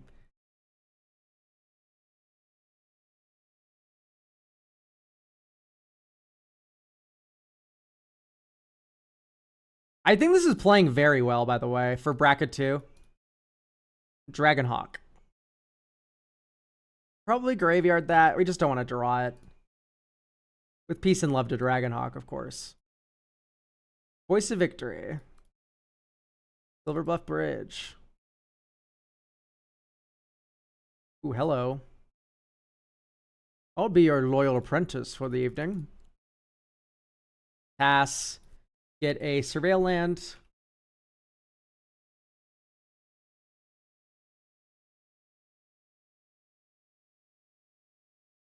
Because we didn't have to parting gust something. Frantic Search. I shall place this card upon the graveyard. Okay, next turn. Island 1, 2, 3, 4, 5. Arthur. Here he comes. You can't counterspell it. You can't do anything about it. The Thopter goes in. 1, 2, 3, 4, 5, 6. Hello, Sphinx Ambassador.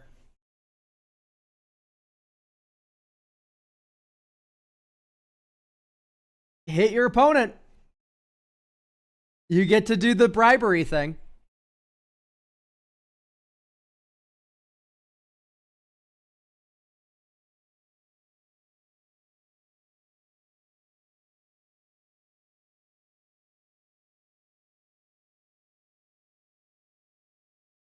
So yeah, I think the ramp earlier, the ramp package was what was holding this deck back. Just a lot of rocks. That isn't a lot of synergy.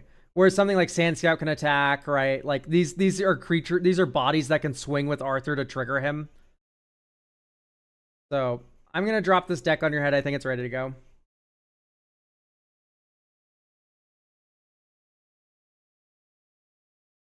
Fun times with Arthur.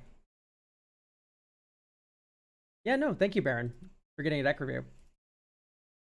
All right, we have Dredge, who will not be here. Time zone thing.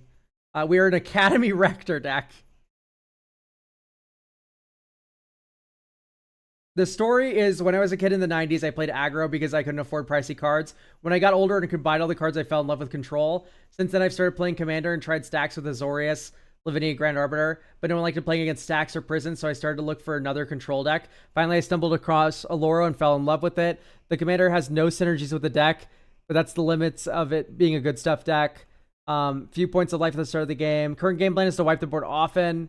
When with approach of the second sun card, draw Revel Enriches, wipes Attrition, or my favorite, a draw via Divine Intervention. You gotta go to hell.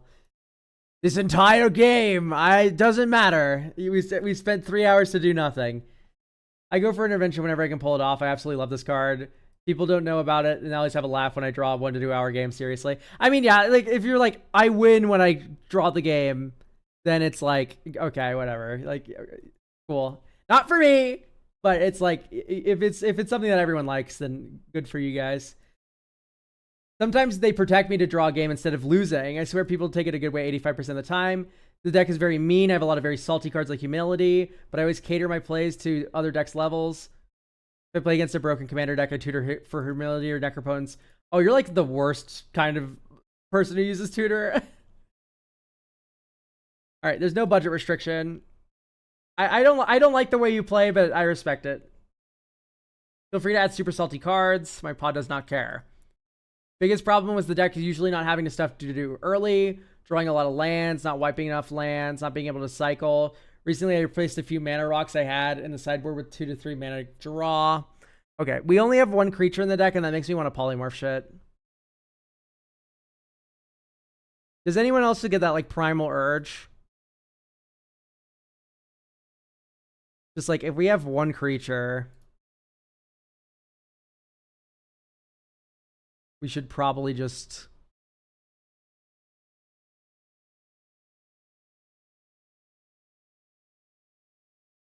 All right, yeah. So, Ingenious Mastery out. I'm just going to cut all, like, the cards that are just kind of middling. God, what a nightmare deck. I feel like this is one of the most goated things for this deck would probably be like a Approach of the Second Sun. I really don't like Black Market Connections. Or Phyrexian Arena for that matter. Or No Mercy for that matter. I also don't really like Propaganda. So, okay, here's the thing. I would much rather you have a serious hard lock than a Propaganda. This is something I talk about all the time with enchantment decks. And I like Out of Time, but my opinion is you should probably, instead of doing this like weird like Propaganda, which only works against wide battle cruiser boards, you can just run like Solitary Confinement. This is the card I always point to. And this does make Approach of the Second, or Shadow of the Second Sun worse. But if you have any card draw engine in play, so perhaps we should get the Phyrexian Arena back in here. But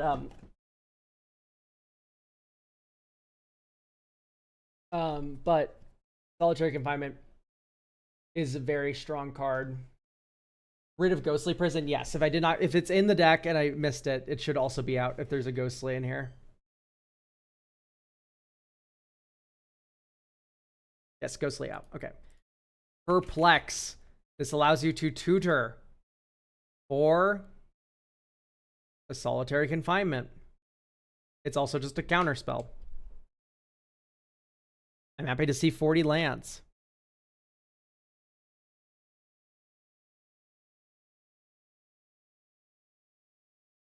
All of Heliod's Generosity is also really goated.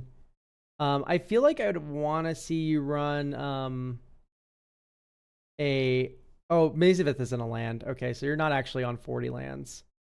So we can just add like Teleria West. Teleria West in this deck will tutor for Hall of Heliod's Generosity because it's a 0-drop. And it can also get Pact of Negation because it's a 0-drop.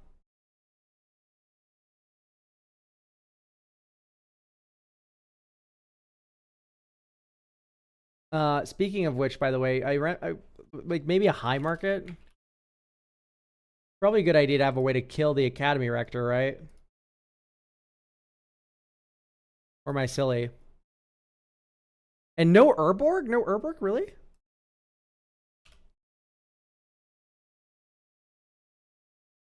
Urborg and Mazavith go together so well. Because now it has a mana ability. They just like ditch the Orchard. Miss feels cool. Reflecting Pool I'm always a little middling on. And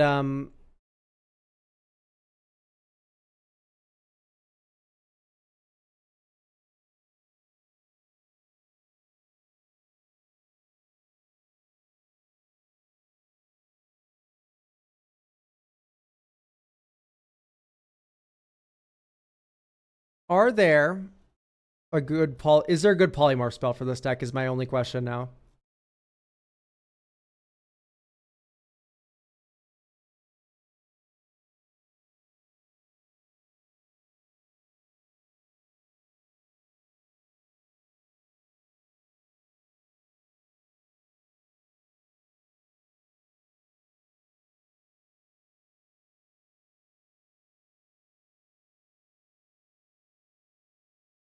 Void Winnower. I mean, Void Winnower is funny.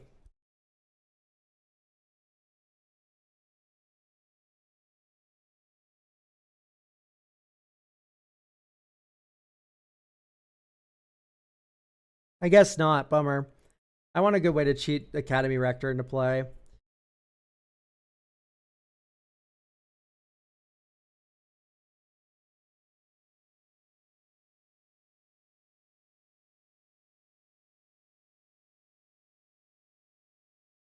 I guess you just last step Quarry then. And then we can do away with some of these bounce lands and just do the Sand Scout package thing. Is Dig Through Time good here? No, I don't think we should add it. Also, cut Reliquary Tower. Never put Reliquary Tower in your deck. Unless you're running like a Morrow deck or something where like your hand size matters, but like, nah, you don't need it. Cactus Preserve.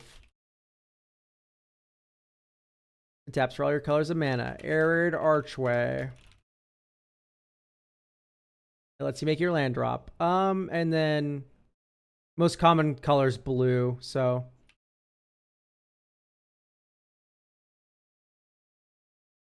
life. Ipnu Riverlet.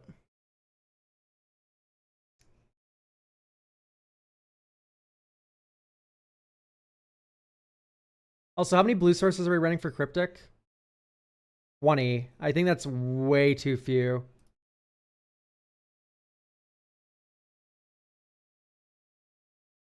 Like, we're never casting that on curve. How many black sources are we running for Necro? I mean, we have Urborg.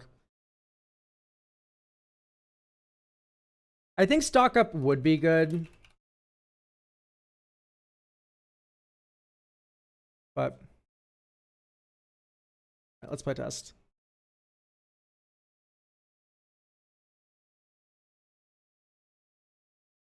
Nice.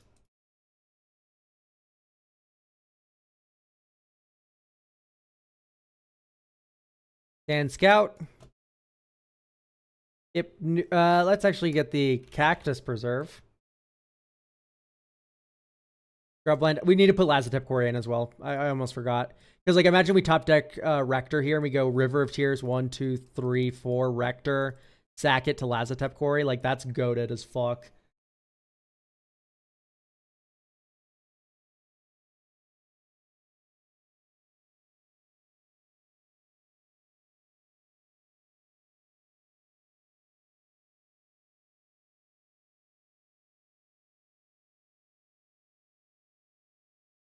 Oh, it's already in. I'm stupid.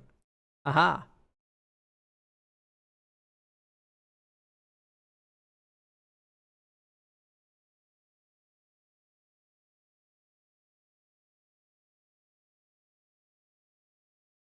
One, two, three.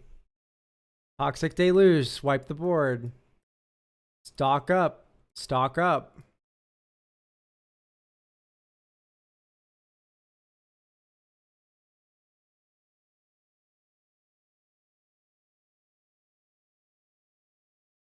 Blue. Blue.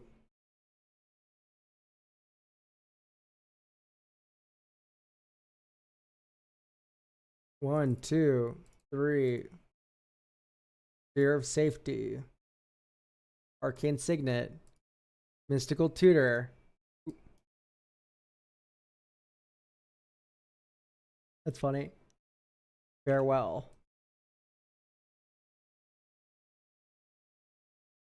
Blue. Blue. Dig.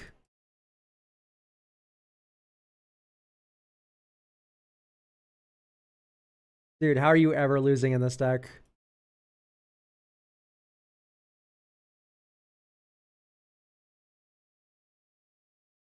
One, two, three, four, five, six. Farewell. Oh, whoops, my bad. Either way, deck looks pretty great, honest to God.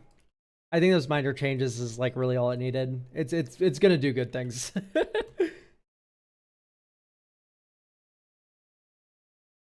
All right, we have Kellis Rune Knight by G Squared. There's no mention about them being present at the stream.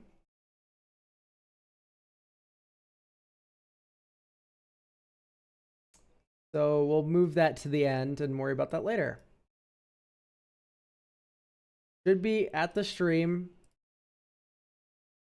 Dish with Mildrotha.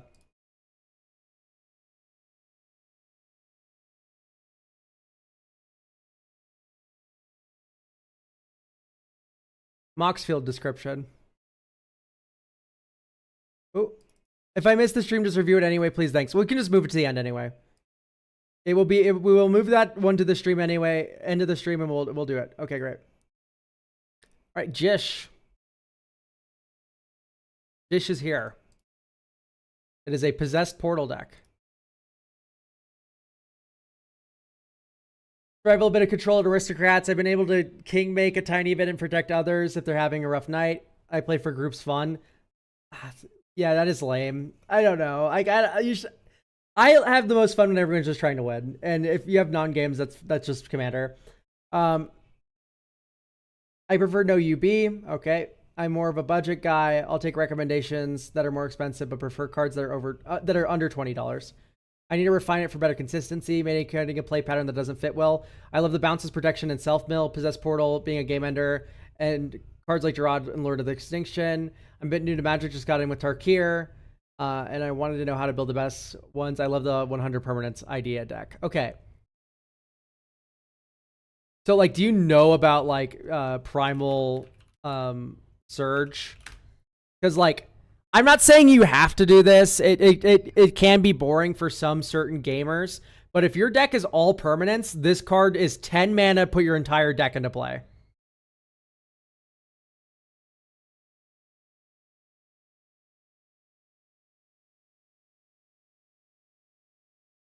That sounds very funny. Well, there you go. It's a $5 card. Simple as that. Here's the best thing. If a player would draw a card, that player skips that draw instead. When you put your entire deck into play, including Possess Portal, you don't deck out.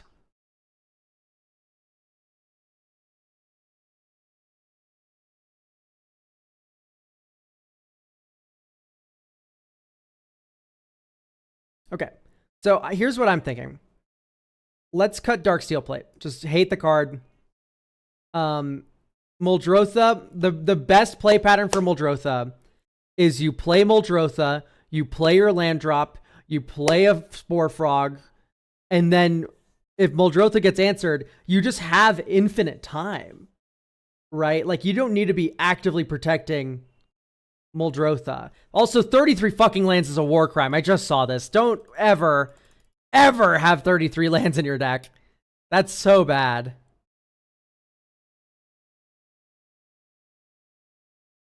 I like the combo of going with Karu Goldkeeper, though.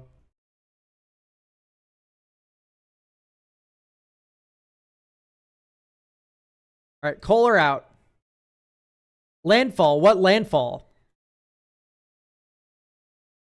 Butcher out. 7 mana. You're not achieving that. Mystic out. Don't get me wrong. Mystic Roar is a very good card. Black creatures cannot attack you. Okay, this is just it's fine. Like, I would recommend just looping Spore Frog. With the amount of ramp I have, I never have issues with mana, but I'll listen to your advice. If you are paying 2 mana to hit your land drop, you are losing. You need to be able to play a land and also ramp. You need to do both. You can't just be like, I've played my Secure Tribe Elder, I've hit my land drop for the turn. That's not, don't think that way. I don't like Zendikar Resurgent. And all these expensive cards, I think Muldrotha is the best with cheaper cards that you get to loop. And so even if Muldrotha gets thermonuclear bombed, you're able to just go like, it doesn't matter.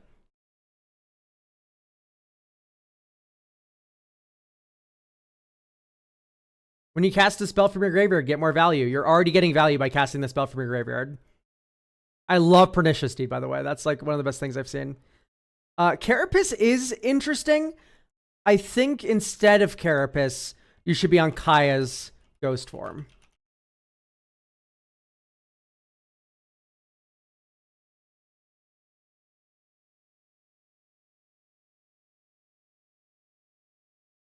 That's funny. Anyway, Kaya's ghost form. It's maybe a little bit too much, honestly. Spring Bloom Druid makes sense. I don't like Dreamborn Muse. Milling helps your opponents. Return an artifact, all 8 of them. You know how else you can return an artifact from your graveyard to your hand? This is going to blow you away. Muldrotha. It's right there.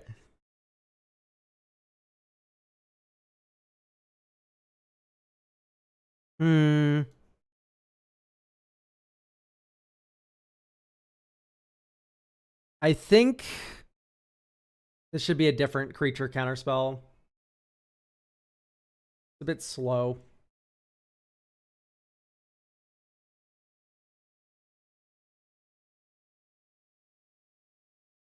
Yeah, that's a good one. I love Mirror Mad Phantasm. So I think Night Incarnate should be Massacre Girl. Or maybe just run both.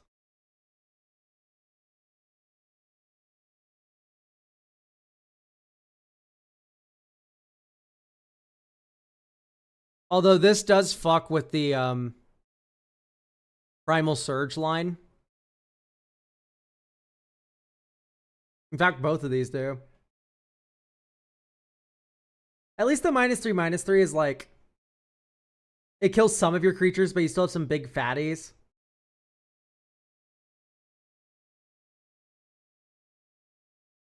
Like, Pernicious Deed can be your board clear, and you can get that with Lotus Light Dancers. Vile Entomber.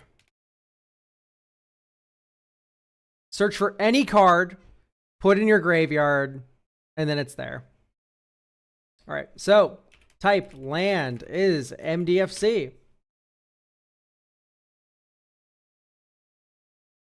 Bogart Trawler. Disciple of Freyalise. Glasspool Mimic. Hydroelectric Specimen. This is a protection spell.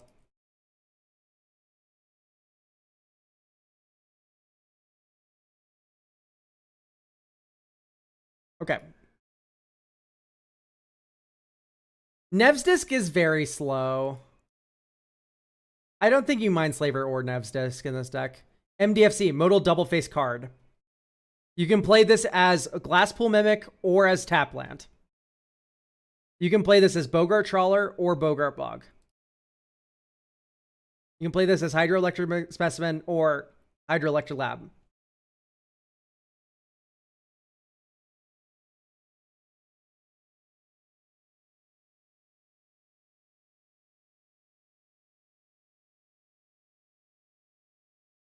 Yeah, once again, you can just like tutor these in the graveyard with Lotus Light Dancers. I wouldn't worry about like Kaya's Ghost. Like Kaya's Ghost form's very good.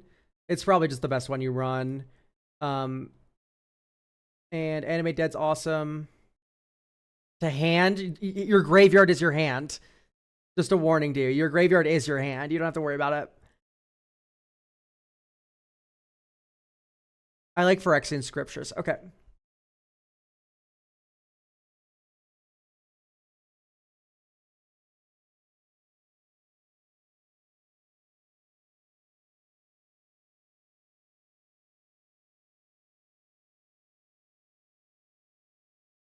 What lands? Like, you're not running any.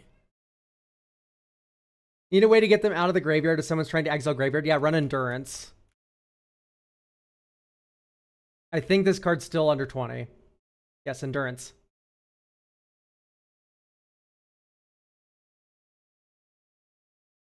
Flash, Reach. When it enters, up to one target player puts all the cards from the graveyard at the bottom of their library in a random order, and you can evoke it, meaning you exile a green card, and you can cast it for free, and it enters, and then it sacrifices itself.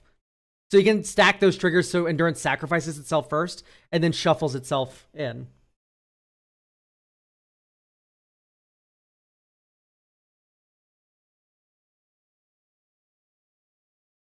Yo, says Jish Boshin. Yeah, it's pretty good. Also, I would recommend something maybe like it's Vents, not Venser. Venser's the real original one. It's Urtai.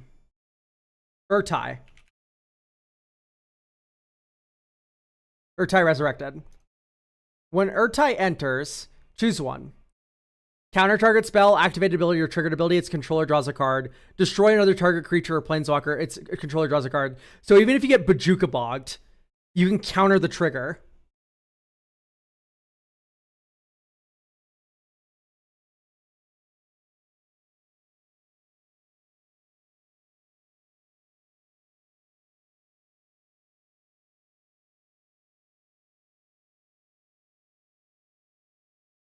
Let's do White of the Reliquary. Tap, sack another creature. You can search a library for land card, put on the battlefield, tap, then shuffle. That's so cool. My main issue is having no instant speed interaction. Well, now you have a lot. Like, unironically.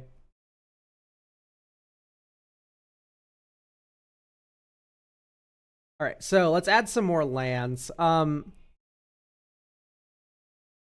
So I don't like Terramorphic Expanse or Lotus Field. I'd much prefer you run like Fabled Passage. And you are 3 colors, so you get the landscape as well, which is just infinitely better. It is Foreboding. Oh, Foreboding Landscape's in. My bad, my bad. My fault, my fault. I have been really off Ghost Quarter recently, by the way. I've been a lot more on like the Field of Ruin type of interaction now.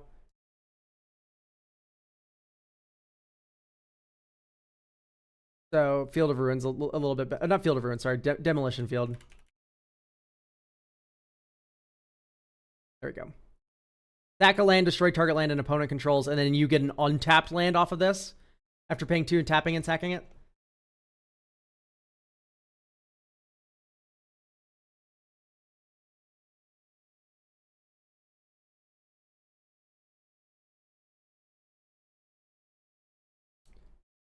If you can play lands from the graveyard, I think I prefer Strip Mine. Yeah, it's fine. Strip Mine's good. It's also, like, kind of expensive. I don't know. Like, I don't think we don't have extra land plays, so Strip Mine is actually not necessarily a strict upgrade deal. So I'm not a big fan. Fabled Passage is in. Ash Barrens is another card I'm really a big fan of in these kind of decks. Although you probably want to run actual fetches. Urza's Mine, yeah, Urza's Mine is actually an incredible suggestion from chat there. Urza's Mine. Not Urza's Mine. Urza's Cave. I know what you meant. Urza's Cave. 3 tap, sack, search your library for land card, put it on the battlefield, tap, then shuffle. Bajuka Bog. This is Graveyard Hate. Talon Gates of Madara. It now phases something out.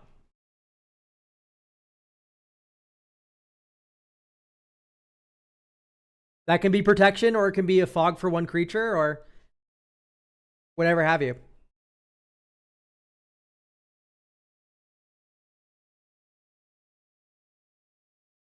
Boseiju is too much money to add to your deck, but I will be adding it to your considering. It's $32. This is instant speed, destroy an artifact, enchantment, or non-basic land. It's stupid. I would recommend... Okay, you already have Sealed Primordium. We're good.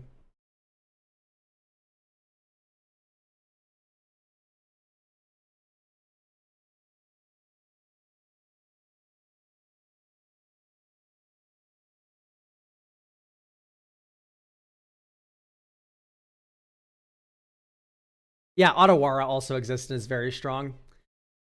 I think Otawara is in your budget, though. It's $18. Individual cards that are below $20. I mean, like, listen, that is still a lot of money to spend on a land, but this is a very good land. You bounce anything you want. All right, so moving away from land slightly, let's talk a little bit more about winning the game. You do have some options. So you have Karus Gold's Keeper. Any 1-drop Seal, so like Seal of Removal. And then that Displacer Kitten flickers Muldrotha. You sack this. But then you're gonna run out of targets. That's technically like infinite infinite spells, but it doesn't really do much. I like Seraph. That's a good option. Should probably, with this many creatures, Growing Rights. Growing Rights is probably just insanely stupid in this deck. When it enters, look at the top 4 cards of your library. You may reveal a creature, put it in your hand. Rest on the bottom at the beginning of your end step. If you control 4 more creatures, transform it. It's Gaia's Cradle. Oh, did you get the Green Seal too? I have that one. Green Seal's in the deck.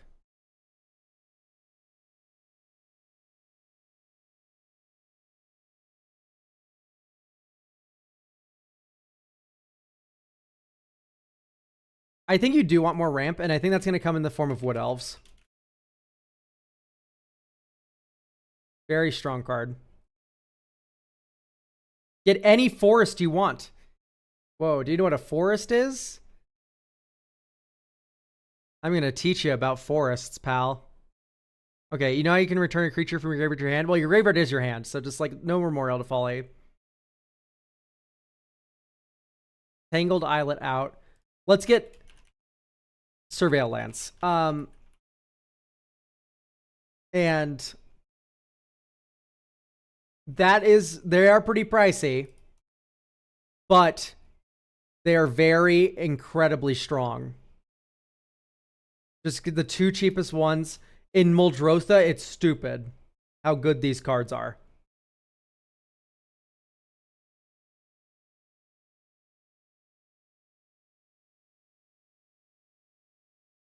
Steward of the Harvest is pretty okay, but I don't know if I like that much. Oh, no problem, Jish. Okay, let's talk about Fauna Shaman.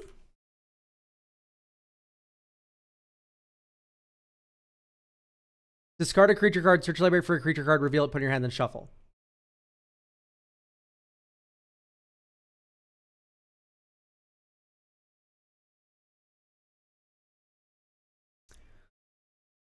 So that's pretty good.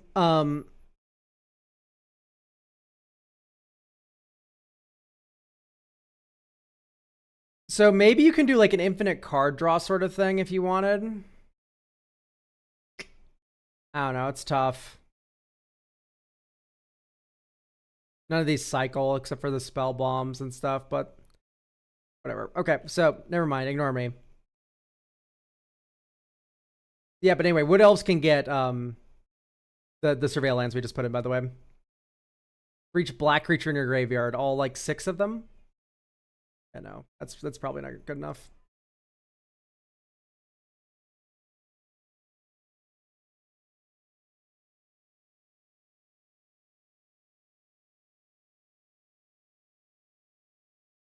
I'm just trying to think about like a funny line. Yeah, okay, Lotus Petal I don't think is too expensive. That is infinite mana with Displacer Kitten and Commander, but yeah, no, it is too expensive, sadly. You could technically draw infinite cards at a slow pace with Mishra's Bauble, but you'd draw them on your next turn.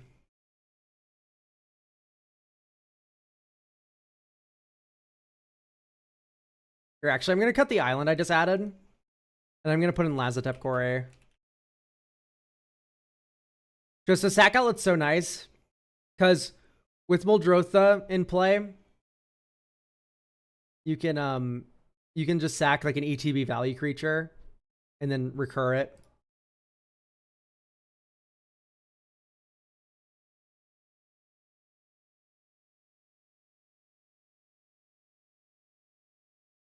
Return card graveyard hand.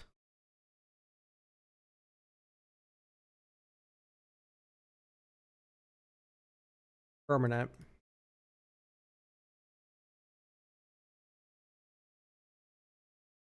Greater Good is awesome, However, you need to have a large creature deck for it to work, and you do have Lord of Extinction, but you don't really have another one. You would have to kind of build a little differently. So, like, you can go one Swamp Away, Susser, Secundi. So, okay, I know what you're saying, Steel, with like, oh, E-Witness, Timeless Witness, and Skullwinder. You're missing the point that I'm like trying to put forward here, which is Primal Surge is a green card. All the cards you just listed are green cards. Issue is Lotus Light Dancers gets a black card, a green card, and a blue card. So you need to be able to find a different color card than green that returns something to your hand. So you can get Primal Surge and the rebuy. And then you can, so if you have enough mana, you can just go directly for the Primal Surge from your graveyard with Madrotha in play. Anyway, back to what I was saying. Susur Secundi. Land enters tapped. 1 black, tap, pay 2 life, sack a creature, draw cards equal to the sacrifice creature's power, only as a sorcery. And you station it. And you can get this with, of course, White of the Reliquary. You can get it with Urza's Cave. So, I don't really like World Shaper. It's kind of just a slow card. So, we needed big creatures. We have Lord of Extinction already. Maybe let's rock a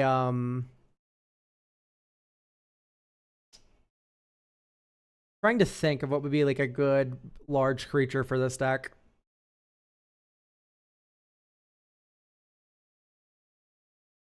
Maybe like Night Howler?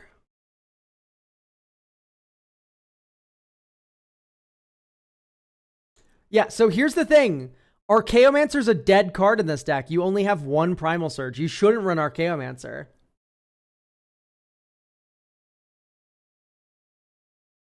It should not be Archaeomancer. It can't be Memory's Journey either, because that's not a permanent.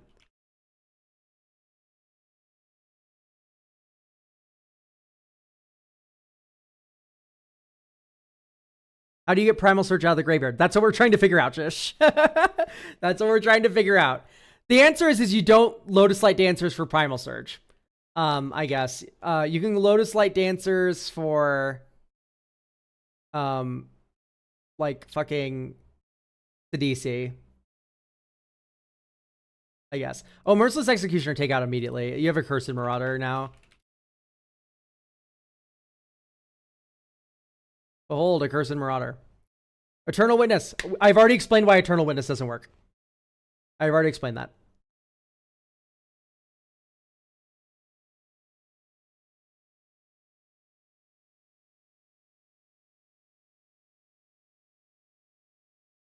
It's all good. Yeah, technically there is the I think it's a Scab.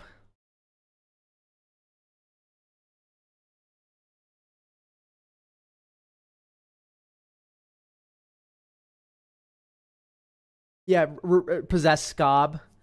When this enters, return target instant, sorcery, or creature from your graveyard to your hand. And then if this would die, exiled instead.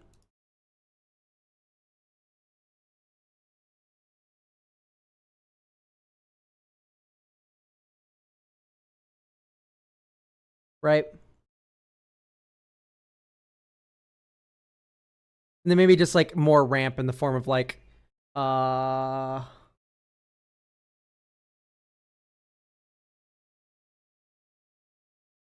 maybe just like Farhaven Elf. A little boring, but it works.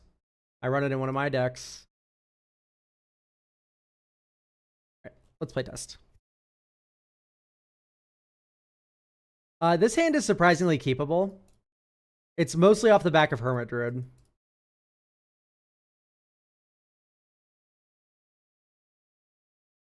Dink, dink. So we had a basic land. Oh, that was basic island. There we go. That's an hand. Here's Fauna Shaman.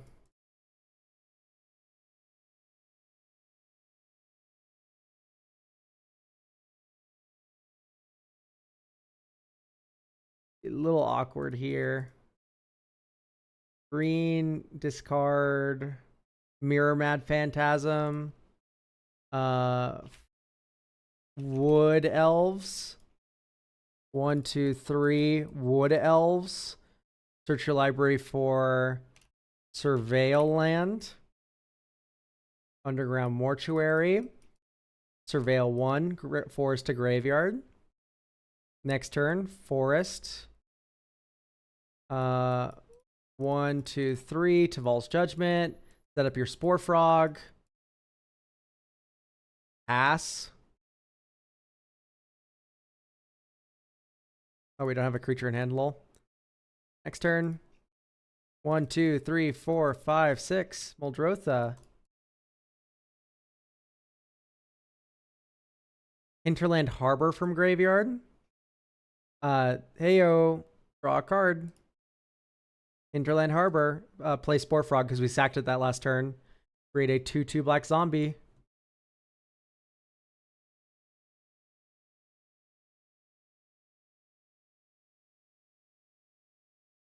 Or we can create a treasure instead. Let's do that. Treasure. Green. Discard hydroelectric specimen.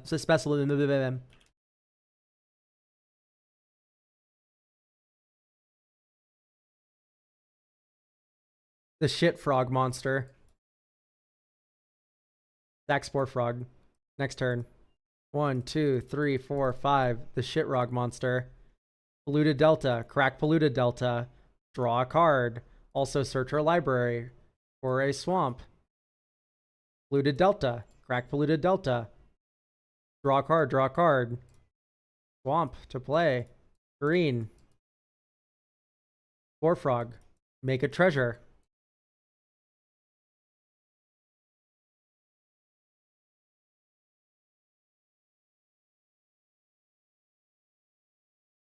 Pass. Green. Discard Diligent Farmhand. This is where you get, like, if you're like getting counterspelled, by the way, you could get like Venser. or like if you held up enough mana, you could get like Urtai Resurrected from the Fauna Shaman and fucking counter their spell. Or not Trekking Life, it doesn't matter. This is turn 7. Alright. Get Lord of Extinction. Sack Spore Frog, because we're looping it. Dink. 1, 2, 3, 4. Jarad. Green. Spore Frog. Draw a card. Also on our upkeep, we sacked a land, but we replayed it. Alright. 1, 2, 3, 4, 5. Lord of Extinction. Here's our extra land drop for turn. Oh wait, here's our extra land drop for turn. Treasure.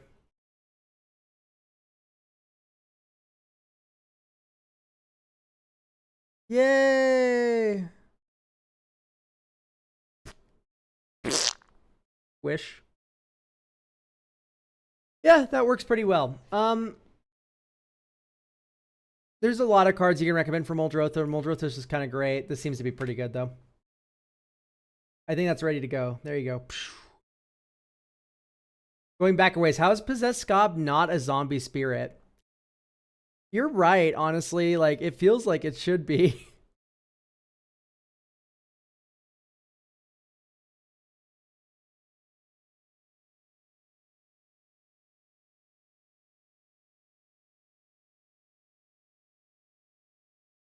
All right, moving on.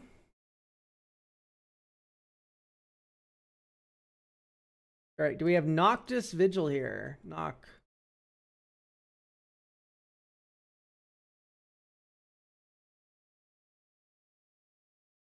Homa Cosmos Serpent.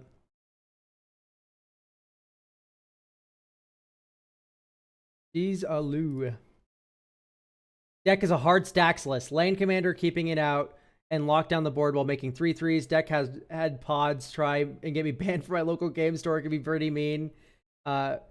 First built the deck when Coma was first spoiled. It's an old reliable friend by now. No cards are really restricted, although the price is an issue. This is a blingy deck. I don't proxy this list. Opposition, Winter Orb, Static Orb, Back to Basics, Null Rod, or Must Keeps. They're my biggest performers to date. Trying to decrease how many non-games I have. Sometimes the deck just does nothing. I think land count could be a part of that. I added 3 lands before saying this, and you added 3 lands to this third. Jesus. So yeah, no, that's crazy. I think we should keep the Como World Eater because that's hilarious.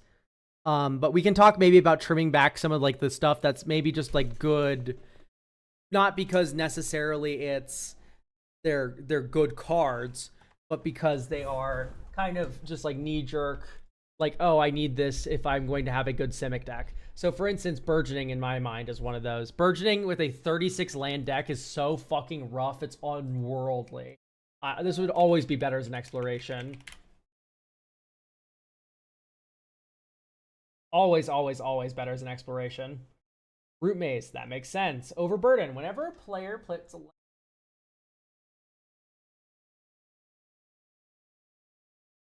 Of course, actually, the phrasing of this card, whenever that it doesn't work on non-binary people. Back to basics, of course. Elemental Bond makes sense. I like that. Tribute I'm starting to question because it's triple green. 15 green sources? I mean, you have Yavimaya, but in my deck with lands, when I have Yavimaya in play, I have Archdruid's Charm that tutors me a creature and then I win. This deck appears to just be doing that to get Tribute of the World Tree online, which is just like kind of bad. This kind of, okay, this is a cute card. My issue is you already have opposition, but also on top of that, Verity's Circle implies that you are already locking the game, in which case you have infinite time.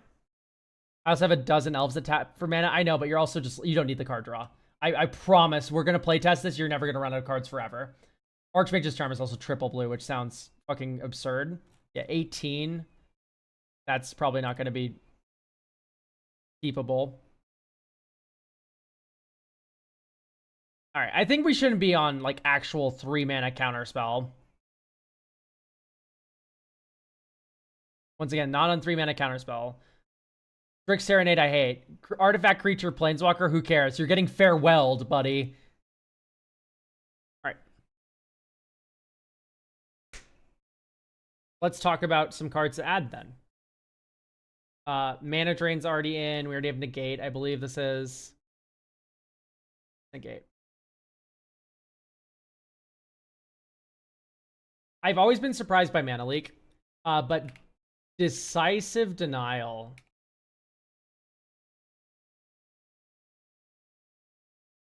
Denial. Decisive Denial. There it is. It's a fight spell, or it's a counter spell. Delay is very good, yeah. But probably not for this deck. This deck wants to go long. Delay is really good in combo decks where the game is very short, whereas this is a very long Staxy game kind of deck.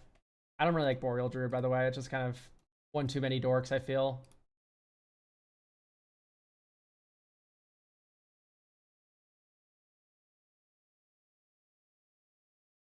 You pulled Denial to add lands for stream.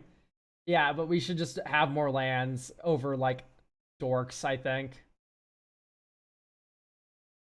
Whoa, that art and frame is so pretty for Paradise Druid. However, this dork fucking reeks, dude. That dork just fucking sucks. I'm sorry. Edric. That's fun.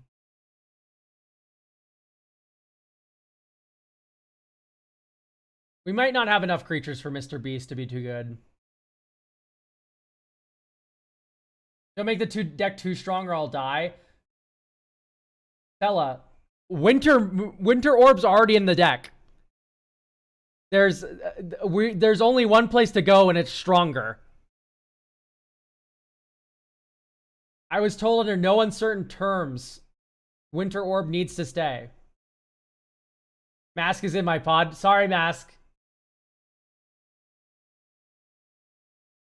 Sorry, bud. Yeah, I mean, this is bracket 4 hard. Like, it's like really like, wow, you need to be ready.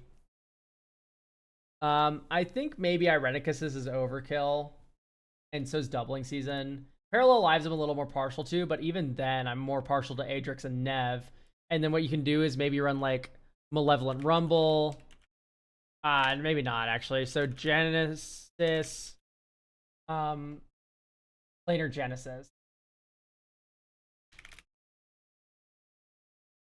Planar Genesis. It ramps you at instant speed, so you can hold up counter magic or ramp. Same thing with Growth Spiral, right? And then these are also cards like cantripping.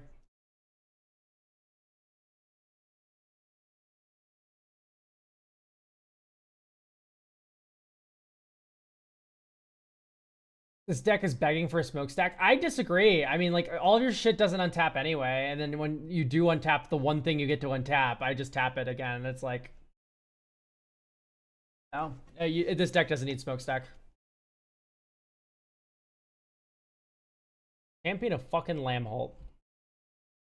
I mean, it makes sense, I guess. It's a beatdown plan. Or when Junkwinder's funny.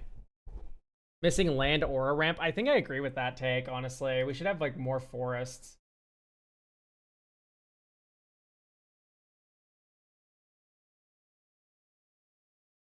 Evolving fucking wilds. Nuh-uh.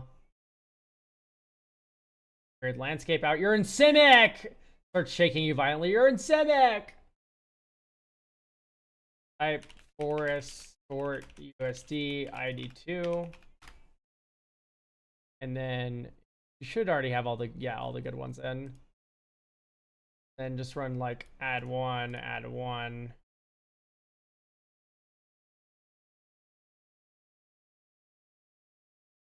Add one. Add one. Maybe remove one of these. So you already have a bunch of things that fetch forests as well. So now you get to go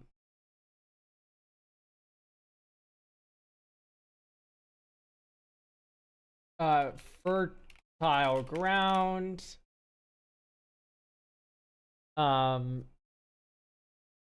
fertile ground, utopia, sprawl, overgrowth, and wild growth. So let's look at what I just added. Utopia, sprawl, wild growth. They tap for an additional green. They tap for an additional whatever for utopia, sprawl, fertile ground. Overgrowth, it taps for 2 additional. So even without Coma in play and you're like winter mooned out a little bit or like winter orbed out a little bit, you still have 1 land you get to untap that taps for 1 billion mana.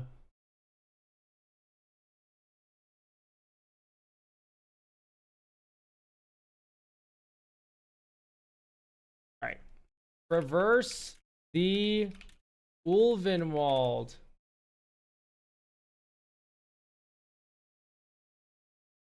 Ulvenwald. We now have a very good density of card types.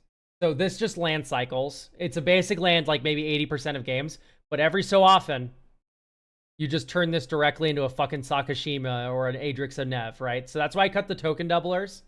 It's just like, it's better if we just have a couple tutors like this that can just like go, yoink, I need a token doubler for this game to lock it out for completely. Bink. Maybe not Champion of Lambholt, by the way. If you fully locked out the game with Coma, chances are you're just going to win. And that's a beautiful thing that we should probably be leveraging. All right, so Malevolent Rumble. Just, it's a nice mill card. Don't think too hard about it. It's just good. Dalaged Recovery.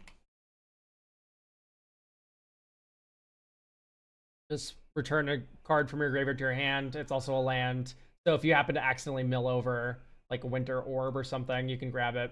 Speaking of Winter Orb, wait, hang on. We should probably get Muddle the Mixture. This is 5 mana Winter Orb. You just go 1 blue blue, get Winter Orb, play Winter Orb. That is 5 mana for a Winter Orb.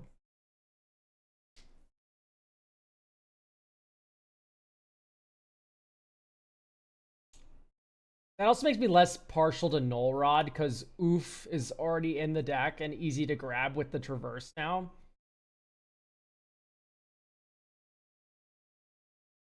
Yeah, exactly. And it's also just a counterspell. Precisely. It's a worse negate.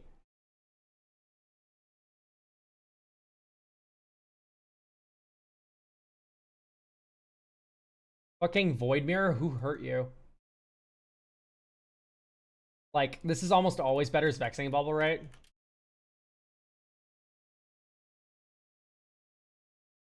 Whenever a player casts a spell, if no mana was spent to cast it, counter that spell. Because you also have Yavimaya. You literally counter your own fucking Void Mirror. A Terramorphic. That should probably be Fabled Passage all the time. Is MDFC type land? Oh, it's already in. My fault. My fault.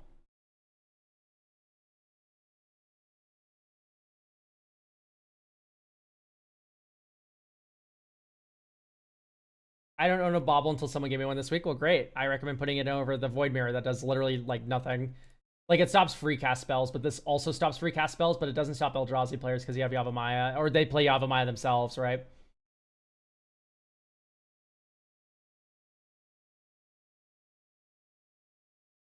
Instant speed fight spell.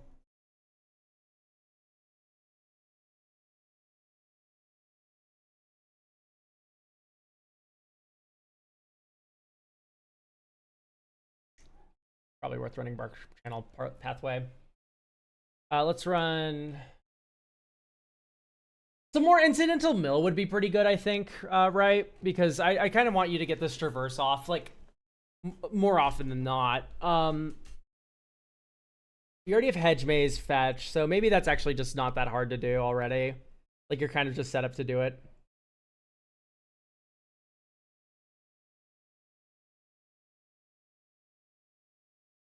I don't know if you want Bushwhack. You probably just wanted to be curving out. ID equals 2 type land minus type forest sort USD. Because we already have all the 2 type lands in. Fast lands are good. Slow lands are good. And Waterlock Grove is awesome. All right, great.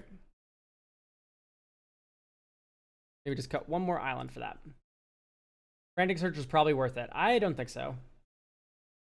It's a fine card.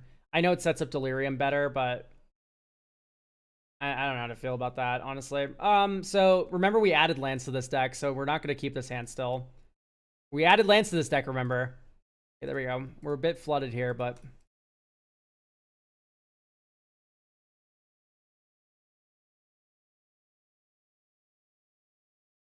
Thematic Vista, view library, get island.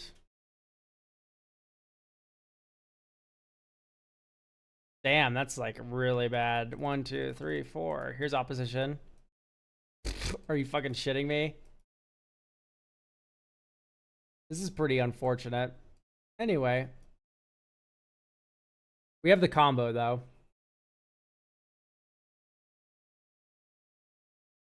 You can't untap more than 2 permanents. You can't untap more than 2 permanents. You can't untap more than 2 permanents. Tap this on your end step to tap your creature. Next turn. Ding.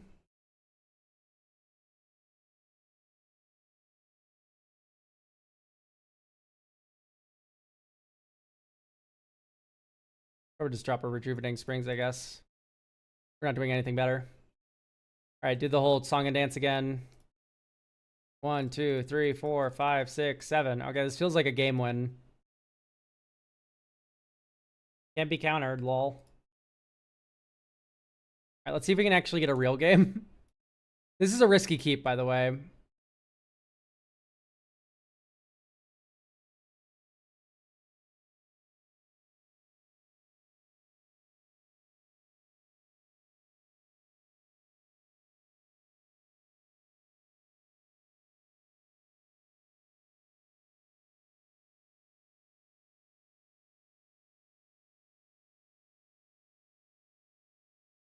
God.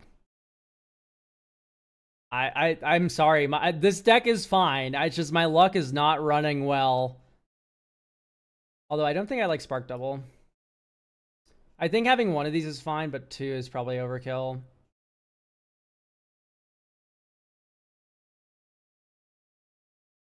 Maybe like a Shigeki.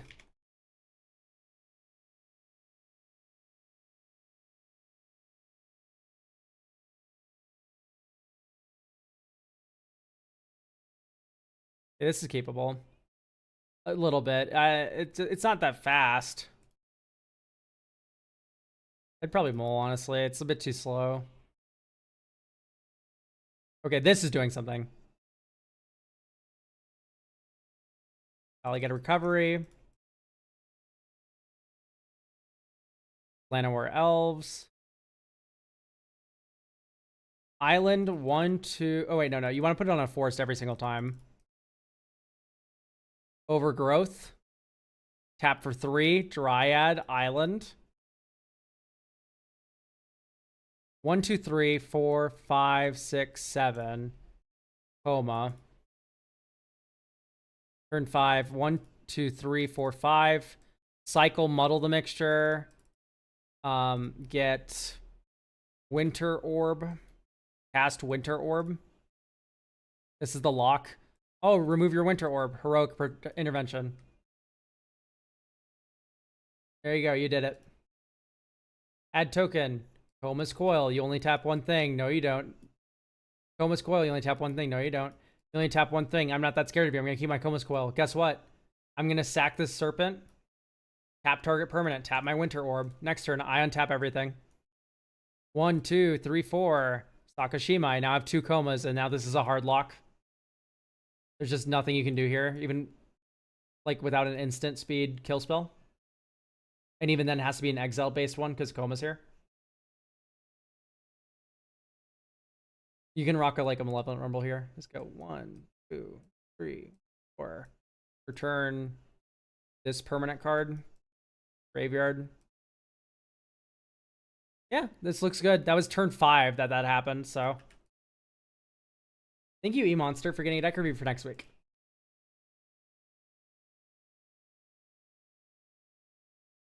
All right.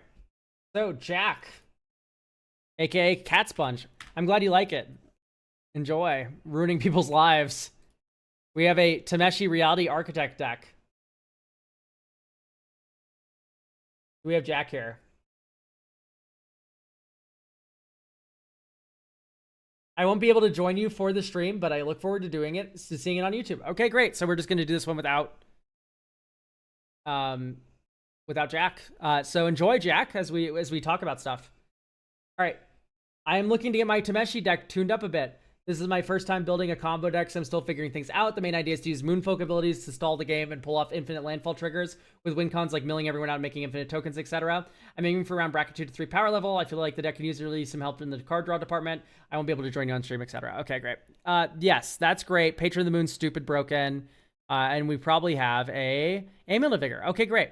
So I'm not a big fan of Altar of the Brood. And the reason why is that Altar of the Brood is a card that doesn't do anything by itself but help your opponents. That's all Amulet of Vigor. Not Amulet. Amulet of Vigor is the best card in your deck. Don't cut that. But Altar of the Brood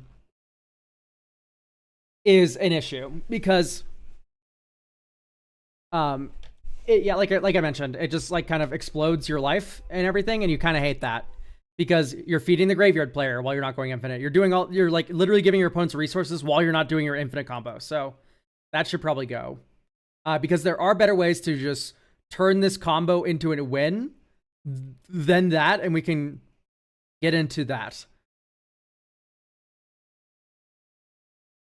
I don't like Flickering Ward.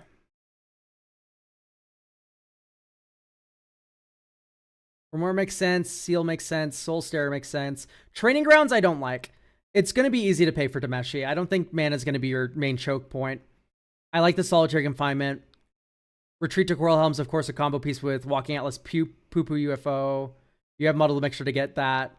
Felidar Retreat, I'm not a big fan of. It's just like we're not going to win in a fair way. Why are we even trying? This flips into the whenever you cast a spell, yeah, can't cast spells with the same mana value. Probably not the best. A little bit of too slow of protection. If you wanted protection like that, I'd recommend maybe running a Voice of Victory or something like that. Obviously, any artifact on the battlefield. Okay, so this is a way to get multiple amulets. Probably not the best way to do that, though. And I'll go over why in a moment.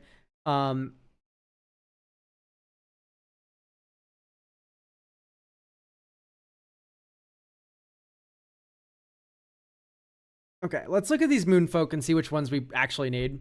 I don't like Hedron Crab or Rune Crab for the same reason as the other stuff is just like, you don't want to fuel your opponents.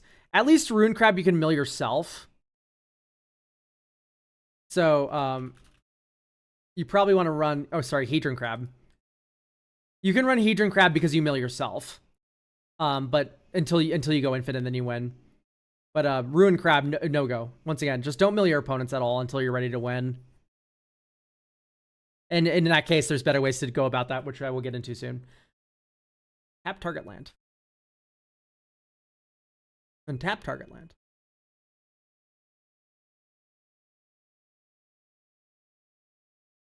Draw then discard.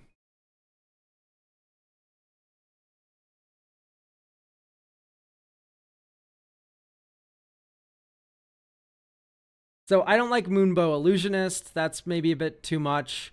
Like, these other ones are also clunky, but that one's like really clunky. That's annoying. I like that. That's fine. Target player mills too. I mean, that's an infinite outlet, but there's better ones. Once again, we'll hop into that for a moment.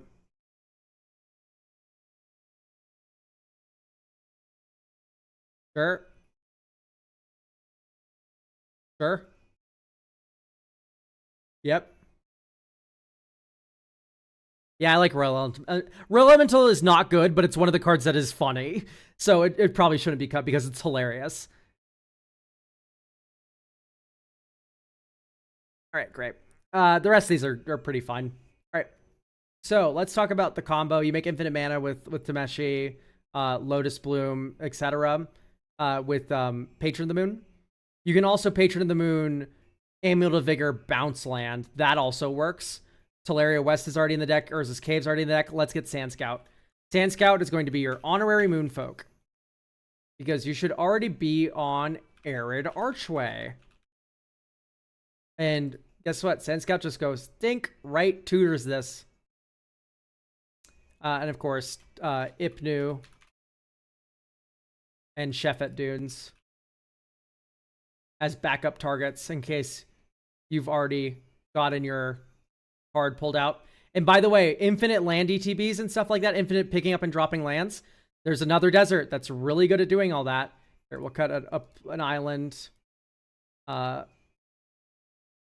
don't like the artifact lands. I don't know why you're running them. Maybe I'm missing something there. But you should maybe because you can return a land you control to its owner's hand, return an artifact, which is a land, and then no, I see why. I think you only want to run the bridge then, and Ancient Den.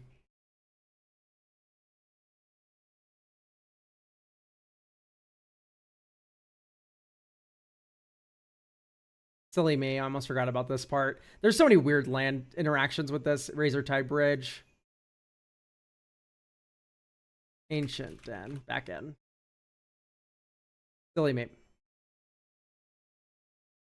Yeah, Gilda's comments out for the Arid Archway we just put in. It's just better. Okay, so back to what I was yapping about. Infinite combo stuff. Type, desert. It's Lonely Arroyo in this color combo. Just ping you. Bounce it back to my hand with a Moonfolk. I have infinite mana. Okay, Walking Atlas. Put it back into play. Oh, great news. That triggers my Retreat to Coralhelm. Untap. Yeah, so it works. It works. Maybe Mindstone's pretty good, actually. Right. Hooray. That is dealt with. Now let's talk a little bit about better infinite outlets. First things first, I would like to see Trinket Mage come in.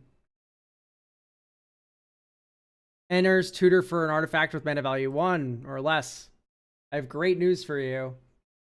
The best combo piece in your deck is an artifact with mana value 1 or less. The Amulet of Vigor.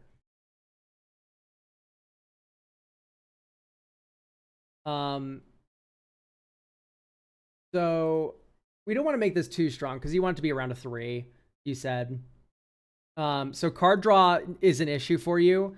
Let's run Shadow of the Second Sun, which lets you do bullshit on your turn, and then untap all your lands and hold up instant speed spells, and then it also draws you cards. But also, what's also great with Shadow of the Second Sun is X spells that are instants. So something like a Beacon. No, not Beacon. Blue Sun Zenith. So Blue Sun Zenith is the better win condition I was talking about. If you make infinite mana, you can Blue Sun Zenith, draw your entire library, and then it shuffles itself into your library, and then you return a card to your hand, draw the Blue Sun Zenith, discard a card, Blue Sun Zenith your opponent for 50 billion, shuffle it into your library. It's the only card in your library. Once again, pick up another land, draw a card, then discard a card. Blue Sun Zenith another opponent for 50 million. Right, so this is a very good win condition, as well as just being a decent, fair card draw spell that works with the Shadow of the Second Sun, untapping all your stuff. This also works really well, of course, with Urza's Cave, right? You get to play your thing for turn and then also hold up the Urza's Cave. I also like to add Mycosynth Gardens, I believe it's called.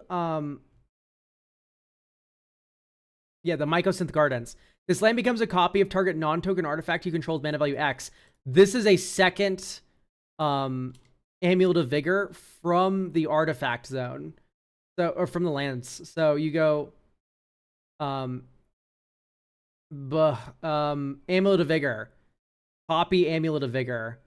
Play Bounce Land. Right? And then you're trucking. That's so much mana. Someone mentioned in chat, by the way, Charitable Levy is a very fun card, but it does friendly fire actually a lot.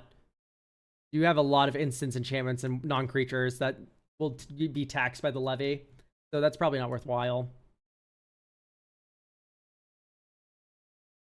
Oh, Blind Obedience is a really good idea.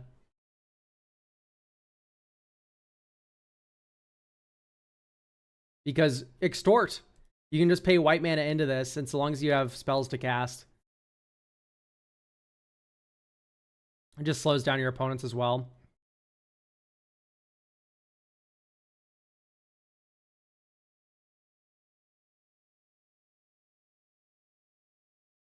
Oh, I don't like Surveyor's Scope that much.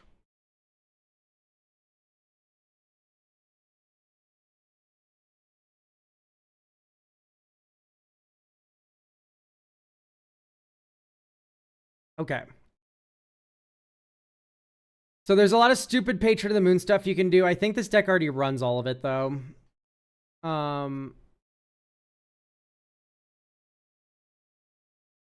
So... Ugh. Yeah. I mean, maybe you also run Guildless Commons. I think bounce lands are probably going to be the funniest thing. Like, you already have Sink into Super, Razor Glass Ambush, but it's pretty easy to run, like, more MDSCs that are lands.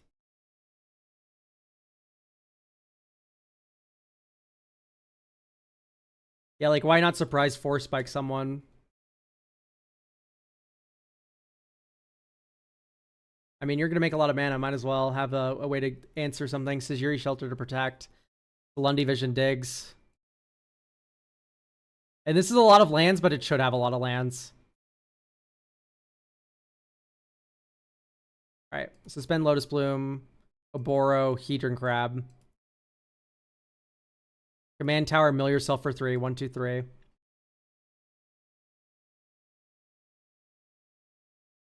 Alright, it's coming down next turn. Demolition Field, mill yourself for 3. 2, 3. 1, 2, 3. Sack this. Get an island. Mill yourself for another 3. Alright. Next turn. Glacial Fortress. What do we mill? Nothing too good. This is off suspend. We've cast it. 1, 2, 3. Tameshi. Or we can sack Tameshi. We can get Tameshi out with Lotus Bloom. Okay. 1, 2, 3. Lundy. 1, 2, 3, 4, 5, 6. Let's not tap like an idiot, by the way.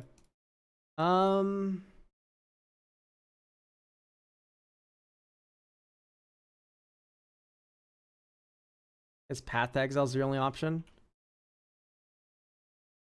White, return Glacial Fortress to hand. Lotus Bloom back into play. Solitary pass. Sack this so we get our draw step. Okay, maybe yeah, I agree. There needs to be more card draw. I think that was just a self-mill game because of Hedron Crab. So Deep Anal probably isn't the best addition. Does Dowerport Mage work with Tameshi? Or is it creatures? Yes, it's creatures, not online permanents. Oh, we would have drawn a card off Tameshi as well. I missed that. That's my fault.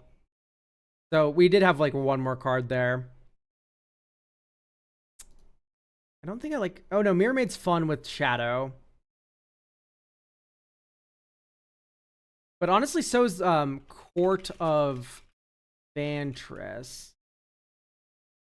Okay, there is a little anti-synergy here with Solitary Confinement and the Shadow that I added, which sucks because Solitary is very good in this deck. Maybe just run a Kami of False Hope, and that's the method you fog with.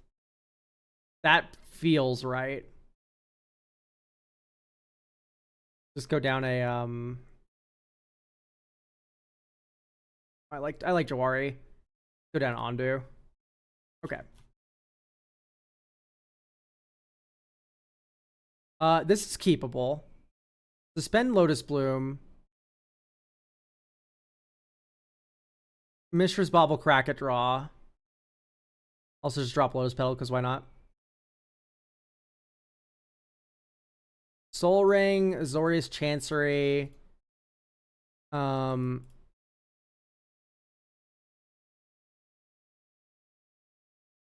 Wayfarer's Bauble. Honestly, just like, let's get a permanent mana in play.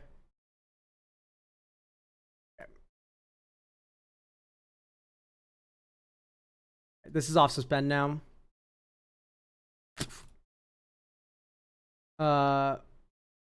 Blue Tameshi.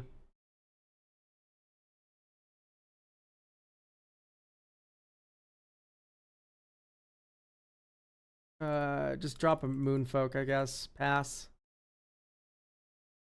Or, no, leave this all in play. You're good. You're good. Just pass. And then you go 6 mana, Farewell Creatures, Enchantments, Graveyards. Not Graveyards. Yes, Graveyards. Okay. Next turn. Glacial Fortress. Now you go pass. Blue. 1, 2, 3, 4, 5, 6, 7. So 1, 2, 3, 4, 5, 6, 7. Okay, so you're drawing 7 cards off Blue Sun Zenith. 1, 2, 3, 4, 5, 6, 7. Shuffle. And you're doing that on someone's end step. Next turn. Dink. So we don't have any of our combos. So we go Salundi. 1, 2, 3, 4, 5, 6. Grab Path. We are actually behind on lands because we bounce land, so we get to Sand Scout for Lonely Arroyo. Dink, ping you. Idyllic Tutor for...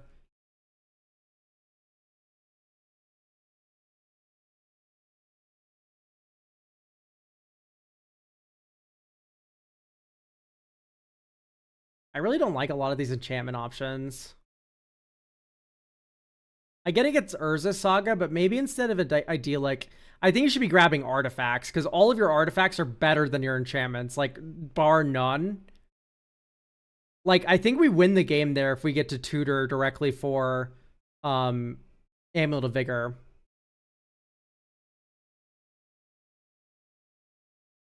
So, go down Idyllic and go up Scour for Scrap. That's my thought. Search for an artifact card, reveal it, put in your hand, then shuffle, and then also you can return an artifact from your graveyard to your hand. This is probably good to go if I had to guess. Hooray, land combos. We have one more deck. One more deck, everyone. All right.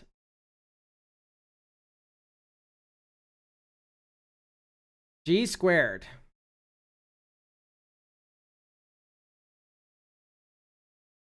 We have G squared.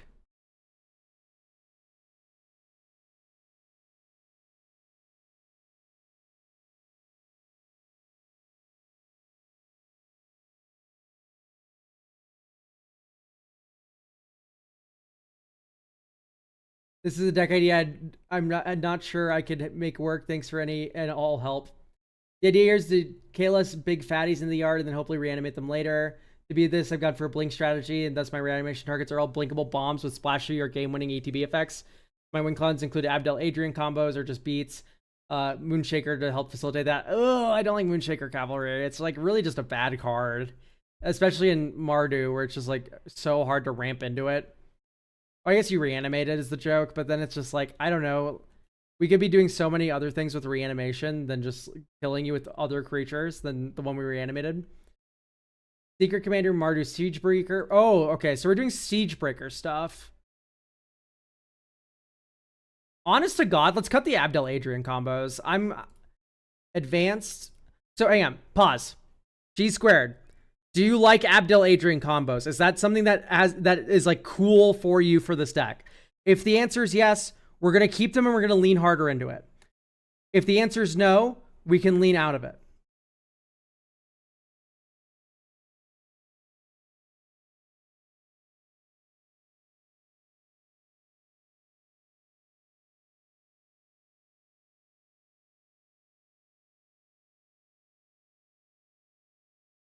Okay, it seemed like a cool way to win with ETB creatures.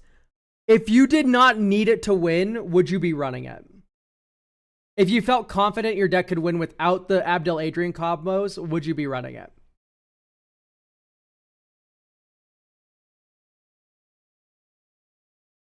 No, I'd cut it. Okay, great. So now that we've established that, let's cut Abdel Adrian. And maybe Dance of the Dead, because it's slightly worse than Animate Dead and Necromancy. All right, so let's cut all of this ramp. If there's one archetype in the world that doesn't need ramp, it's this. All right, you keep the bare minimum basics. And in fact, your ramp should probably just be on creatures, which it already is. Look at that. You're already running Sand Scout. No, you're not. Sand Scout. Ah, you should be running Sand Scout. It's so good. It's so good. Air type desert sort USD. Hopefully they'll put the good ones at the top. Lazatep Quarry. Arid Archway. Arid Archway is probably a bit too hard. But you are flickering. Yeah, this deck should have no ramp in it. Ramanop Ruins, If Near Deadlands, and Shefet Dunes is the last one. So cut all those. And we got a mountain, a plains, and a swamp from the deck. So now we're at 40 lands. And we also have another ramp piece that's a creature. So another round. I don't like this card because it makes you tap out at sorcery speed for it. And then someone goes, Swords to Plowshares, I've time walked you.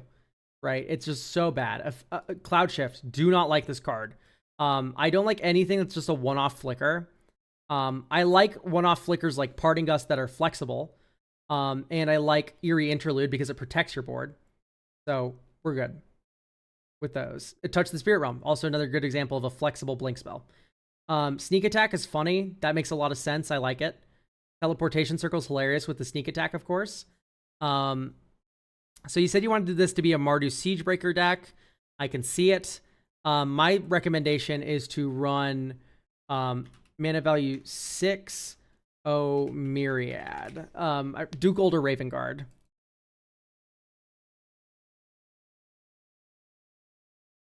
So Duke Older Raven Guard gives a creature Myriad. And when that creature's Archon of Cruelty, it's hilarious. Do you like one-off flicker spells and something like Plagan? Yes. Plagan draws 50 million cards, though. Celis doesn't go card positive.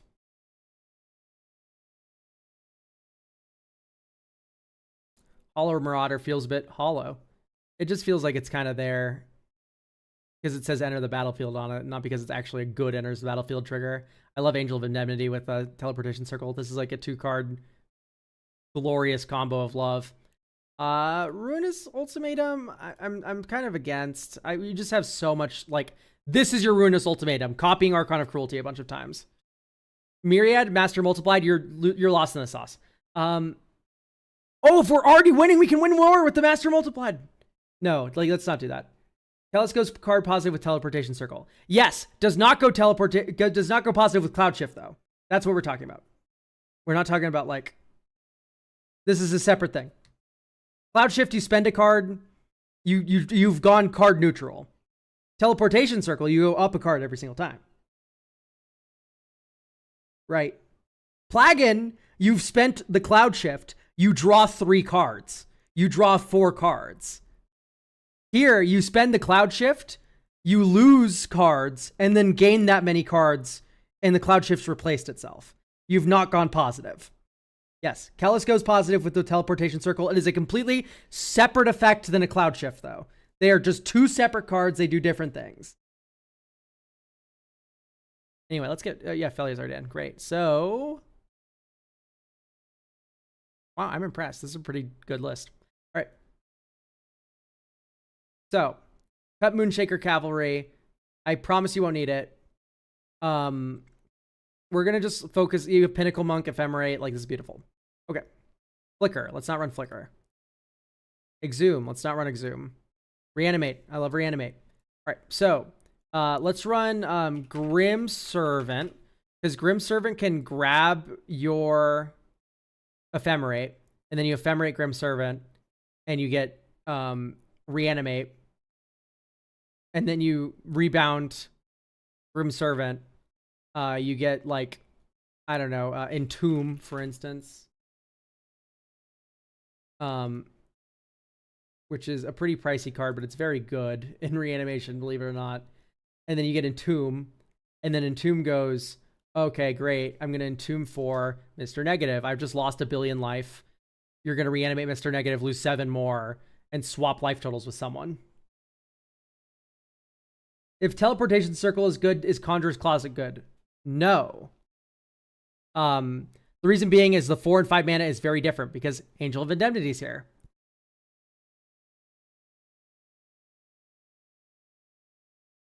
But yeah, heavily recommend Entomb. It's just broken. It's just such a good card.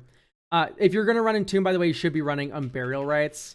And Buried Alive should join Lively Dirge and everything here. And when you have Buried Alive, you should also have in Orzhov decks, you should have Priest of Fell Rites. What you have here is a nasty package of cards where you go Buried Alive, Mr. Negative, Priest of Fell Rites, a 3rd value creature, whatever. And then on the next turn, you can unearth the Priest of Fell Rites and get the Mr. Negative shit going. So from here, command the Dread Horde is a good option.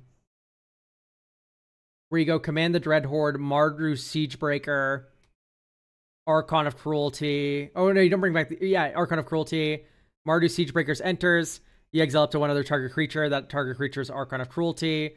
You then attack with Mardu Siegebreaker. You can also do Duke Older Raven Guards here, right? If you have that instead. So this Buried Alive running into Command the Dread Horde is really good. And the life loss on the Command the Dread Horde is also... I run this in one of my decks. It's also very, very, very good with Mr. Negative. You just reanimate as many creatures as possible, get your life total as low as possible, and then Mr. Negative comes out and fucking shoots someone in the head. With all this life loss, of course, a Children of Corliss is in order.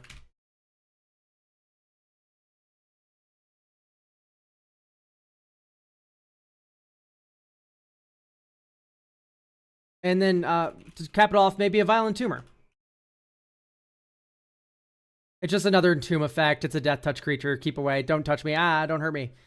And then, you know, if you don't have a reanimation spell, you know, you put Incarnation Technique in your whatever bin, or sorry, Unburial Rites in your bin, and go ham. All right, let's play test this.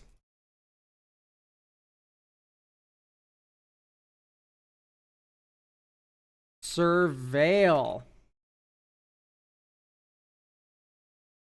Shadowy Baxter. Get Elegant Parlor.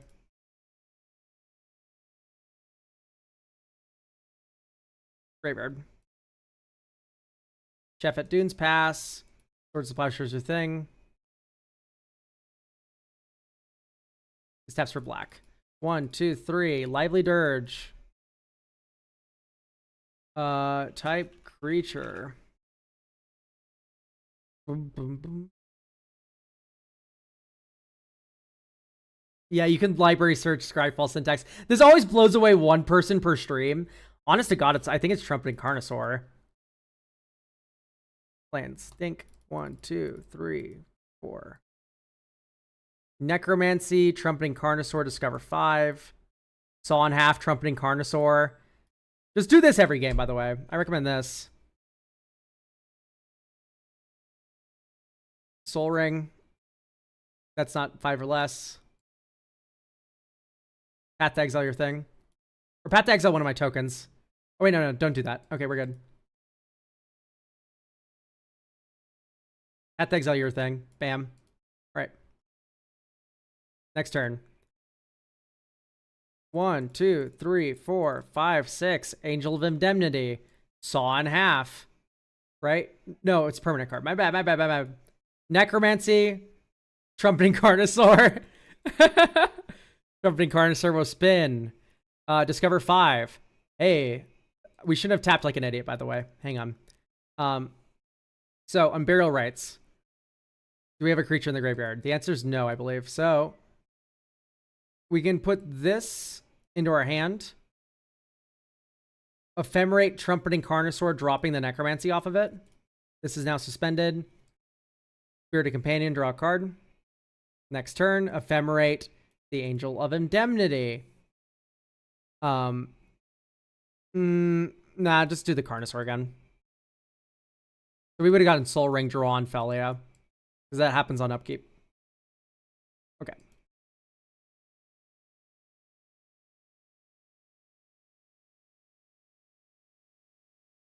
You know what'd be fucking cracked in this deck, I'm realizing? You have the Angel of Indemnity already. Parallax Wave. Fading 5, remove a fade counter, exile target creature. When this leaves the battlefield, each player returns all cards exiled with it. So this is a Plague Wind for 4 mana. You go exile all your blockers, kill you. Or you go exile all my ETB creatures. It explodes on my upkeep because it doesn't have a fading counter on it. Oh no, one of those creatures with an ETB was fucking Angel of Indemnity. Angel of Indemnity enters the battlefield. Return this 4 mana value or less thing. Oh, you want to remove my fucking Archon of Cruelty? I exile it in response. Oh, I exile all my other creatures at the end step. Untap, upkeep. Oh, look, Angel of Indemnity's back. Return Parallax Wave from my grave. Like, you see the loop. Like, this is a fucking almost lock. Very strong. I appreciate the number of graveyard interaction that you're running. There's a lot of it. Okay, I'm probably gonna remove Feldon. Sorry, Feldon. Very fun, but probably just too slow when you're in a sneak attack kind of world and reanimate kind of world. I think this is good to go. It's doing some good stuff. Trust me when I say, when you Mardu Siegebreaker and Ashen Rider and you just have Mr. Negative floating around in your deck somewhere and like you're doing all this shit, you're gonna win. You don't really need a combo at all. So this is good to go.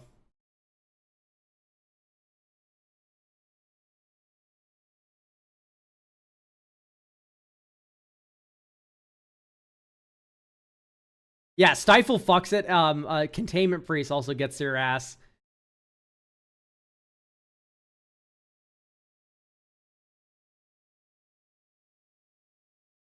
Okay, so I mean, I've streamed for a bit now. We've been live for about 5 hours and 30 minutes. I have not had anything to eat yet. So YouTube, that's gonna do it for us. Thank you all for stopping by the stream. So bye. And then for Twitch,